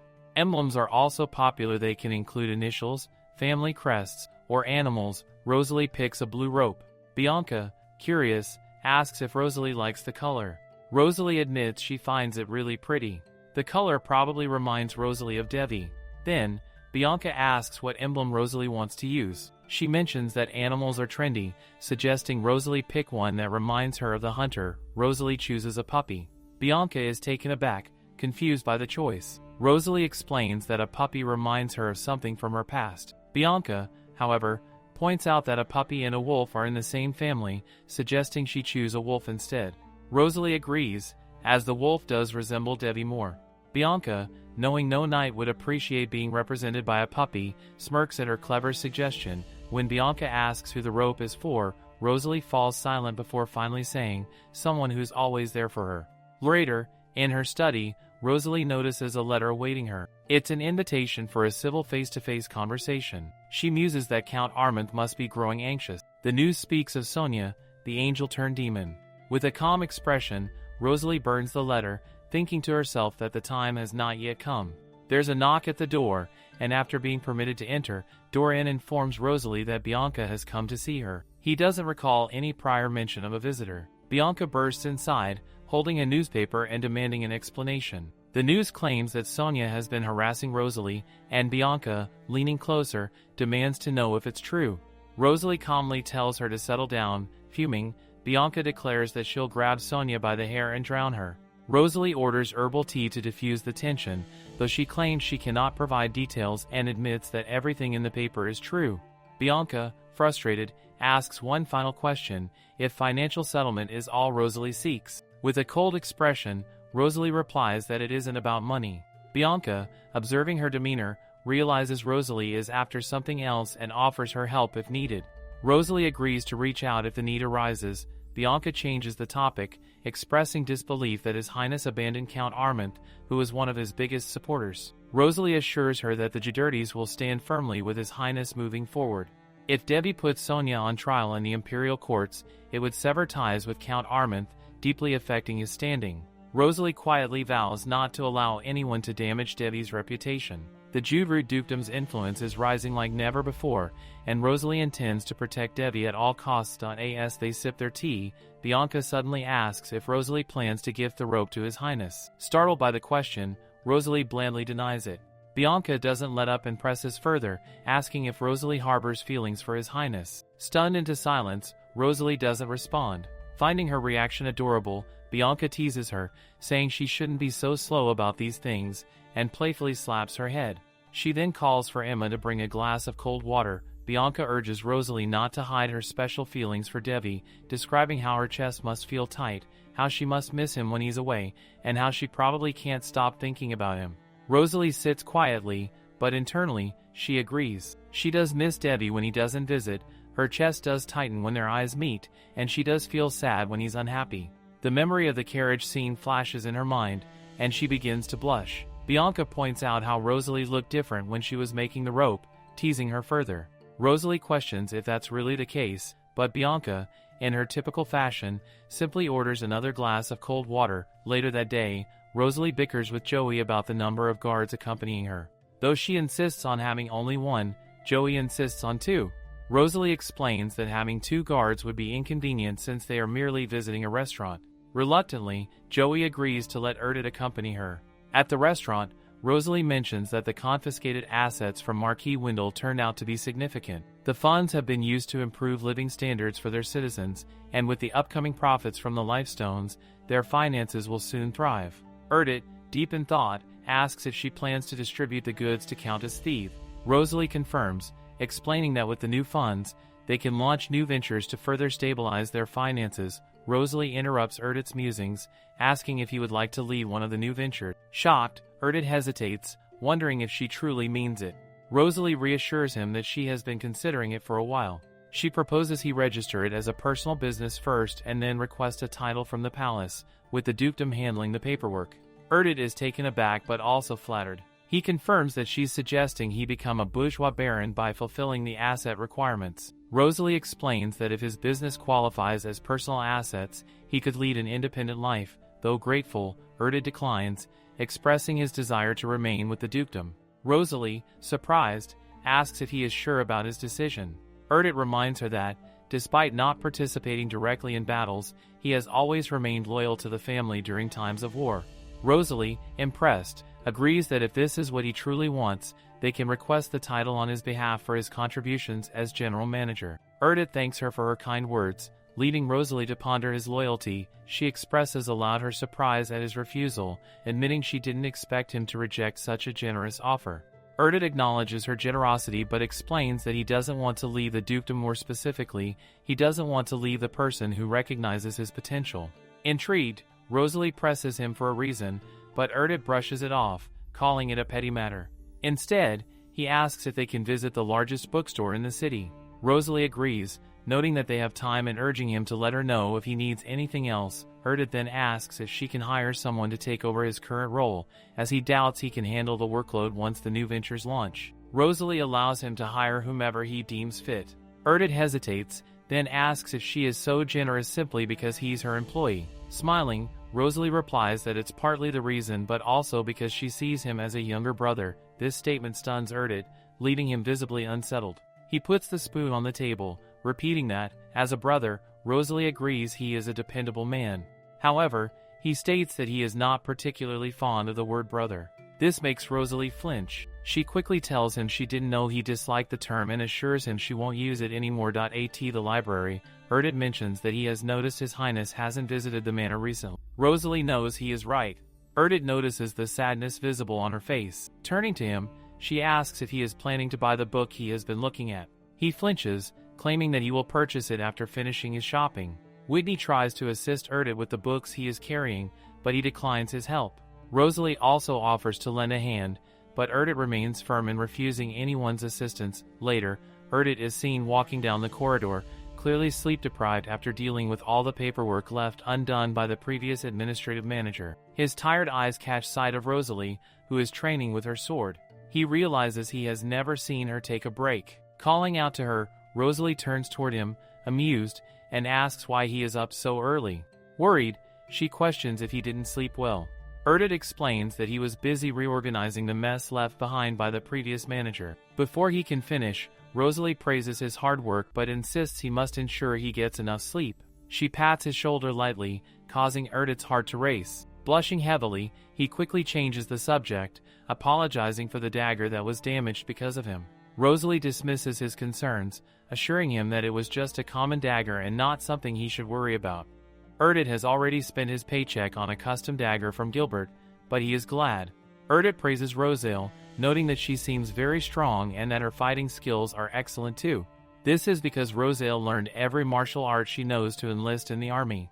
Erdit expresses a desire to learn some skills to protect himself, and Rosalie wonders if he wants to learn self-defense. Erdit becomes confused about what self-defense entails. Rosalie then commands him to take off his glasses, explaining that they could be dangerous during training. Reluctantly, he complies. The cartoonish version of Erdit is so cute in that moment. Rosalie grabs his hand and tells him that the first step is for him to grab her by the collar. Erdit hesitates, worried about how he can do something so aggressive, but Rosalie reassures him and insists he try. Grabbing his hand, she demonstrates how to grip and pull her forward. As they practice, they end up very close to each other, causing Erdit to blush furiously. Rosalie adds that if he executes the move properly, he could even break her nose. But suddenly, she becomes concerned, asking if Erdit is feeling unwell because he's acting strange today.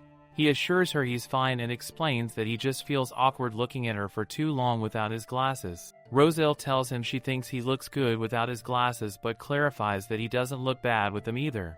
Handing the glasses back to Erdit, Rosalie decides to continue the lesson another day since he looks tired. Turning away, she wishes him well and says she'll see him later. Before she leaves, Erdit calls out to her and thanks her for giving him the eyeglass chain, adding that he loves it. Rosalie scoffs, brushing it off as no big deal, and walks away.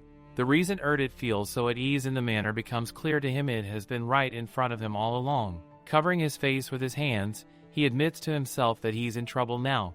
Later that night, someone is seen tying their laces. Nidhan waves to Rosale, slipping beside her. Rosale commands him to get started, and they both mount their horses and ride off. As they reach an alley, they notice someone leaning from the side. Rosale approaches the figure. It's Sir Toronto. He greets her while glancing around cautiously. Rosale immediately asks where Callie is, and Toronto informs her that Callie fell asleep. He also mentions that he hasn't seen any strange shadows yet. Nidhan taps Rosale on the shoulder and points to the opposite side of the alley, where there appears to be a shadow. Rosale flinches and orders Nidhan to follow her quietly. They both hide behind a wall, peeking at the spot where the shadow was. Rosale is shocked to see the shadow disappear and suddenly senses someone standing behind her. Taking her action, Rosale moves back to attack the person, but to her astonishment, that person grabs her dagger.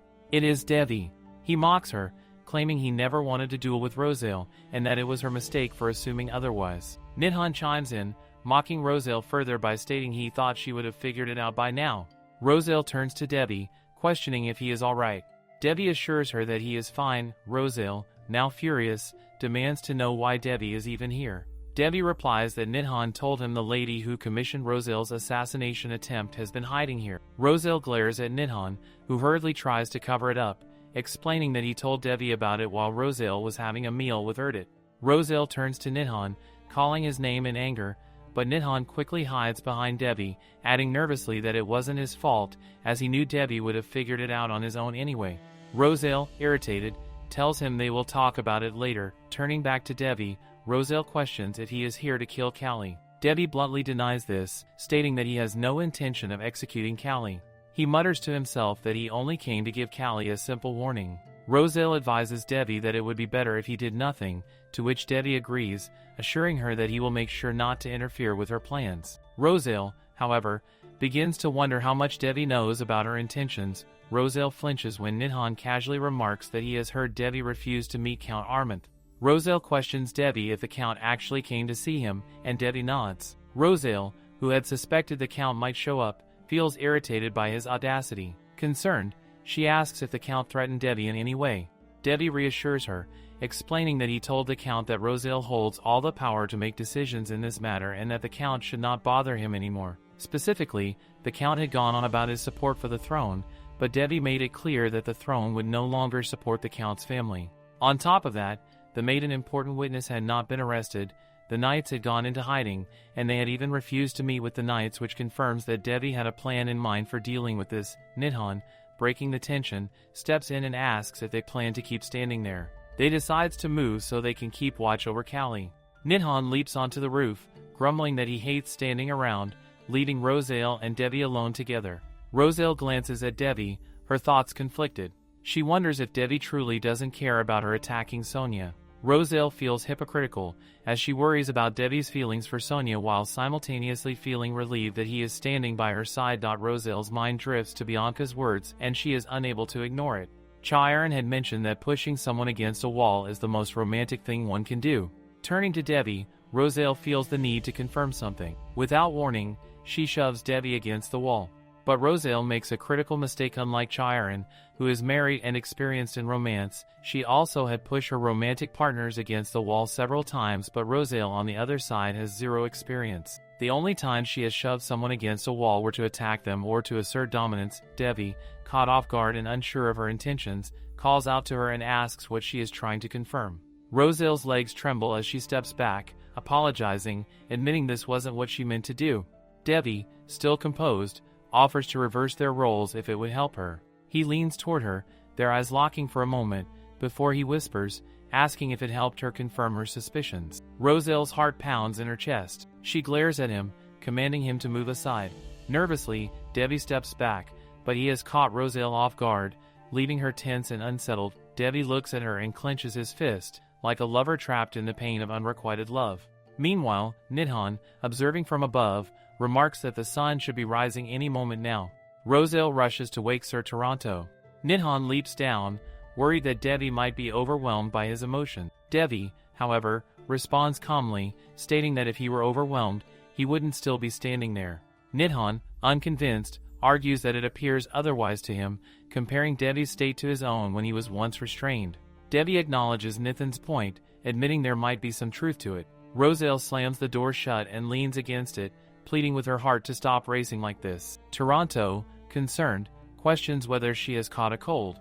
The knights gather around her, chattering among themselves. She looks flushed, prompting Toronto to remark that their great duchess is even vulnerable to illness, proving that even devils can get sick. However, other knights, visibly terrified, warn him to watch his mouth. As the knights mutter behind him, Roselle fixes Toronto with a sharp glare. She declares that she has heard intense exercise works wonders for a cold. Her voice brims with mockery, her aura turning demonic as she prepares herself. Roselle then asks if her loyal knight is ready to help her with this exercise. What follows is a thorough beating for Toronto, leaving the other knights to sneak away silently. Later, back at the manor, Roselle is busy making a rope for Devi. Her focus is intense, but she occasionally pricks her fingers in the process. Emma, worried, comments on how often Roselle pokes her fingers. Once Roselle finishes, Emma praises her for a job well done. However, there's a faraway look in Roselle's eyes, suggesting something is on her mind. She requests Emma to fetch her coat. Emma complies and hurries off. Outside, Roselle stands in the cool night air, sighing deeply. Nidhan approaches from behind, questioning why she's out so late. Roselle explains she needed fresh air. Sensing her unease, Nidhan asks if something is troubling her. Roselle hesitates, unsure how to articulate what she's feeling. She admits that she's struggling with an unfamiliar emotion. Nidhan probes further, asking if this is the first time she's felt this way. Roselle confesses that in the army, at least one man would confess their love for her every year. However, she always dismissed their feelings as fleeting infatuation. Throughout her time there, she never experienced anything like this. Now, Roselle feels completely lost. Nidhan, curious, inquires about her plans for these emotions. Roselle admits that while she still considers Sonia her enemy, she's confused. How could she love Devi when Sonia is supposed to be her lover? The emotions leave her feeling conflicted and uncertain. The scene shifts to Sonia's maid, who is uncertain about what transpired. The maid comments that an apology can work wonders after a fight with a friend. She begins to share a story from her childhood, but before she can finish, Sonia slaps her. Furious, Sonia slaps the maid to leave and stops speaking about things she knows nothing about. Shocked, the maid stammers that she was only worried about her. Sonia, however, orders her out of the room. Outside, the maid reflects on how this job has become her least favorite in years. Sonia is nothing like the gentle, lovely lady she initially met. The maid despises cleaning up the bird corpses Sonia kills every morning and is weary of her constant outbursts. She wonders if Sonia would still act so proud if she revealed what she knows. However, the maid recalls the fate of other staff members who tried to take a stand. Contemplating her options, she wonders if she'll ever find a better job. The scene shifts again, this time to Sonia entering her father's study. She calls out to him, and her father, noticing her distress, asks if she's all right. Comforting her, he reminds her of the importance of maintaining her image as a gentle lady. Sonia begins to cry, confessing her struggles. She asks if the palace has said anything. Her father, however, admits that he cannot intervene, as His Highness himself issued the decree. Sonia's father goes on to explain that His Highness seems to do everything the Duchess wants. His attempts to contact Roselle have been futile. His letters go missing, and Roselle turns away anyone he sends. Sonia grits her teeth, convinced that Roselle won't be satisfied until she's at her lowest. Her father reassures her, reminding her of their family's long-standing honor. He promises that no one will tarnish their name. Sonia, however, pulls away, leaving her father worried. She accuses Roselle of luring Devi away and causing a rift between them. Pleading with her father for help, Sonia's mind races. Her father, unaware of the incident involving Callie, insists that no one can ever find out about it. Suddenly, Roselle's words about Callie being alive flash in Sonia's mind. Panic-stricken, she dashes out of her father's office. Sonia ponders her next move. If she can eliminate the witness, she just needs to get rid of Callie. She plans to disguise it as her father's doing, confident that he won't even notice. After all, he doesn't even know how many knights he employs. Sonia smirks, thinking Roselle, who constantly boasts about her soldiers, has forgotten that she, too, has knights at her disposal. At Countess Steed's house, the Countess apologizes to Roselle for summoning her, explaining that the upcoming annual monster hunt is around the corner, and they are overwhelmed with orders. She admits she simply couldn't find the time to spare. Rosiel seems to understand. The Countess glances at Rosiel's plate and asks if she likes chocolates. Rosiel responds that her friend is the one who enjoys them and can never get enough of chocolates. The Countess considers this for a moment and promises to pack some chocolates for her before she leaves. Rosiel finds the Countess very generous, but the Countess, with a knowing smile, states that she is a businesswoman and sees it as a long-term investment. After all, she expects to reap great benefits from Rosiel in the future. Rosiel agrees, remarking that the Countess will indeed gain a lot from her. On that note, the Countess rings a bell, signaling her staff. A box is brought to them, and Rosiel curiously questions what it is. The Countess reveals it is a brand new potion. Rosiel opens the box and, upon seeing the bottle, notes that she has seen it somewhere before. The Countess explains that the potion maker uses the same bottle for every batch of this particular potion. It is, in fact, the same bottle Debbie once gave Rosiel as an antidote.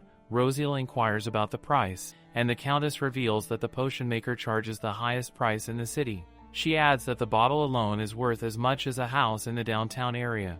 However, being friends with the potion maker, the Countess managed to get a deal.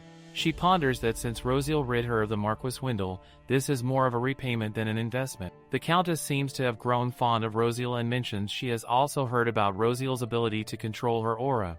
She adds that, because of this, no one will dare to look down on the dukedom anymore. As an unmarried woman, Morone faced much prejudice from society, and the original Rosiel was not exempt from those pressures either. Curious, Rosiel asks the Countess how she handles dilemmas. The Countess is momentarily taken aback before asking which methods Rosiel has used so far.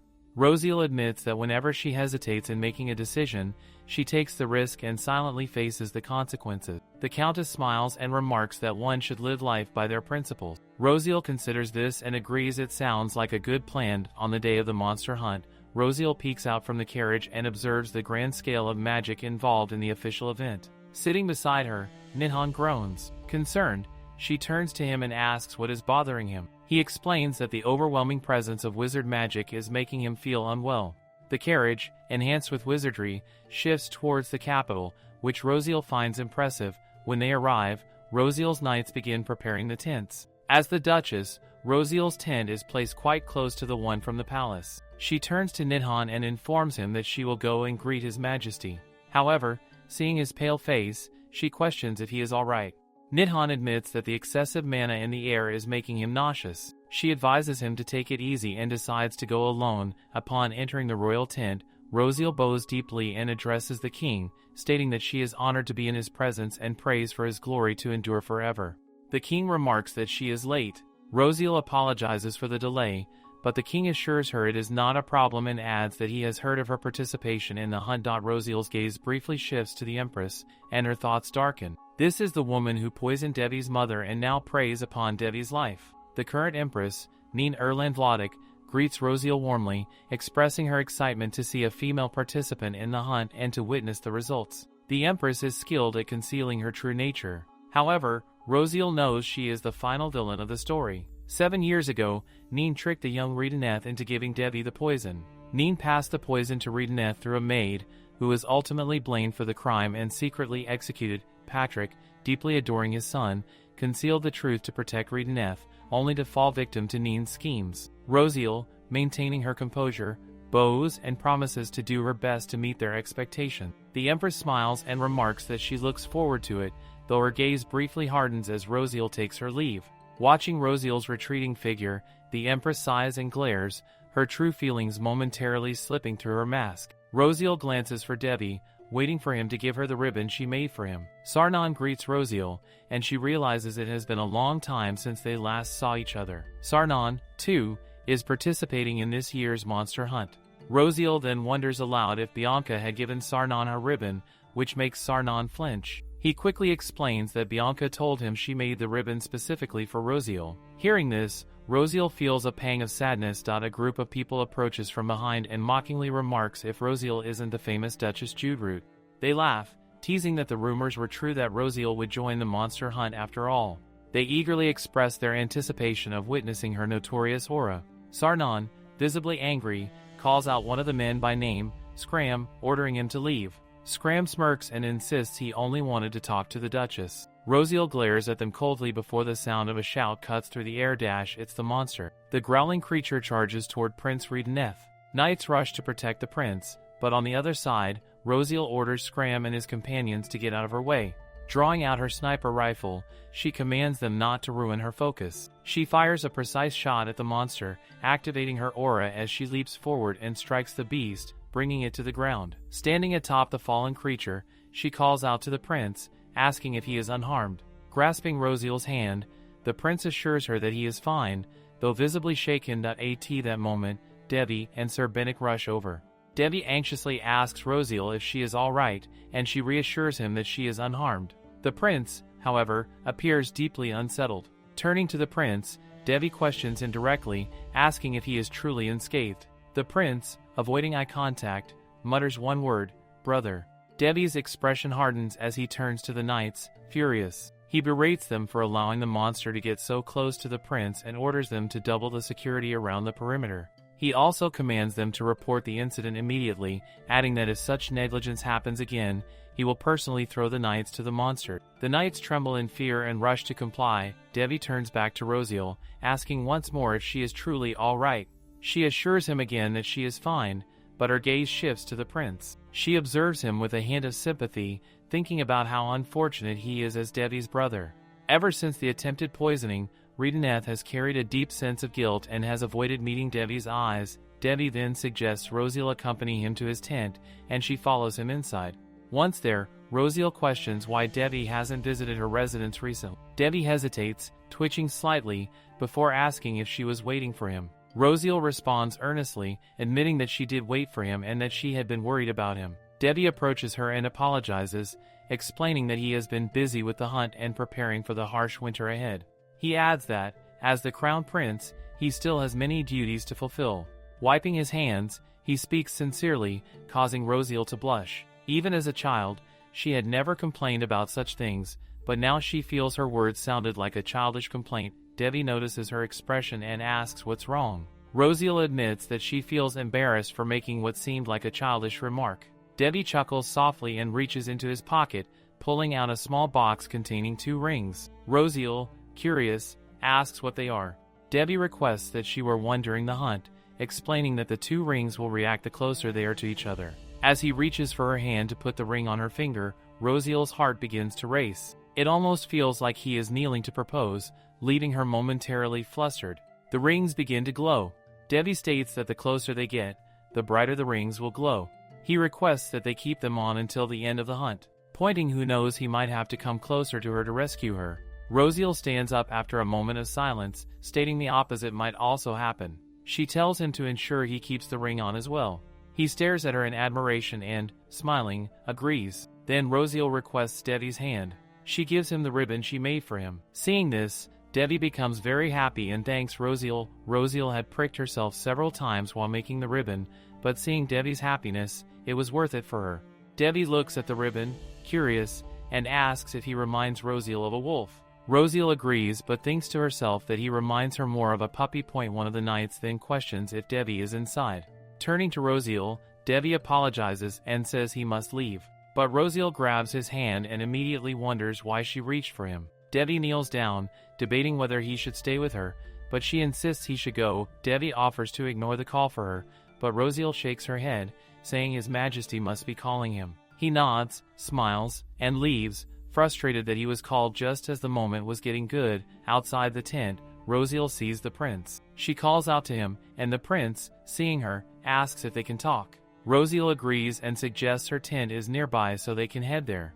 But before they can leave, the Empress appears behind them, exuding a dark aura. The Empress questions what the prince is doing there. The prince gets flustered, and the Empress pats him on the shoulder, asking if he plans to disobey her by not staying close. The prince apologizes, explaining he got distracted while looking around. The Empress seems to accept his excuse. Turning to Rosiel, the Empress thanks her, having heard that Rosiel saved the prince earlier. But Rosiel replies that there's no need to thank her, as it was simply her duty. The Empress says she is looking forward to this year's hunt and wishes Rosiel the best of luck before taking the prince with her. However, the prince keeps peeking at Rosiel, clearly trying to communicate something. Rosiel doesn't know what the prince wants from her, but she decides not to get involved without a valid reason. She worries that meddling in his affairs might harm him and resolves to keep her distance. Back in her tent, Rosiel questions Nidhan about whether he still feels nauseous, adding that he can return to the residence if needed.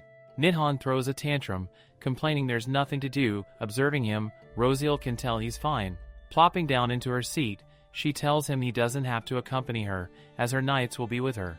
Nidhan notices she doesn't seem eager about the event. Rosiel was never interested in the reward, and now that she has given Devi the ribbon, she feels deflated, as though she has already accomplished everything she needed to do. Peeking at Rosiel, Nidhan asks what she would do if he and Erdit were ever in danger. She replies that she would save them. He presses her, asking if she would save them even if it put her in danger. Rosiel assures him she would overcome any danger to protect them. Growing curious, Nidhan then asks what she would do if Devi were in danger. His question startles her. She glares at him, wondering if he overheard something. But Nidhan quickly brushes it off, saying he was just curious. Before she can respond, someone informs her that the hunt will commence soon and requests her to come out to hear His Majesty's speech. After the speech concludes, Rosiel ponders the magical microphone, finding it interesting. However, the speech was too long, and she had to play 3 rounds of chess in her head to stay awake. Turning to Joey, Rosiel states that she has received the map and compass and addresses him, telling him to get ready. Joey nods and says he will gather the knights. Just as Rosiel is about to leave, Bianca calls out to her from behind. She rushes toward Rosiel, mentioning she forgot the ribbon she had prepared for her. Rosiel looks at the ribbon and thanks Bianca, but because of Sarnon, she feels bad about taking it. Bianca happily states that the Arments will not participate this year, adding that if they showed their faces at the hunt, everyone would be on their case. Bianca then questions if Rosiel has given the ribbon to Devi. Rosiel nods and thanks Bianca for her assistance. Bianca encourages Rosiel, reminding her that giving up is not an option in life and love. Bianca emphasizes that Rosiel needs to show how she truly feels. Rosiel pats Bianca, adding that she will dedicate her catch to her today. At the forest, Rosiel sees the monster. Seeing it, Rosiel smiles, deciding that this monster is worthy of catching in Bianca's name. She orders Joey to move and capture it. Back at the tent camp, people murmur as they see Rosiel returning with her knights, who are carrying a large number of captured monsters. One of the knights approaches Rosiel, addressing that they will now take her catch to evaluate her achievement. From behind, Nidhan approaches Rosiel, congratulating her on her return. Today is the last day of the hunt, but Devi has still not returned. Rosiel turns as the Majesty orders preparations for a search and rescue party immediately to secure the Crown Prince. The king slams his fist on the table, worried about Devi's absence. He suspects the Empress is behind this but, due to a lack of evidence, cannot prove her guilty. Stepping inside, Rosiel requests a word with His Majesty. The king, however, points out that if it is not important, they will discuss it next time. But before he can finish, Rosiel firmly states that she will go and save His Highness. Her gaze is determined. The king, unsure, questions if she really intends to go. Rosiel asserts that the royal guards accompanied His Highness, and if Devi is in danger, they cannot assume the royal search and rescue team will fare any better.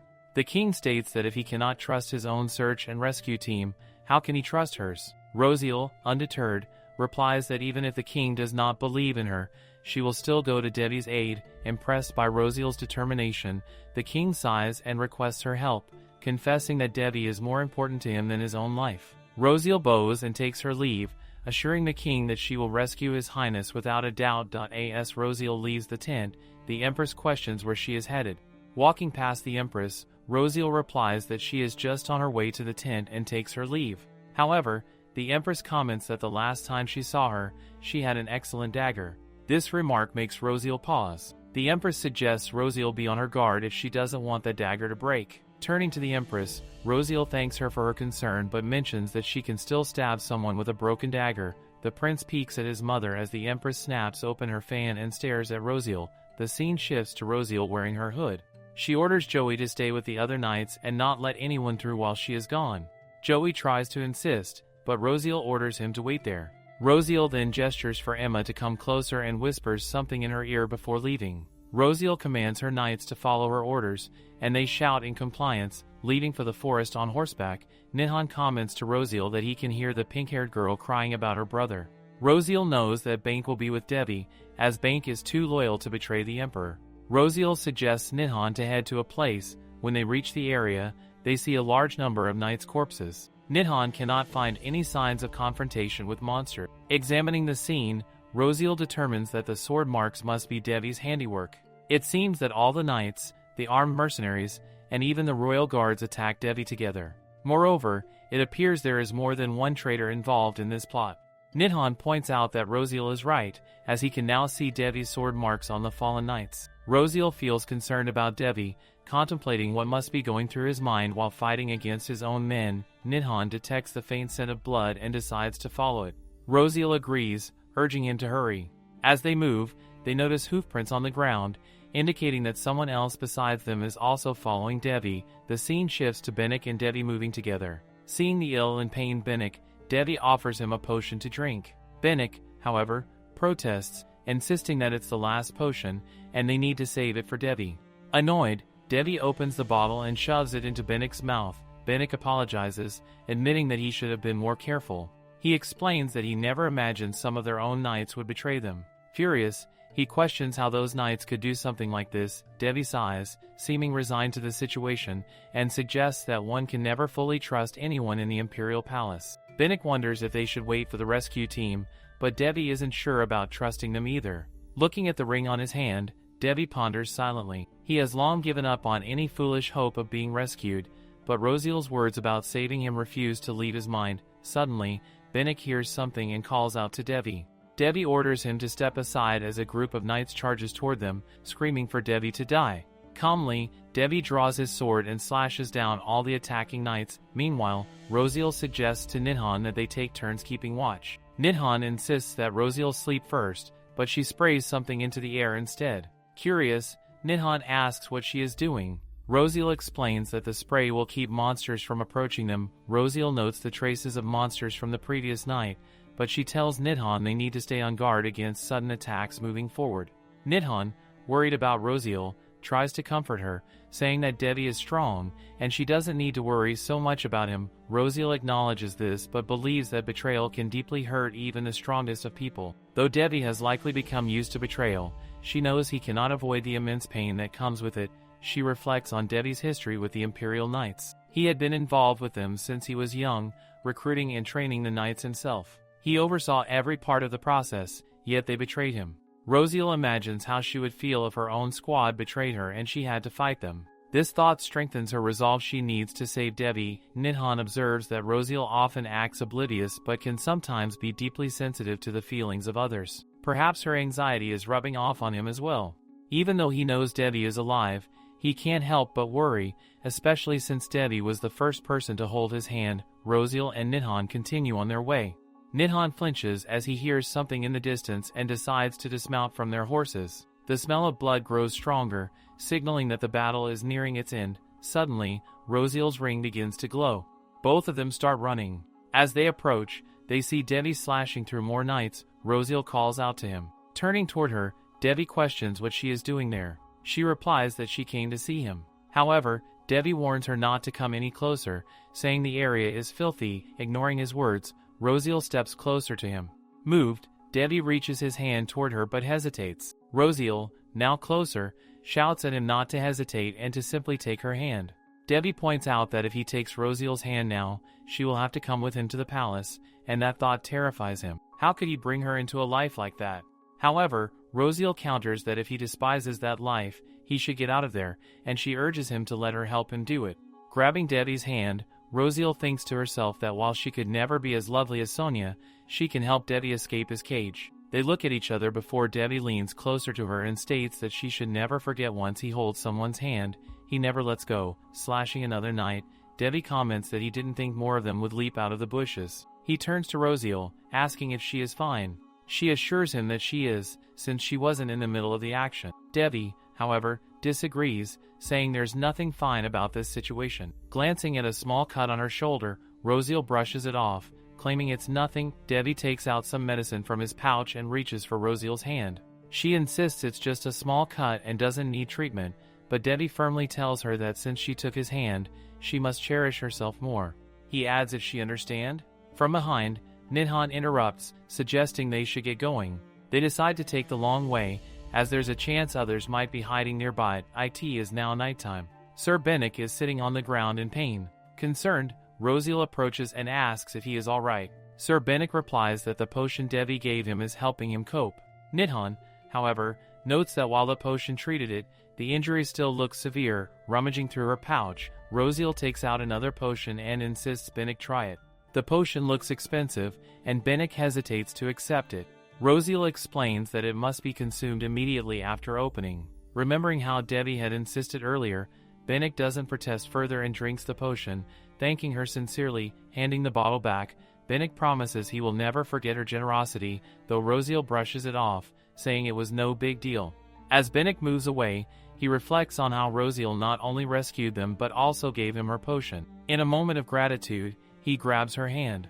But sensing Devi and Nidhan glaring at him, he quickly steps aside, explaining that he was moved and didn't notice what he was doing. Rosiel laughs it off, thinking he reminds her of her younger sister. But seeing Devi and Nidhan murmuring, Bennick feels as though he made a grave mistake. Rosiel decides to take the first night watch. Devi notices her deep in thought and wonders what she's thinking about. Sitting beside her, Rosiel asks why he isn't asleep. He hasn't been able to stop thinking about what she said earlier. Assuming he means her comment about leaving the palace, Rosiel moves closer, hurriedly explaining that she does have a plan and will share it with him once they are out of the forest and somewhere safe. She urges him to rest, but Devi wasn't thinking about that. Reaching for her hand, Devi admits he never thought she would actually come to save him. After a moment of silence, Rosiel sighs, saying that in the end, Nithan's sense of smell proved more useful than the ring. She smiles, relieved to have found him, and dozes off. Nidhan appears from behind, teasing that he's here for the next watch,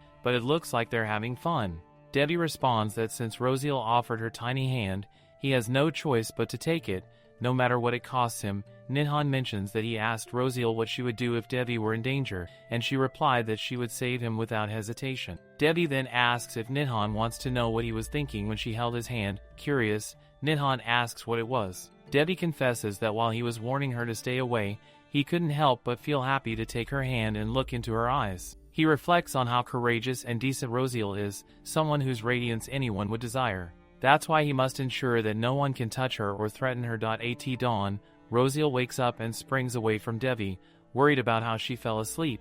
She asks if it was uncomfortable for him, but Devi reassures her that he was fine. They decide to leave as soon as possible, knowing His Majesty must be worried. Bennick wonders if the Empress might have infiltrated the night guards or portals. Rosiel reassures him, explaining that her maid should have sent word to Marquis Bright and Count Hepton. Even the Empress could not infiltrate the three families. Hearing this, Bennick becomes excited, impressed that Rosiel has already prepared a safe passage home. Devi looks at Rosiel and asks if they should get started.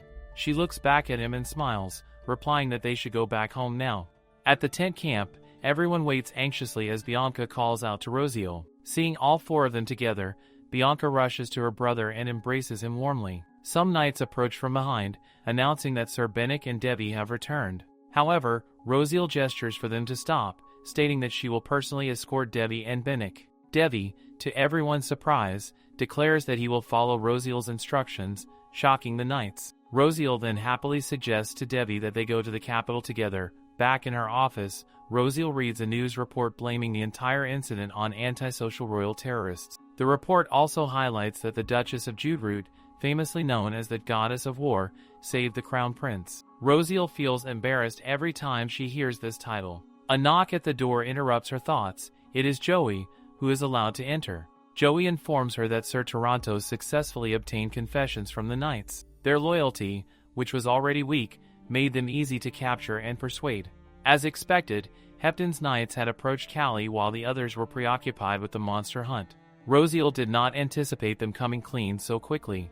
Reflecting on their lack of training, she acknowledges that disloyal knights can sometimes be worse than having none at all. Joey then asks Rosiel about her next plan. Since her opponents have revealed their cards, Rosiel decides it is time to start negotiation. Finally, she instructs Joey to deliver a letter to Arminth. The next day, Rosiel enters a room where Count Arminth is waiting. Upon seeing her, the Count remarks how unfortunate it is that such a long-standing misunderstanding exists. Rosiel coldly introduces herself as the head of her house and addresses him as Count Arminth. The Count, taken aback, reminds her that he has known her since she was a child. He questions whether this is how she intends to treat her best friend's father, with such impersonal formality. Unmoved, Rosiel reiterates that she stands before him as the Duchess of Judroot, her cold demeanor evident in her eyes. She asks if she has made herself clear. The Count flinches in horror at her tone. Rosiel then states that if he cannot treat her as the head of the Phantom family, she sees no reason to waste any more time on this conversation. Acknowledging their busy schedules, the Count suggests they get straight to the point. The Count, unnerved by her firmness, silently notes that Rosiel is far tougher than he had imagined or heard from rumors. He brings up Sonia, explaining that she will be tried for assault in the imperial court. He pleads with Rosiel to reconsider her misunderstanding and retract the charges. Rosiel questions what misunderstanding he is referring to. The Count admits that Sonia has a temper but argues that friends often fight, and things can get heated.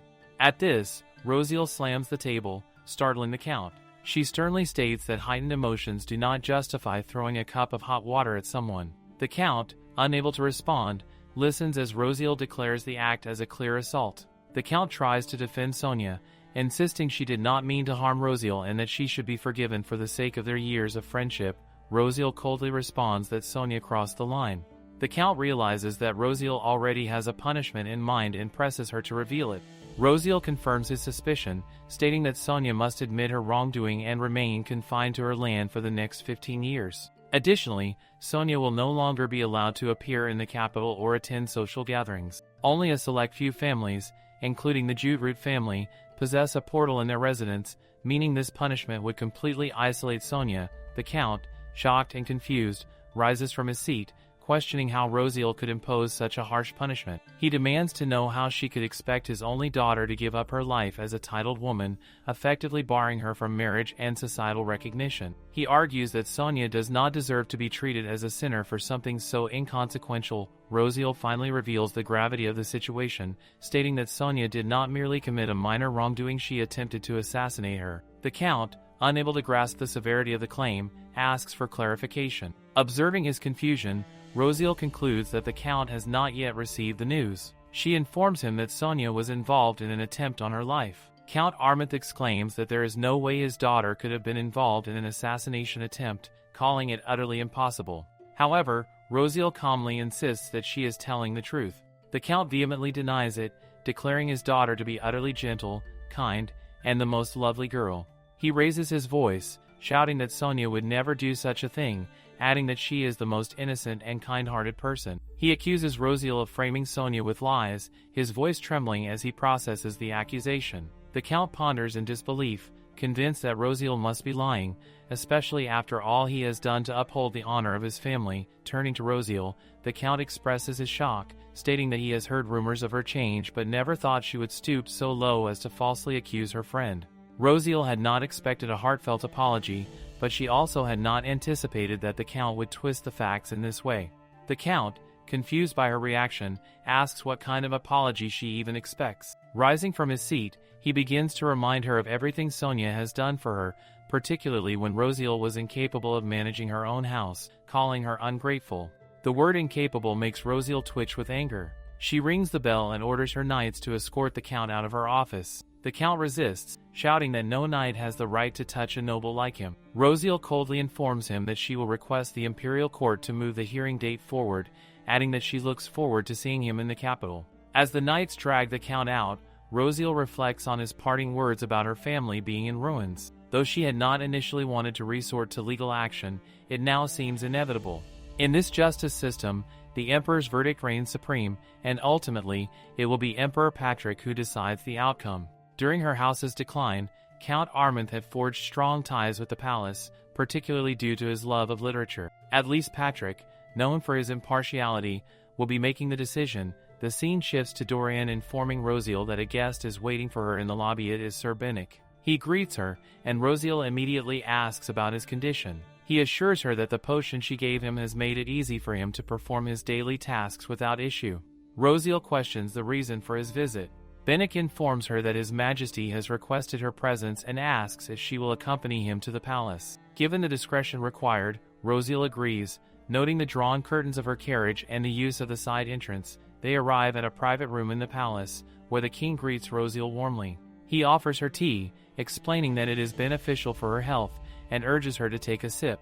Rosiel thanks him for his generosity. Drinking the tea, She finds it bitter but refrains from commenting. The king expresses his gratitude for her assistance, but Rosiel humbly insists that she was simply performing her duty. The king mentions that she also saved Reincarnates from harm and wishes to reward her. He assures her that the reward is nothing compared to the lives of his sons, so she need not worry about refusing out of humility. As Rosiel quietly eats, the king shares an interesting fact. His sons never drink tea in the palace, even when thirsty. Their mother, he explains, died from poisoned tea in front of their eyes. He had kept this tragedy hidden from the public for specific reasons. Rosiel believes that the king must have made this decision for Reincarnates' sake, and Devi must have agreed with his father's choice. Knowing this, the king wonders how Devi reacted when she went to rescue him. She tells the king that Devi's face showed no response at all, which made him appear even more precarious. As soon as Devi returned, he overhauled all the knights in the palace. The king reflects on his sons, explaining that both have been hurt countless times by the selfish greed of adults around them. Out of his own vengeful desires, the king appointed Devi as the crown prince to keep the current empress in check. Rosiel feels confused as to why the king is revealing all of this to her. The king explains that when she volunteered for Devi's rescue, he saw her as a light at the end of the tunnel. He acknowledges that Devi relies heavily on her, even to the extent of cutting ties with the Arments. Rosiel declares that the Judroot family is willing to fill whatever role the Arments had been playing. The king expresses concern, assuring her that he does not want to burden her further. He simply wishes for her to protect the happiness of his two sons since he cannot do so himself. Rosiel assures the king that she will do her best, and the king expresses his gratitude, feeling indebted to her. As Rosiel leaves the room, she asks where Devi is. Binnock informs her that Devi is in his office. Rosiel requests Binnock to escort her to see him. Reaching Devi's office, Binnock mentions that since it is an unofficial visit, he wonders if she can return immediately after a brief conversation. Rosiel assures him that she can, though she thinks to herself that Binnock is just as bad at stealth as Devi is. Rosiel enters the room, promising to return in 5 minutes. Binnock thanks her for keeping it brief. Rosiel knocks on the door. Hearing the knock, Devi, assuming it's Binnock, calls out from inside and tells him to take the additional paperwork back. Rosiel laughs, responding that she didn't bring more paperwork for him to handle at home. Startled, Devi hurriedly goes to open the door, shocked to see Rosiel standing there. She asks if she is interrupting, but Devi assures her it's not the case and invites her in. Noticing the paperwork piled on his desk, Rosiel remarks that she is, indeed, interrupting. Devi quickly dismisses the notion, joking that the papers are merely kindling for the fireplace. Peeking at the paperwork, Rosiel muses that if she had known he was this busy, she wouldn't have stopped by. Devi makes her leans against the table, prompting her to shift her attention to him instead of the boring paperwork. His sparkling, puppy-like eyes make her relent, and she agrees, suggesting they should sit down. Devi admits he hadn't known she was visiting the palace. Rosiel explains that her visit was due to an unofficial invitation from His Majesty. Devi looks confused, prompting Rosiel to elaborate that the king thanked her for her actions during the monster hunt and mentioned rewarding her accordingly. After thinking for a moment, Devi mutters that he should have mentioned it to him first. Rosiel, puzzled by his comment, asks what he means. Devi, blushing, thanks her for saving him. Rosiel chuckles and assures him that she will always come to his aid. Devi confesses that he never imagined someone would rescue him, which made her appearance all the more significant to him. Rosiel tells him that she read in the news that the anti-emperor parties were convicted for the crime. Devi sighs, noting how they eradicated the threats and pinned the blame on false perpetrators, adding that it happens like this every time. Shifting the subject, Rosiel tells Devi of her plan to remove the current empress from her throne. She believes that if it weren't for the empress, Devi would have been freed not only from his burdens but also from his title as crown prince. Devi firmly agrees, stating that he would not hesitate to walk away from it all.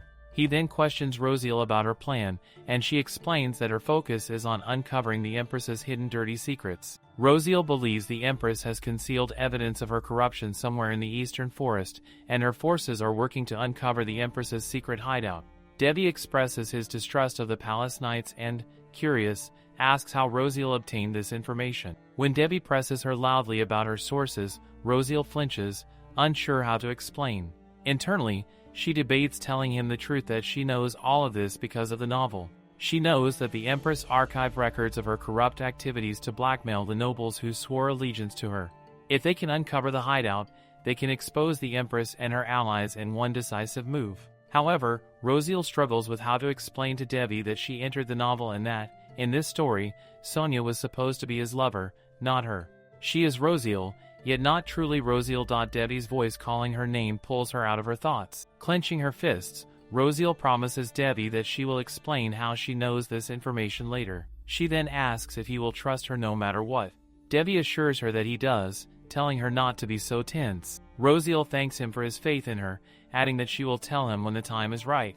Debbie, deep in thought, believes he couldn't blame her even if she had deceived him. He reassures her that he will wait for her to feel ready. A knock on the door signals Bennick's return. Rosiel realizes it's time for her to leave. As she rises from her seat, Debbie grabs her hand and makes her promise not to do anything reckless. He also insists that they will face this challenge together. Staring into his eyes, Rosiel agrees and promises him the trial is set for 5 days later. Looking through the papers on the table, Rosiel wonders if this is the Emperor's reward. However, she can't help but feel it is going overboard. As a reward, the king grants Rosiel his vacation home in Nobitha.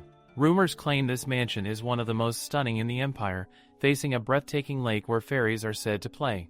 This home was supposedly cherished by the first emperor even more than his empress, and its monetary value is astronomical.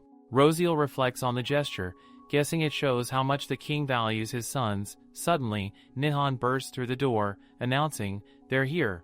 Erdit, following behind, points out that he should have knocked first. Rosiel welcomes Erdit back, and he greets her with a cheerful, "Good morning." Noticing the paperwork on her desk, Erdit asks if she needs help sorting it. Rosiel explains that the papers are for the trial, which reminds her of something. She mentions that Nihon discovered Sonia's coin pouch at the Assassin's Guild. Nihon interjects, saying that Debbie has the pouch now, and asks if she needs it.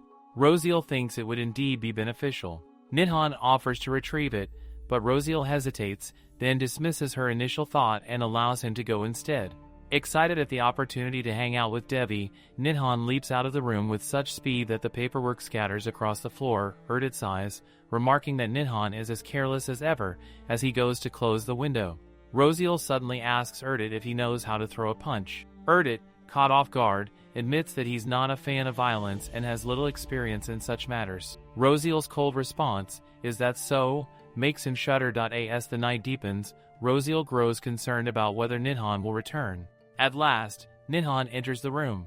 Before Rosiel can scold him for being late, she is shocked when he explains that Debbie was delayed, and that's why he took longer. Debbie enters behind him, greeting Rosiel. Nihon adds that Debbie has something to discuss with her, which is why he came along. Debbie invites them to sit and talk. Seated, Rosiel asks what Debbie wants to discuss. Debbie inquires if she plans to use Sonia's coin pouch as evidence during the trial. When Rosiel confirms, Debbie suggests that he should bring the pouch to the palace himself. Curious, Rosiel asks for his reasoning. Debbie explains that they need to ensure the coin pouch is indisputably linked to Sonia. If she denies ownership during the trial, they could face a significant setback. Rosiel agrees with his logic, as she had been considering that possibility herself, and asks if Debbie has a plan. As Debbie begins to explain, he notices Rosiel staring at him and asks if she has something to say. She hesitates, expressing concern that involving himself in this matter may force him to turn against an old friend. Debbie dismisses her worry, assuring her that he would be the most effective at executing the plan, and asks if she doesn't trust him. Rosiel quickly clarifies that it's not a matter of trust but concern. Sonia was his close friend for years, and she's worried about how this might affect him. Debbie admits that their past friendship does weigh on him, especially after reading the sentence Rosiel proposed for Sonia. Rosiel begins to wonder if her suggested punishment was too harsh, but Debbie reassures her. Given the possibility of retaliation, her sentence was the most appropriate. Debbie knows he might act terribly if Sonia threatened Rosiel ever again. Sonia's obsession with attention likely stems from being surrounded by love and adoration from her family, friends, and high society. Perhaps isolation is exactly what she needs. Debbie then reminds Rosiel of what he had told her when she said she wouldn't hesitate to attack Sonia. Rosiel recalls his words clearly. Debbie reiterates that he's fine with the situation and reassures her that she doesn't need to worry about him. Before the conversation can continue, Nihon interrupts, visibly annoyed at how serious they've become. Rosiel, irritated, tells Nihon to shut up. It was getting late, so Debbie plans he should leave now. As Nihon lingers, he notices Rosiel writing something and asks what she's doing. She was drafting plans to form a reconnaissance party after the trial. Curious, Ninhan asks where she intends to conduct reconnaissance. Rosiel explains that she needs to investigate something important. She then turns to Ninhan, asking if he remembers what she once told him, that he never belonged to this world. Ninhan replies that he remembers clearly, boasting of his excellent memory. Rosiel taps on the desk, stating that every noble has an ultimate villain they must overcome, even if they never plan to get involved with them. However, she has changed her mind. Rosiel declares with unwavering resolve that she will go after the ultimate villain herself. Over time, Devi has become dear to Rosiel, and she cannot simply sit back and let this happen to him. She has a strong feeling that this fight will be bloodier than the territorial war. Ninhan questions if the villain might be Devi's enemy. His words startle Rosiel, but Ninhan clarifies that he is merely speculating and offers his assistance if needed. Rosiel, however, is concerned about him getting involved. Ninhan reminds her that he owes Devi for all the help Devi has given him. Meanwhile, Erdit, peeking through the slightly open door, wonders if they are still awake at such a late hour. Rosiel assures him that they are going to sleep, but Ninhan insists Erdit join him for a game if he hasn't gone to bed yet. Erdit declines, stating he is heading to bed. On the day of the trial at the Judroot residence, Rosiel prepares herself for the courtroom. Ninhan reminds her that he cannot accompany her inside, but offers to kill the woman responsible if things take a turn for the worse. Rosiel firmly tells him there is no need for that and asks him instead to keep praying for her. Erdit mentions that the courthouse is surrounded by journalists. Erdit notes that the trial must be garnering significant public interest, as it seems like everyone is awaiting the verdict. The attention is unsurprising, considering it involves the so-called goddess of war. Agitated, Rosiel orders them never to call her by that title again. As she stands ready to enter the courtroom, Joey approaches from behind, informing her that all the preparations have been made. With a steady breath, Rosiel braces herself and steps forward, ready to face what lies ahead. At the courtroom, people are gathered, murmuring amongst themselves. Sonia and her father stand to the side, watching the growing crowd. As Rosiel walks past them, she briefly blocks their way. Sonia steps forward, questioning whether Rosiel truly needs to go this far. Rosiel responds calmly but firmly, stating that everything happening now is a result of Sonia's refusal to acknowledge her wrongdoings. Sonia falls silent for a moment before turning to Rosiel. She says she doesn't know what Rosiel told her father, but he believed her story. With a smirk, Sonia adds that she will make sure everyone else believes her story too. Rosiel walks towards Sonia and whispers a question, asking where her knights are. The unexpected words cause Sonia's eyes to widen in surprise. Rosiel steps away, leaving Sonia trembling in place as her father asks her what is wrong. Without answering, Sonia remains still, unable to compose herself. Rosiel enters the courtroom, where the imperial trial is about to begin.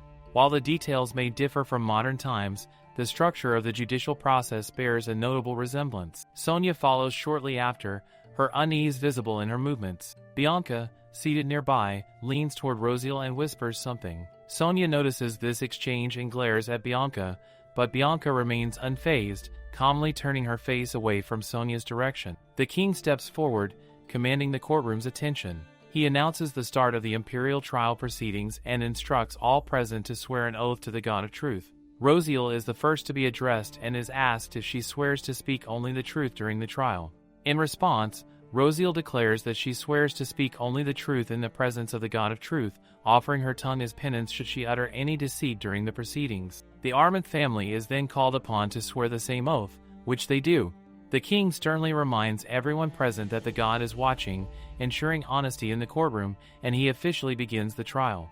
The king announces the first charge, stating that Miss Sonia is accused of physically assaulting Rosiel. As punishment, Rosiel has requested that Sonia be sentenced to 15 years of confinement in her territory. However, the Armand family has rejected this sentence. At this point, Rosiel raises her hand, prompting the king to ask if she wishes to speak. Rosiel steps forward and declares that she wishes to add another charge against Sonia, accusing her of attempting to kill a resident of Rosiel's dukedom. Count Armand immediately rises, his voice filled with outrage, demanding to know what nonsense Rosiel is speaking. The king slams his hand down to restore order in the courtroom, commanding silence as he requests evidence from Rosiel to support her claim. Rosiel presents her evidence, handing over a document to the king. He reviews it carefully before turning to Sonia and instructing her to stand. The king begins questioning Sonia directly to verify Rosiel's claims. His first question is clear, Has Sonia sent knights from her family to assassinate residents of Rosiel's territory? Count Armand shouts in defense of his daughter, declaring that she could never commit such an act. The king slams his hand down once more, roaring that his question was directed at Miss Sonia and no one else. Sonia, however, remains motionless, frozen in place, unable to answer. The king repeats his question to Sonia, asking again if she truly dispatched her knights to kill a resident of Rosiel's dukedom. Count Armand insists that Sonia tell the truth. Rosiel stands again, addressing the court, and mentions that she suspects Sonia will deny the charges. To ensure clarity, she requests to present clearer evidence. At her signal, Joey steps forward and opens the door. The courtroom falls into murmurs as Sonia's knights, captured by Rosiel's forces, are brought in along with Callie, the resident Sonia allegedly tried to kill. Sonia looks back and freezes in shock. Count Armand rises in anger, demanding why his daughter would do such a thing. Rosiel responds coolly, explaining that Sonia's actions were meant to hide the fact that she had paid Rosiel's maid, Callie, to assassinate her. Sonia glares at her captured knights, her demeanor faltering. Looks like our little fox has officially run out of hiding spots now. The king restores order in the courtroom and turns to Sonia, demanding an explanation. Sonia, visibly nervous, denies the accusation. She claims she has never even spoken to Callie and insists that her knights sought Callie only to warn her against spreading false rumors. Callie, visibly enraged, points directly at Sonia and calls her a liar. She accuses Sonia of pushing her into the path of a carriage, leaving her paralyzed from the waist down. Her voice trembles with anger as she demands to know how Sonia dares to lie so blatantly. Sonia, feigning composure, claims she never did such a thing. Callie shouts back, furious, asking how Sonia can lie to her face. Sonia internally dismisses Callie's accusations, thinking no one would ever believe a mere peasant over her testimony. Callie, refusing to back down, yells that Sonia pushed her to cover up the fact that she had commissioned Callie to assassinate Rosiel. She adds that Sonia paid her directly and that she knows all the details. Rosiel interjects, pointing out that she already has confessions from Sonia's knights about the orders Sonia gave them. The courtroom erupts into murmurs as people question why Sonia would go to such lengths. Her actions seem to confirm her guilt. The king sits silently for a moment, unsure how to proceed. Count Armand rises and protests, claiming that all Rosiel has are the words of a commoner and baseless hypotheses. He insists that she has no solid evidence. Devi, calm and deliberate, steps into the discussion. He asserts that there is, in fact, solid evidence supporting Rosiel's claims. As he speaks, he enters the courtroom with one of the Armand household maids. The sight of the maid shocks both Count Armand and Sonia. Debbie presents a small money pouch as evidence and introduces the maid, Hilda, as a witness. Debbie explains that the pouch is a limited edition item from a popular general store in the city. He reveals that it was found at the Assassin's Guild where Callie had been seen. Debbie further adds that the guild leader is currently in imperial prison and can testify to these facts. Count Armand, still defiant, questions how they can prove the money pouch belongs to his daughter. Debbie responds confidently, presenting additional evidence. He explains that each pouch came with a unique certificate of authenticity from the designer. The embroidery inside the pouch matches the certificate belonging to Sonia. Sonia wonders how Debbie was able to get his hands on this certificate and glares at Hilda, who avoids her gaze. It becomes apparent that Hilda had provided the certificate to Debbie. Debbie adds that Hilda also witnessed several key events that corroborate Callie's accusation. Hilda hesitantly steps forward to testify. She admits that she witnessed Sonia pushing Callie. She explains that she remained silent out of fear, knowing that revealing too many secrets about her mistress could lead to dire consequences. The king asks Hilda if she is certain of her testimony. Hilda swears on the God of Truth that she saw the incident clearly, as Sonia had been wearing her distinctive robe at the time. Sonia shouts angrily, accusing Callie of stealing the money pouch and insisting that this is why it was found at the guild. Rosiel mocks her, questioning whether Sonia's supposed anger over a stolen pouch led her to push Callie. Even the king sighs in frustration, visibly exasperated by the chaos of the trial. The king finally declares that he has never witnessed such a chaotic trial in his years as ruler of the empire. He orders the court-martials to prepare for a ruling based on the overwhelming evidence, choosing to forego further proceedings. The king rules Sonia guilty of physical assault against Rosiel and of the attempted murder of Callie. However, he states that he remains unconvinced of the charge regarding Sonia's intentional payment to Callie, citing a lack of definitive evidence. As punishment, the king forbids Sonia from entering the capital or attending social events indefinitely. Additionally, the Armand family must pay a fine determined by the palace. While Rosiel initially suggested confining Sonia to her town territory, the king orders her to house arrest in a remote location chosen by the palace. The duration of her confinement is left entirely to Rosiel's discretion. As the ruling is announced, Sonia trembles visibly, her confidence completely shattered. Rosiel glances at her, calm and composed. Count Armand, refusing to let matters rest, shouts that he has heard about Rosiel saving Debbie and also that the king has rewarded her for it. Coldly, the king responds, "What is his point?"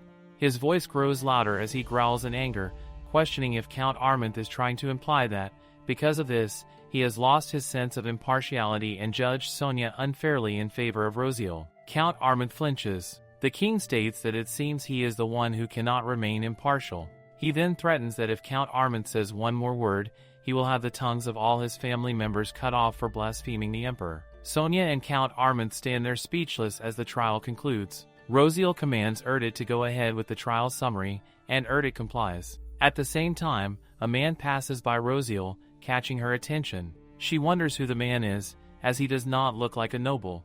Erdit calls out to Rosiel, asking what is happening, but she dismisses it, saying she will meet him at the residence. As they leave, the man in the hood glares at them. Later, Rosiel is seen walking through a corridor. She notices Count Armand, who appears to be questioning someone, asking if they are happy now. Curious, Rosiel peeks to see who he is talking to. It's Debbie. Debbie responds calmly, saying, "No, not at all." Sonia, sobbing, yells, demanding to know why Debbie is here now, claiming it is too late for apologies. She accuses him of even enticing her maid to testify against her. "Are you crazy?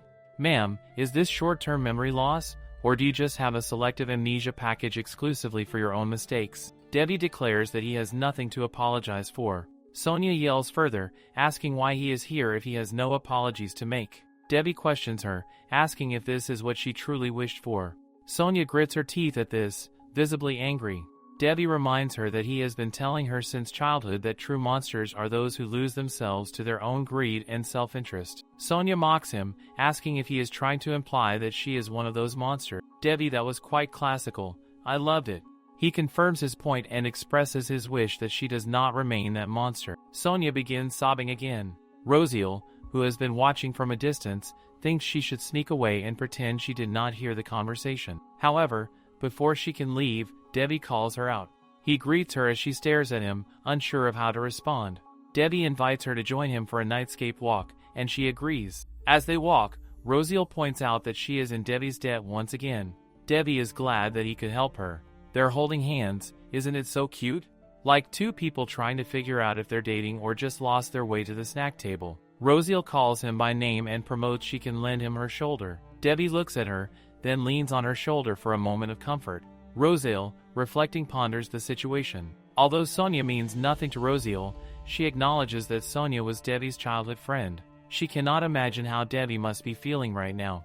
In an attempt to comfort him, Rosiel pats Debbie's back gently, which makes him chuckle, clearly proving that romance wasn't just out of her league, it wasn't even in her playbook. Rosiel tells him that when she was a child, she saw other kids make wishes upon shooting stars. Debbie agrees, mentioning that some children do that, and asks if she ever made such a wish. Rosiel replies that she cannot remember, adding that even as a child, she likely lacked the patience for such nonsense. As they continue walking, still holding hands, Rosiel questions if Debbie has ever wished for something. Debbie shares that once, he wished he would never become like those in the palace. Rosiel reassures him, telling him that he will never become like them because now he has a reason to leave the palace. Debbie, touched by her words, checks her expression. Taking her hand, he brings it to the side of his face and reveals his feelings. He confesses that he wants her and that he likes her a lot. Rosiel stares at him, surprised, but then lowers her head. She admits she cannot accept his feelings, not until she tells him her secret. Rosiel tells Debbie that she has a secret to share with him. Debbie, curious, questions her, asking, "What secret?" Rosiel hesitates, pondering whether she should tell him today. She decides against it, reasoning that she doesn't want to burden him further, and more importantly, she is not ready to reveal it yet. Rosiel states that when she eventually tells him this secret, she also wants to share her feelings and hopes to hear his in response. She wonders aloud if that would be fine with him. Debbie squeezes Rosiel's hands gently and assures her that he will wait, though he expresses his hope that she won't keep him waiting for too long. The next day, Rosiel is seen warming up. The Armenth have returned to their territory as quickly as they could, and now the tabloids are sure to be filled with news for a while. Nidhan approaches Rosiel and asks why she is up so early. Rosiel replies that her body woke her up and she couldn't fall back asleep. Man, I need to trade my body in for one with an early wake-up feature. Rosiel smirks and asks if he's itching for some action. She proposes that they spar, to which Nidhan confidently agrees, stating that he's not an easy opponent. They both stand facing each other. Nidhan insists that Rosiel go first, and she doesn't refuse. She rushes toward him, leaping forward as their swords clash with a loud clang. Rosiel lands another hit, this time managing to slash Nithan's collar. Nidhan, leaping back, remarks that if she's going to go this hard, he might have to reconsider his strategy. Rosiel counters by reminding him that he himself claimed to be a tough opponent. Nidhan avoids her dagger but can't help feeling curious about how she managed to slash his collar. As Rosiel steps forward again, Nidhan flinches, noticing that she is extending her sword with her aura. Alarmed, he shouts for her to stop and accuses her of sparring with him just to test her aura. Rosiel admits that testing her aura was one of the reasons, but she adds that she also has a lot on her mind. Erdit arrives and questions what they are doing. Nidhan immediately snitches on Rosiel, complaining that she tricked him by using her aura to extend her sword. For someone who's supposed to be an assassin, Nithan's whining makes him look more like a grumpy puppy. However, Erdit points out that it looks like Rosiel is the one suffering while Nidhan is the one complaining. Rosiel believes this is because Nidhan is stronger than her. Erdit gets lost in thought when Nidhan sarcastically asks if Erdit wants to join them. Scoffing, Erdit decides it's time to showcase the skills Rosiel taught him. Erdit agrees to spar, and Nidhan taunts him, telling him to bring it on. The scene shifts to Nidhan grumbling and accusing both Rosiel and Erdit of being cheaters. He complains, incredulous, about Erdit punching him in the gut. Erdit, moving forward, calmly replies that this is why they're getting him macarons. Rosiel mocks Nidhan, teasing him about being so easily fooled in today's world. Erdit notices that the marketplace is bustling and Rosiel suggests they should find someone else to handle the macaron duty. Nidhan agrees. As they are leaving, someone grabs Rosiel's dress to get her attention. A young boy timidly requests if she can buy a bag of candy from him. Rosiel stares at the boy for a moment before crouching down to his level. She gently questions him, asking who told him to sell the candy. To ease his nerves, she assures him that it's okay to tell her and insists that he hand over the bag. She promises to take care of the rest. The boy reveals that someone is waiting in the back alley behind the fishmonger. Rosiel gives him a coin and instructs him to run as fast as he can and not to look back after handing her the bag. The boy obeys her instructions and runs off. Nidhan, curious, asks how she figured it all out when he didn't say anything initially. Rosiel explains that the boy was trembling too much for a normal child selling candy. Nidhan praises her intuition, but Erdit looks concerned, wondering if they might be in danger. Rosiel assures him they're fine and turns to Nidhan, asking how many people are in the alley. Nidhan focuses and hears 2 people, but he isn't entirely sure.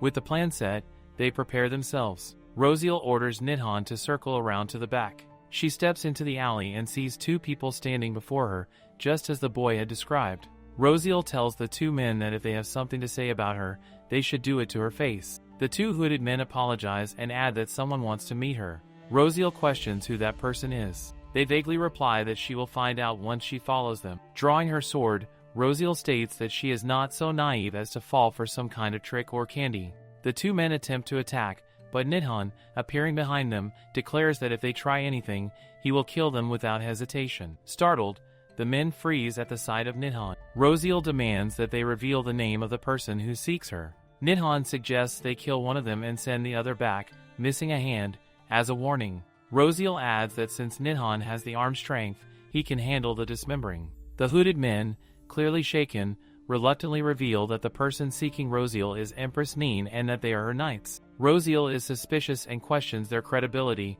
asking if they have proof. They assure her they are telling the truth. Rosiel ponders that she has even less reason to follow them, wondering what Empress Neen could want from her during an unofficial visit.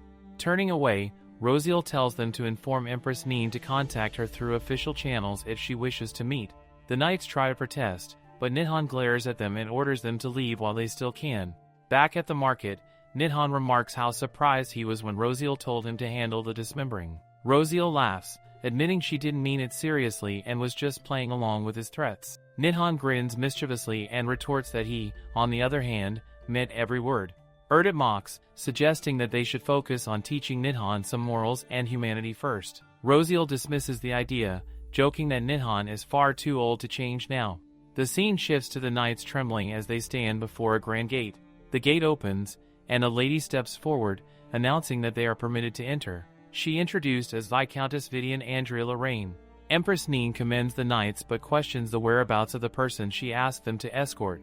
The knights tremble and explain that they informed Rosiel of Empress Neen's summons but were confronted by her powerful security detail. They admit they were threatened with death and even dared to request that Empress Neen contact Rosiel through official channels. Her Majesty grows angry, furious that they revealed her involvement despite her orders to keep it discreet.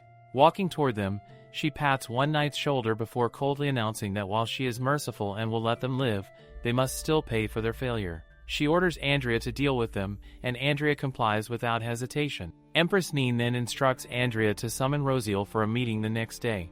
The next day, Andrea waits in the lobby with two knights. Rosiel is informed that someone is waiting for her and notes that the response was quicker than expected. Andrea bows, introducing herself and expressing her pleasure at meeting Rosiel. She explains that she is the Empress's right-hand woman, renowned for her unwavering loyalty and obedience. Rosiel suggests they move to the guest lounge, but Andrea dismisses the idea, stating that the Empress is waiting and they must leave immediately. Nidhan grumbles, complaining about the Empress's lack of manners, calling Rosiel so abruptly since yesterday.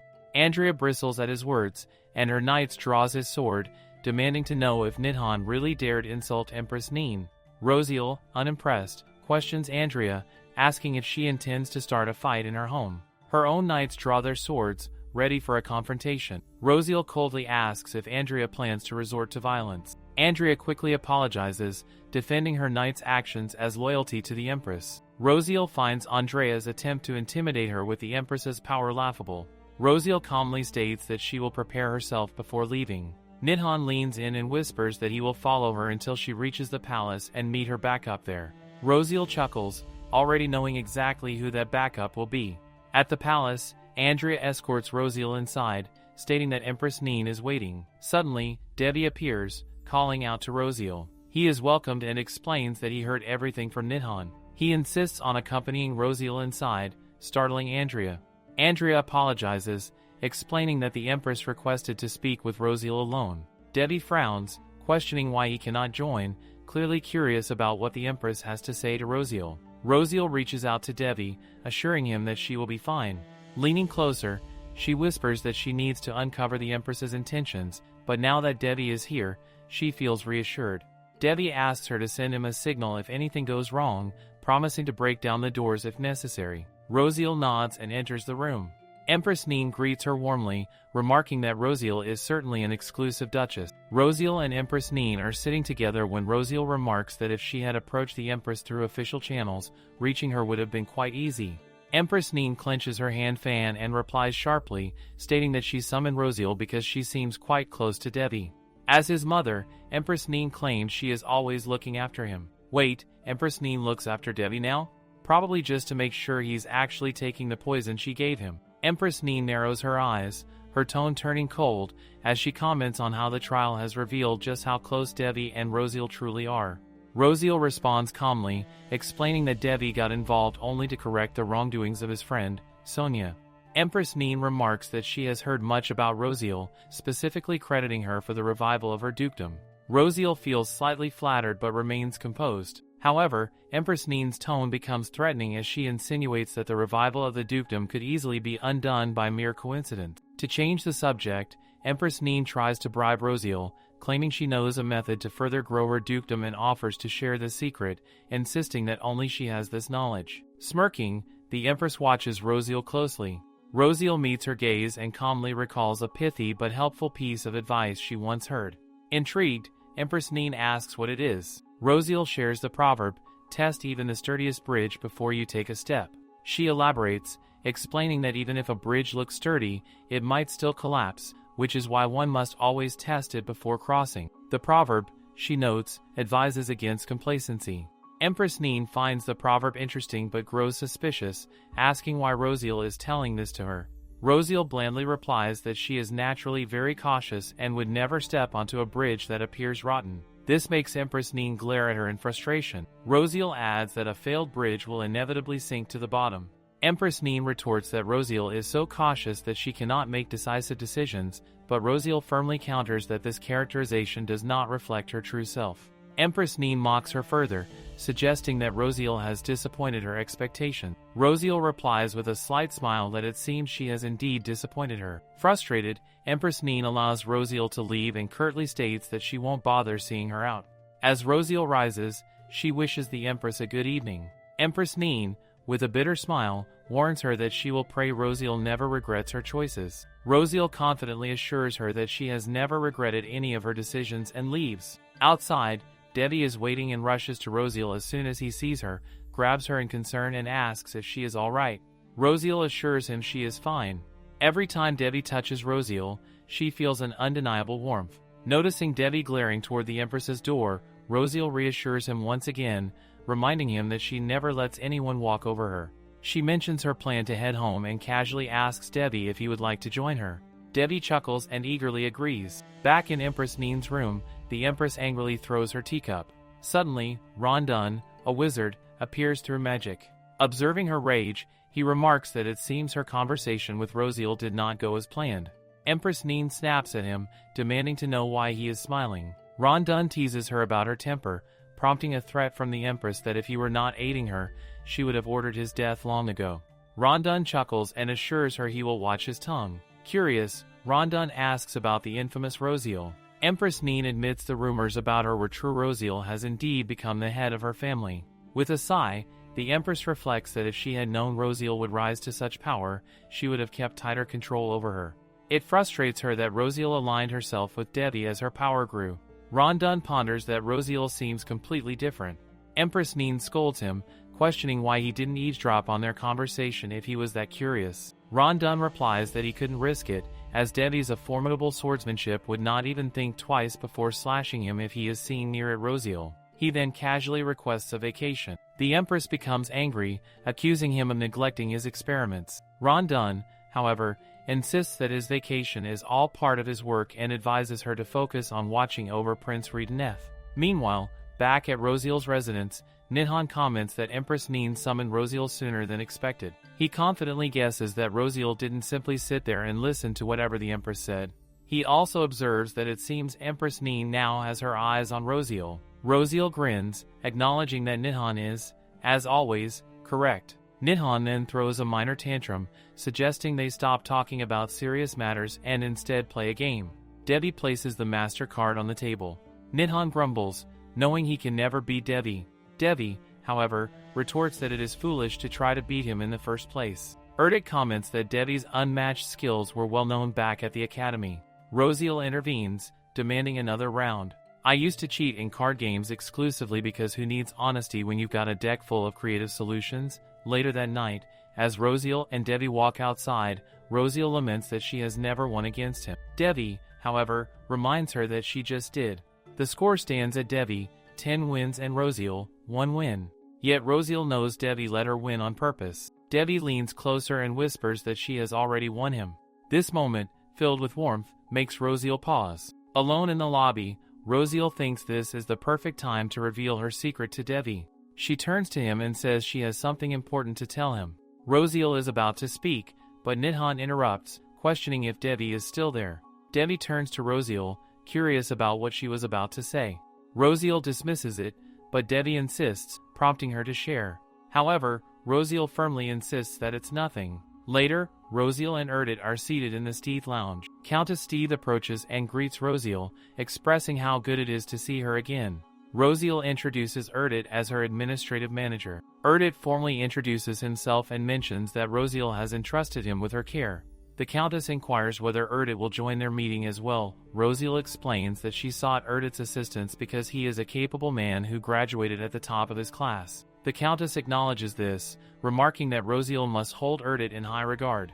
The Countess then suggests they begin by examining the item, and Rosiel agrees. The Countess questions whether the reason behind Rosiel's territorial conquest lies within the box. Rosiel confirms this. The Countess opens the box and examines the stones, finally understanding why Rosiel had been so eager and prepared for battle. Rosiel informs the Countess that there are enough Earthstones underground to be mined for several centuries. The Countess remarks that these stones will undoubtedly bring unprecedented prosperity to Rosiel's family. Based on recent events, the Countess believes Rosiel's dukedom is quite strong, and with this newfound wealth, the Duchess may be even more formidable than the Countess initially thought. Rosiel reveals that she wants to entrust the Steeth family enterprise with the distribution of the Lifestones. The Countess sees no reason to refuse and is, in fact, delighted by Rosiel's generous offer. However, the Countess pauses to ask how Rosiel discovered the true value of these mines when no one else did. She quickly dismisses the question, noting that a businesswoman should focus on seizing opportunities rather than satisfying curiosity. Rosiel reflects on the Countess's business acumen.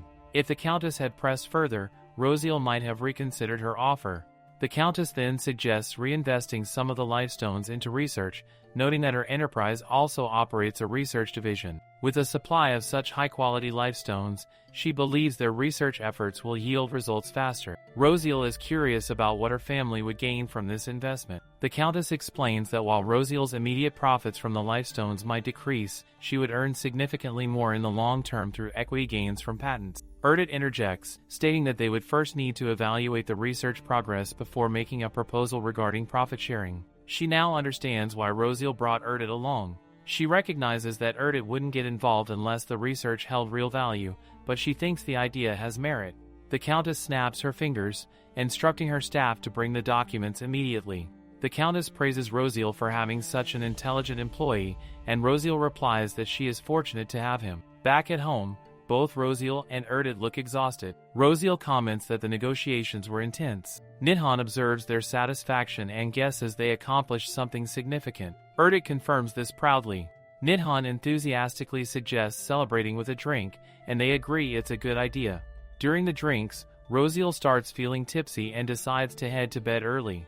Outside, Erdit follows her and calls out to her. Rosiel turns and asks if he has something to say. Erdit hesitates but ultimately dismisses it, saying it's nothing. Internally, he scolds himself, wondering why he even considered confessing his feelings for her. Rosiel responds that it's good because she has something to tell him too. Erdit flinches and asks what it is. Rosiel reminds him of when she told him she viewed her life in this world as a novel. She then explains that she knew about him beforehand because she had read about him in a book. That's why she invited him into her family. This revelation shocks Erdit. Rosiel continues, saying that he was destined to work in the palace due to his talents, and she knew this in advance. That's why she hired him immediately. She admits it was a betrayal and acknowledges that he might be angry, but she tried to treat him well despite her guilt over taking away his chance to work in the palace. Rosiel confesses that, at first, she saw everyone as mere characters in a novel, but now she understands that she needs to express her late apologies because now this world is her reality. Erdit is deeply affected by this revelation. He realizes that, although he was moved by her kindness, it was merely part of some larger scheme. Struggling with his emotions, he tells Rosiel that he is confused and needs time to process everything. He suggests continuing the conversation later. Rosiel, though saddened, agrees. As Erdit walks away, she reflects on how she had anticipated his reaction but still feels disappointed. She is now left wondering how she will explain all to Devi. The next morning, Rosiel is seen doing an aggressive warm-up. She wipes her sweat when someone calls out to her it is Devi.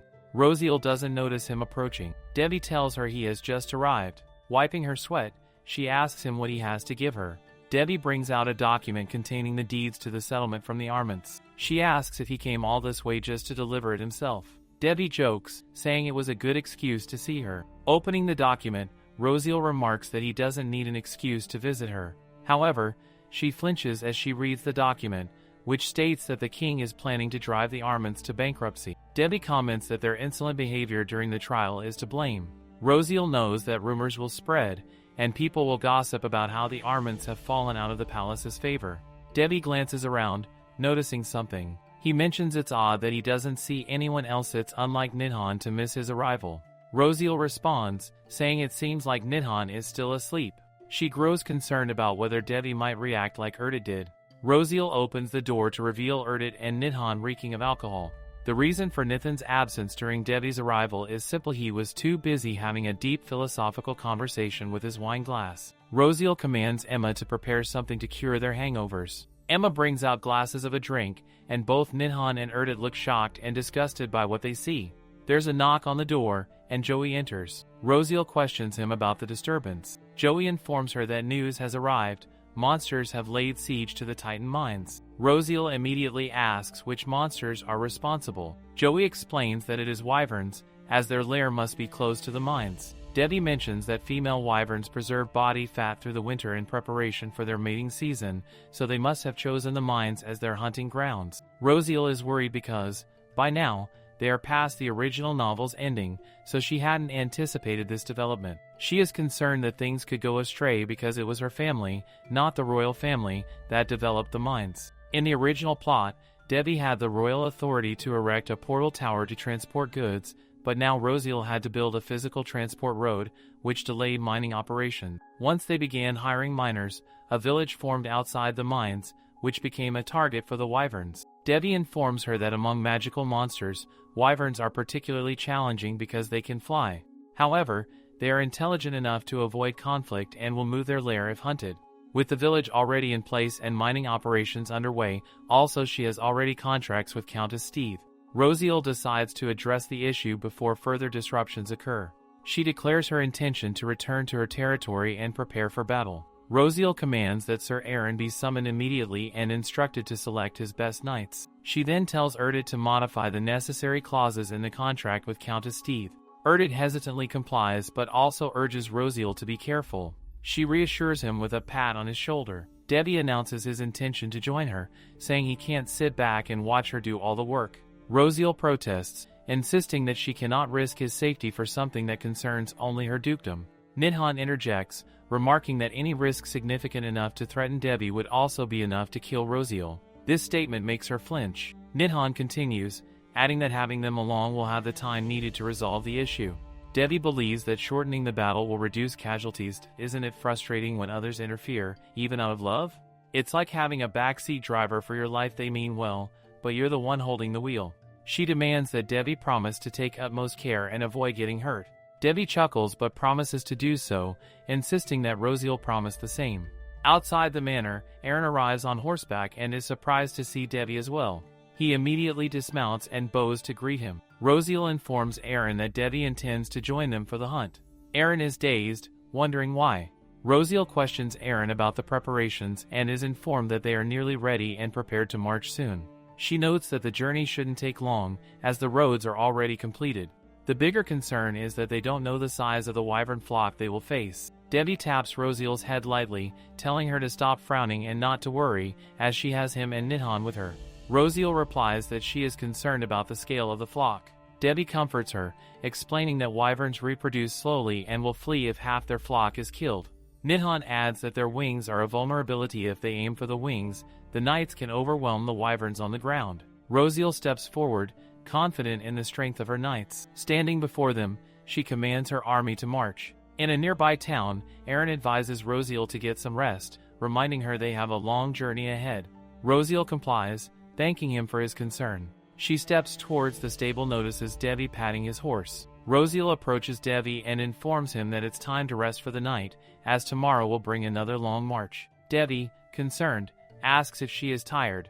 Rosiel is terribly exhausted, but before she can say anything, Debbie extends his hand, inviting her to come closer. Rosiel takes his hand, and Debbie's aura begins to manifest around her. He explains that surrounding herself with his aura will help relieve her exhaustion. It's not a cure-all, he clarifies, but it's effective. Rosiel immediately feels a difference. Her attention is drawn to Debbie's horse, and she praises it as a marvelous creature, adding that she had noticed it during their last encounter. Debbie shares that the horse's name is Daint, mentioning that, while the horse can be feisty at times, he's loyal. Rosiel moves closer to Daint and greets him.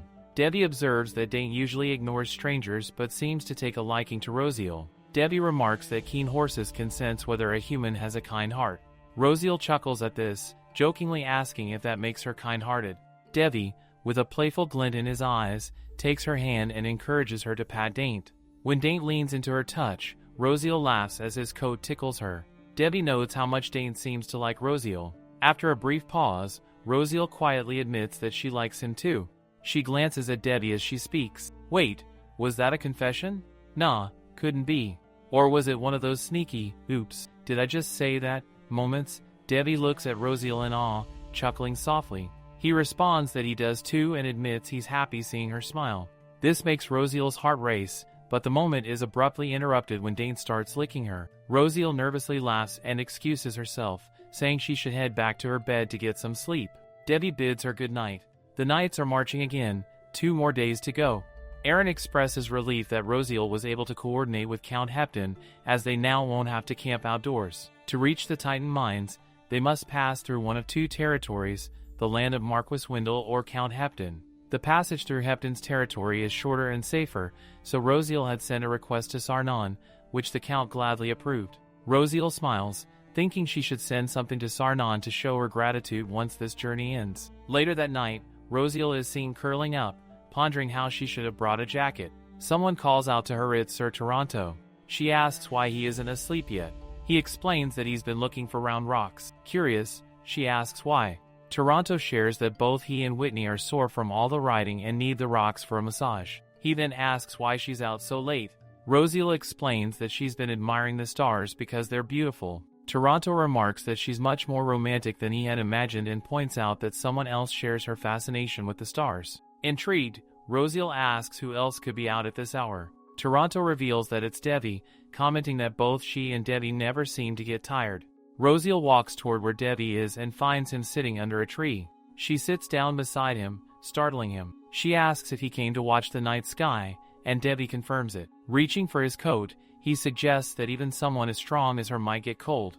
Rosiel insists that if he gives her his coat, he'll feel cold instead. Debbie smirks and suggests there's another way for them both to stay warm. Rosiel hesitates, asking what he means. Debbie extends his hand and invites her to sit between his legs. Though hesitant, Rosiel eventually agrees, drawn by the cold. As she settles between his legs, she realizes it's much warmer now. Debbie chuckles, pleased that his plan worked. A shooting star streaks across the sky, and Rosiel excitedly says she needs to make a wish. Debbie, curious, asks if she still has wishes left. Rosiel solemnly replies that she recently discovered a new one. Debbie gently asks what her wish is. She admits that she wishes for him to still like her, even after he learns her secret. Debbie is taken aback what kind of secret could cause someone so strong and resilient to tremble like this. He presses her closer and reassures her, stating that even death couldn't make him stop desiring her. This totally feels like a neighborhood reflection song. Don't ask me why, it just does. Rosiel bites her lip, hesitating, and finally asks, even if she is not the real Rosiel? Debbie questions if she could explain what she means slowly and clearly. She tells him everything, how she ended up here, why things unfolded the way they did.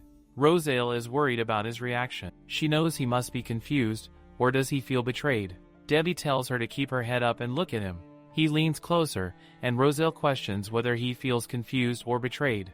Debbie replies that he would be lying if he said he wasn't a bit confused, but that it doesn't matter much to him anymore. Where the hell are men like this hiding? Do they come with a secret map? Or do I need to summon them with a rare artifact and a full moon ritual? She states that everything from the mines to Sonia was shaped by her decisions, and Debbie was impacted the most. And above all, she isn't even the real Rosiel. Debbie reaches for her hands and responds that he doesn't care about the mines, and Sonia was merely a friend.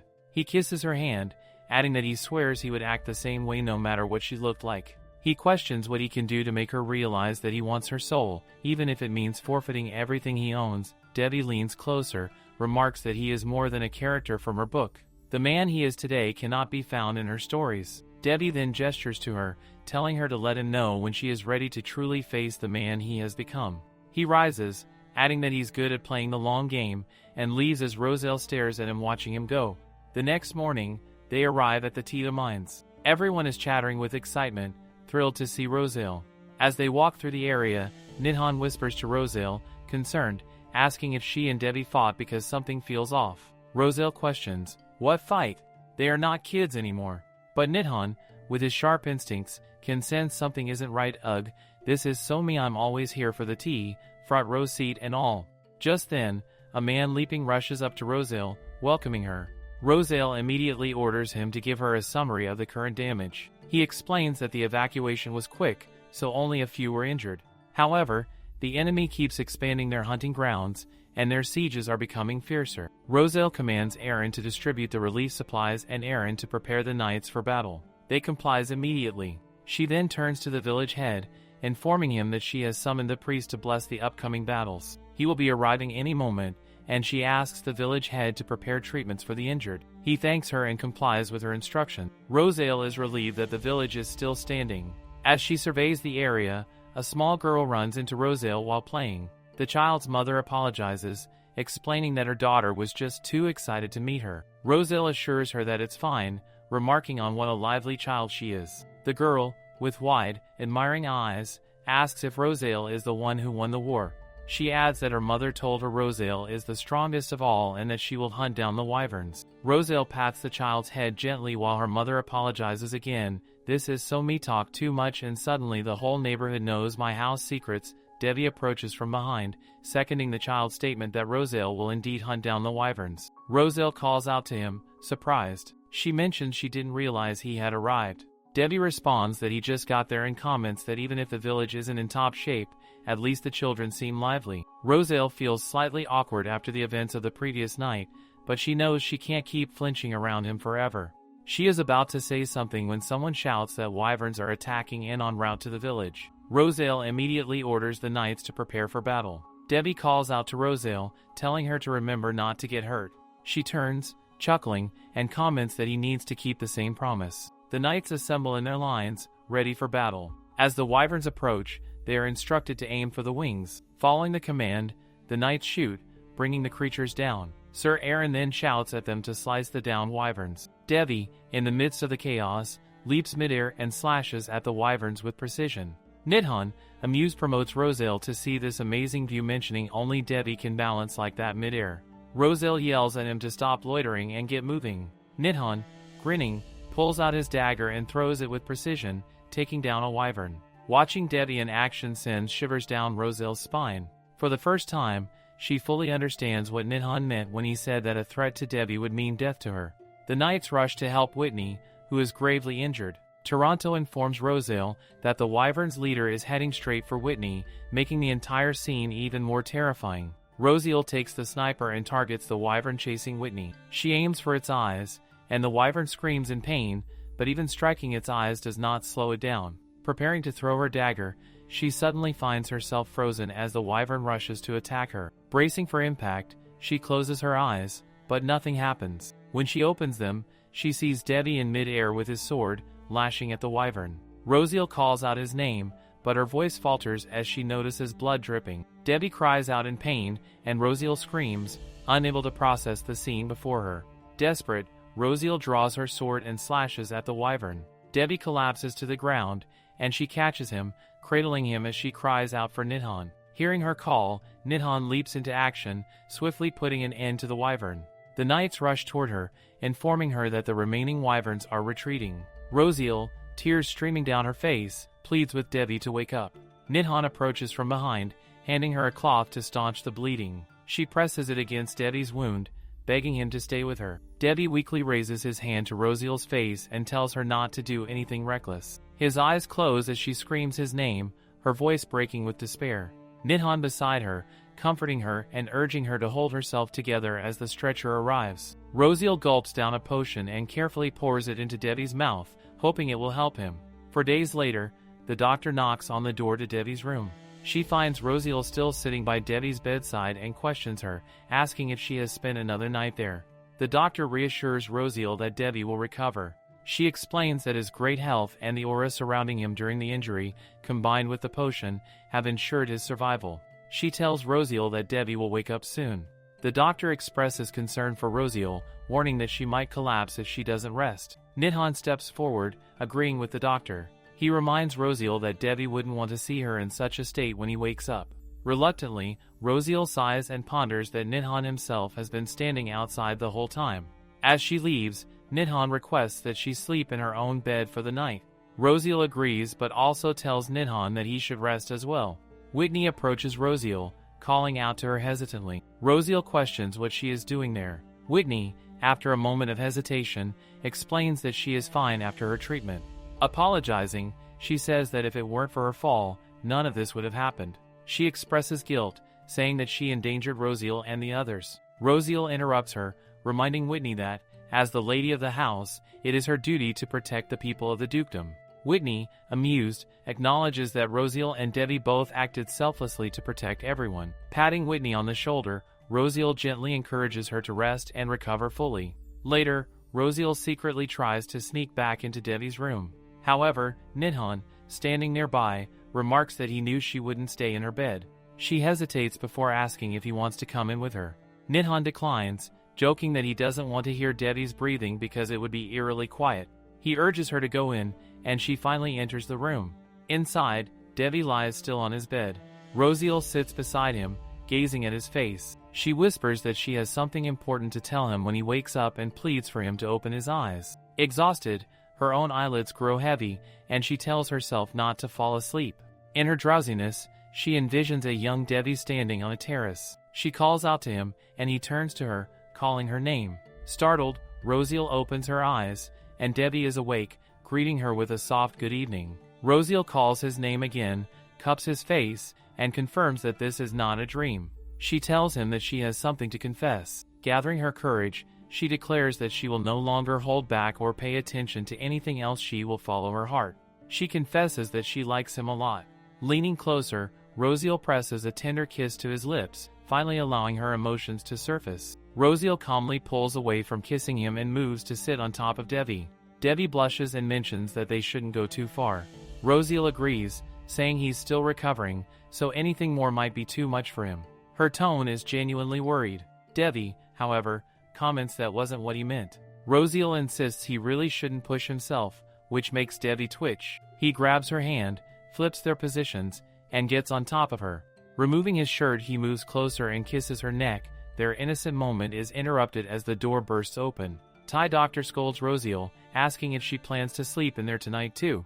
However, upon seeing them in such a compromising position, she freezes, covers her face, and dashes away, speechless. Rosiel blushes furiously, her face as red as a flame. The scene shifts to a hooded man singing outside a house. Rondon mocks, commenting on how filthy the house looks. The owner of the house, Neen, bursts out angrily, demanding to know who dares sing in front of his property. Rondon waves at him and remarks that he must be Neen, the former staff member fired from Rosiel's family. Neen, furious, asks who Rondon thinks he is. Rondon narrows his eyes and hypnotizes Neen. Neen falls under the spell, his tone shifting as he respectfully greets Rondon. Rondon smirks and remarks how happy he is that Neen has a weak mind, admitting he's surprised his hypnosis worked so easily. Clapping his hands, Rondon declares what he wants from Neen and orders him to share everything he knows about Rosiel, anything strange, notable, or any details about her dukedom. Obediently, Neen tells him everything. Rondon smirks, thanks him for his time, and claps again. Neen collapses to the ground. Rondon chuckles, commenting that Neen might sleep for several days as a side effect of the hypnosis. He finds it amusing and shrugs, saying it's not his problem. Laughing, he adds that he's heard humans can get sick from sleeping too much, but that's too bad for Neen. Rondon clenches his fist, summoning a light, and remarks that he hopes Sonia can give him more useful information. Meanwhile, outside, Rosiel expresses concern, asking Debbie if he shouldn't rest a little longer.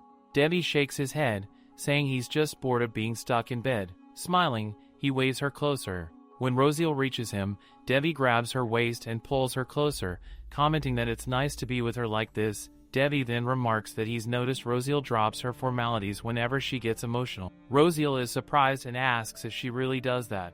She explains that she tends to get worked up when her emotions take over. Debbie tilts his head and remarks that he likes it. Beaming, he suggests that she speak less formally with him in general. However, Rosiel dismisses the idea. She changes the subject, mentioning that they nearly finished dealing with the wyvern's carcasses and that they should head back in a couple of days. Debbie sighs, admitting he doesn't want to go back and wouldn't mind spending more quiet time with her in a village like this. Rosiel pats his head affectionately, promising that next time they can spend time together in the summer house she received from the king. Debbie smiles, reminding her of a large, loyal dog. Suddenly, Rosiel flinches, remembering something. She wonders aloud if Debbie can arrange a discreet meeting between her and Prince Redeneth when they return to the capital. Debbie ponders her request and agrees, promising to find some time before the upcoming ball.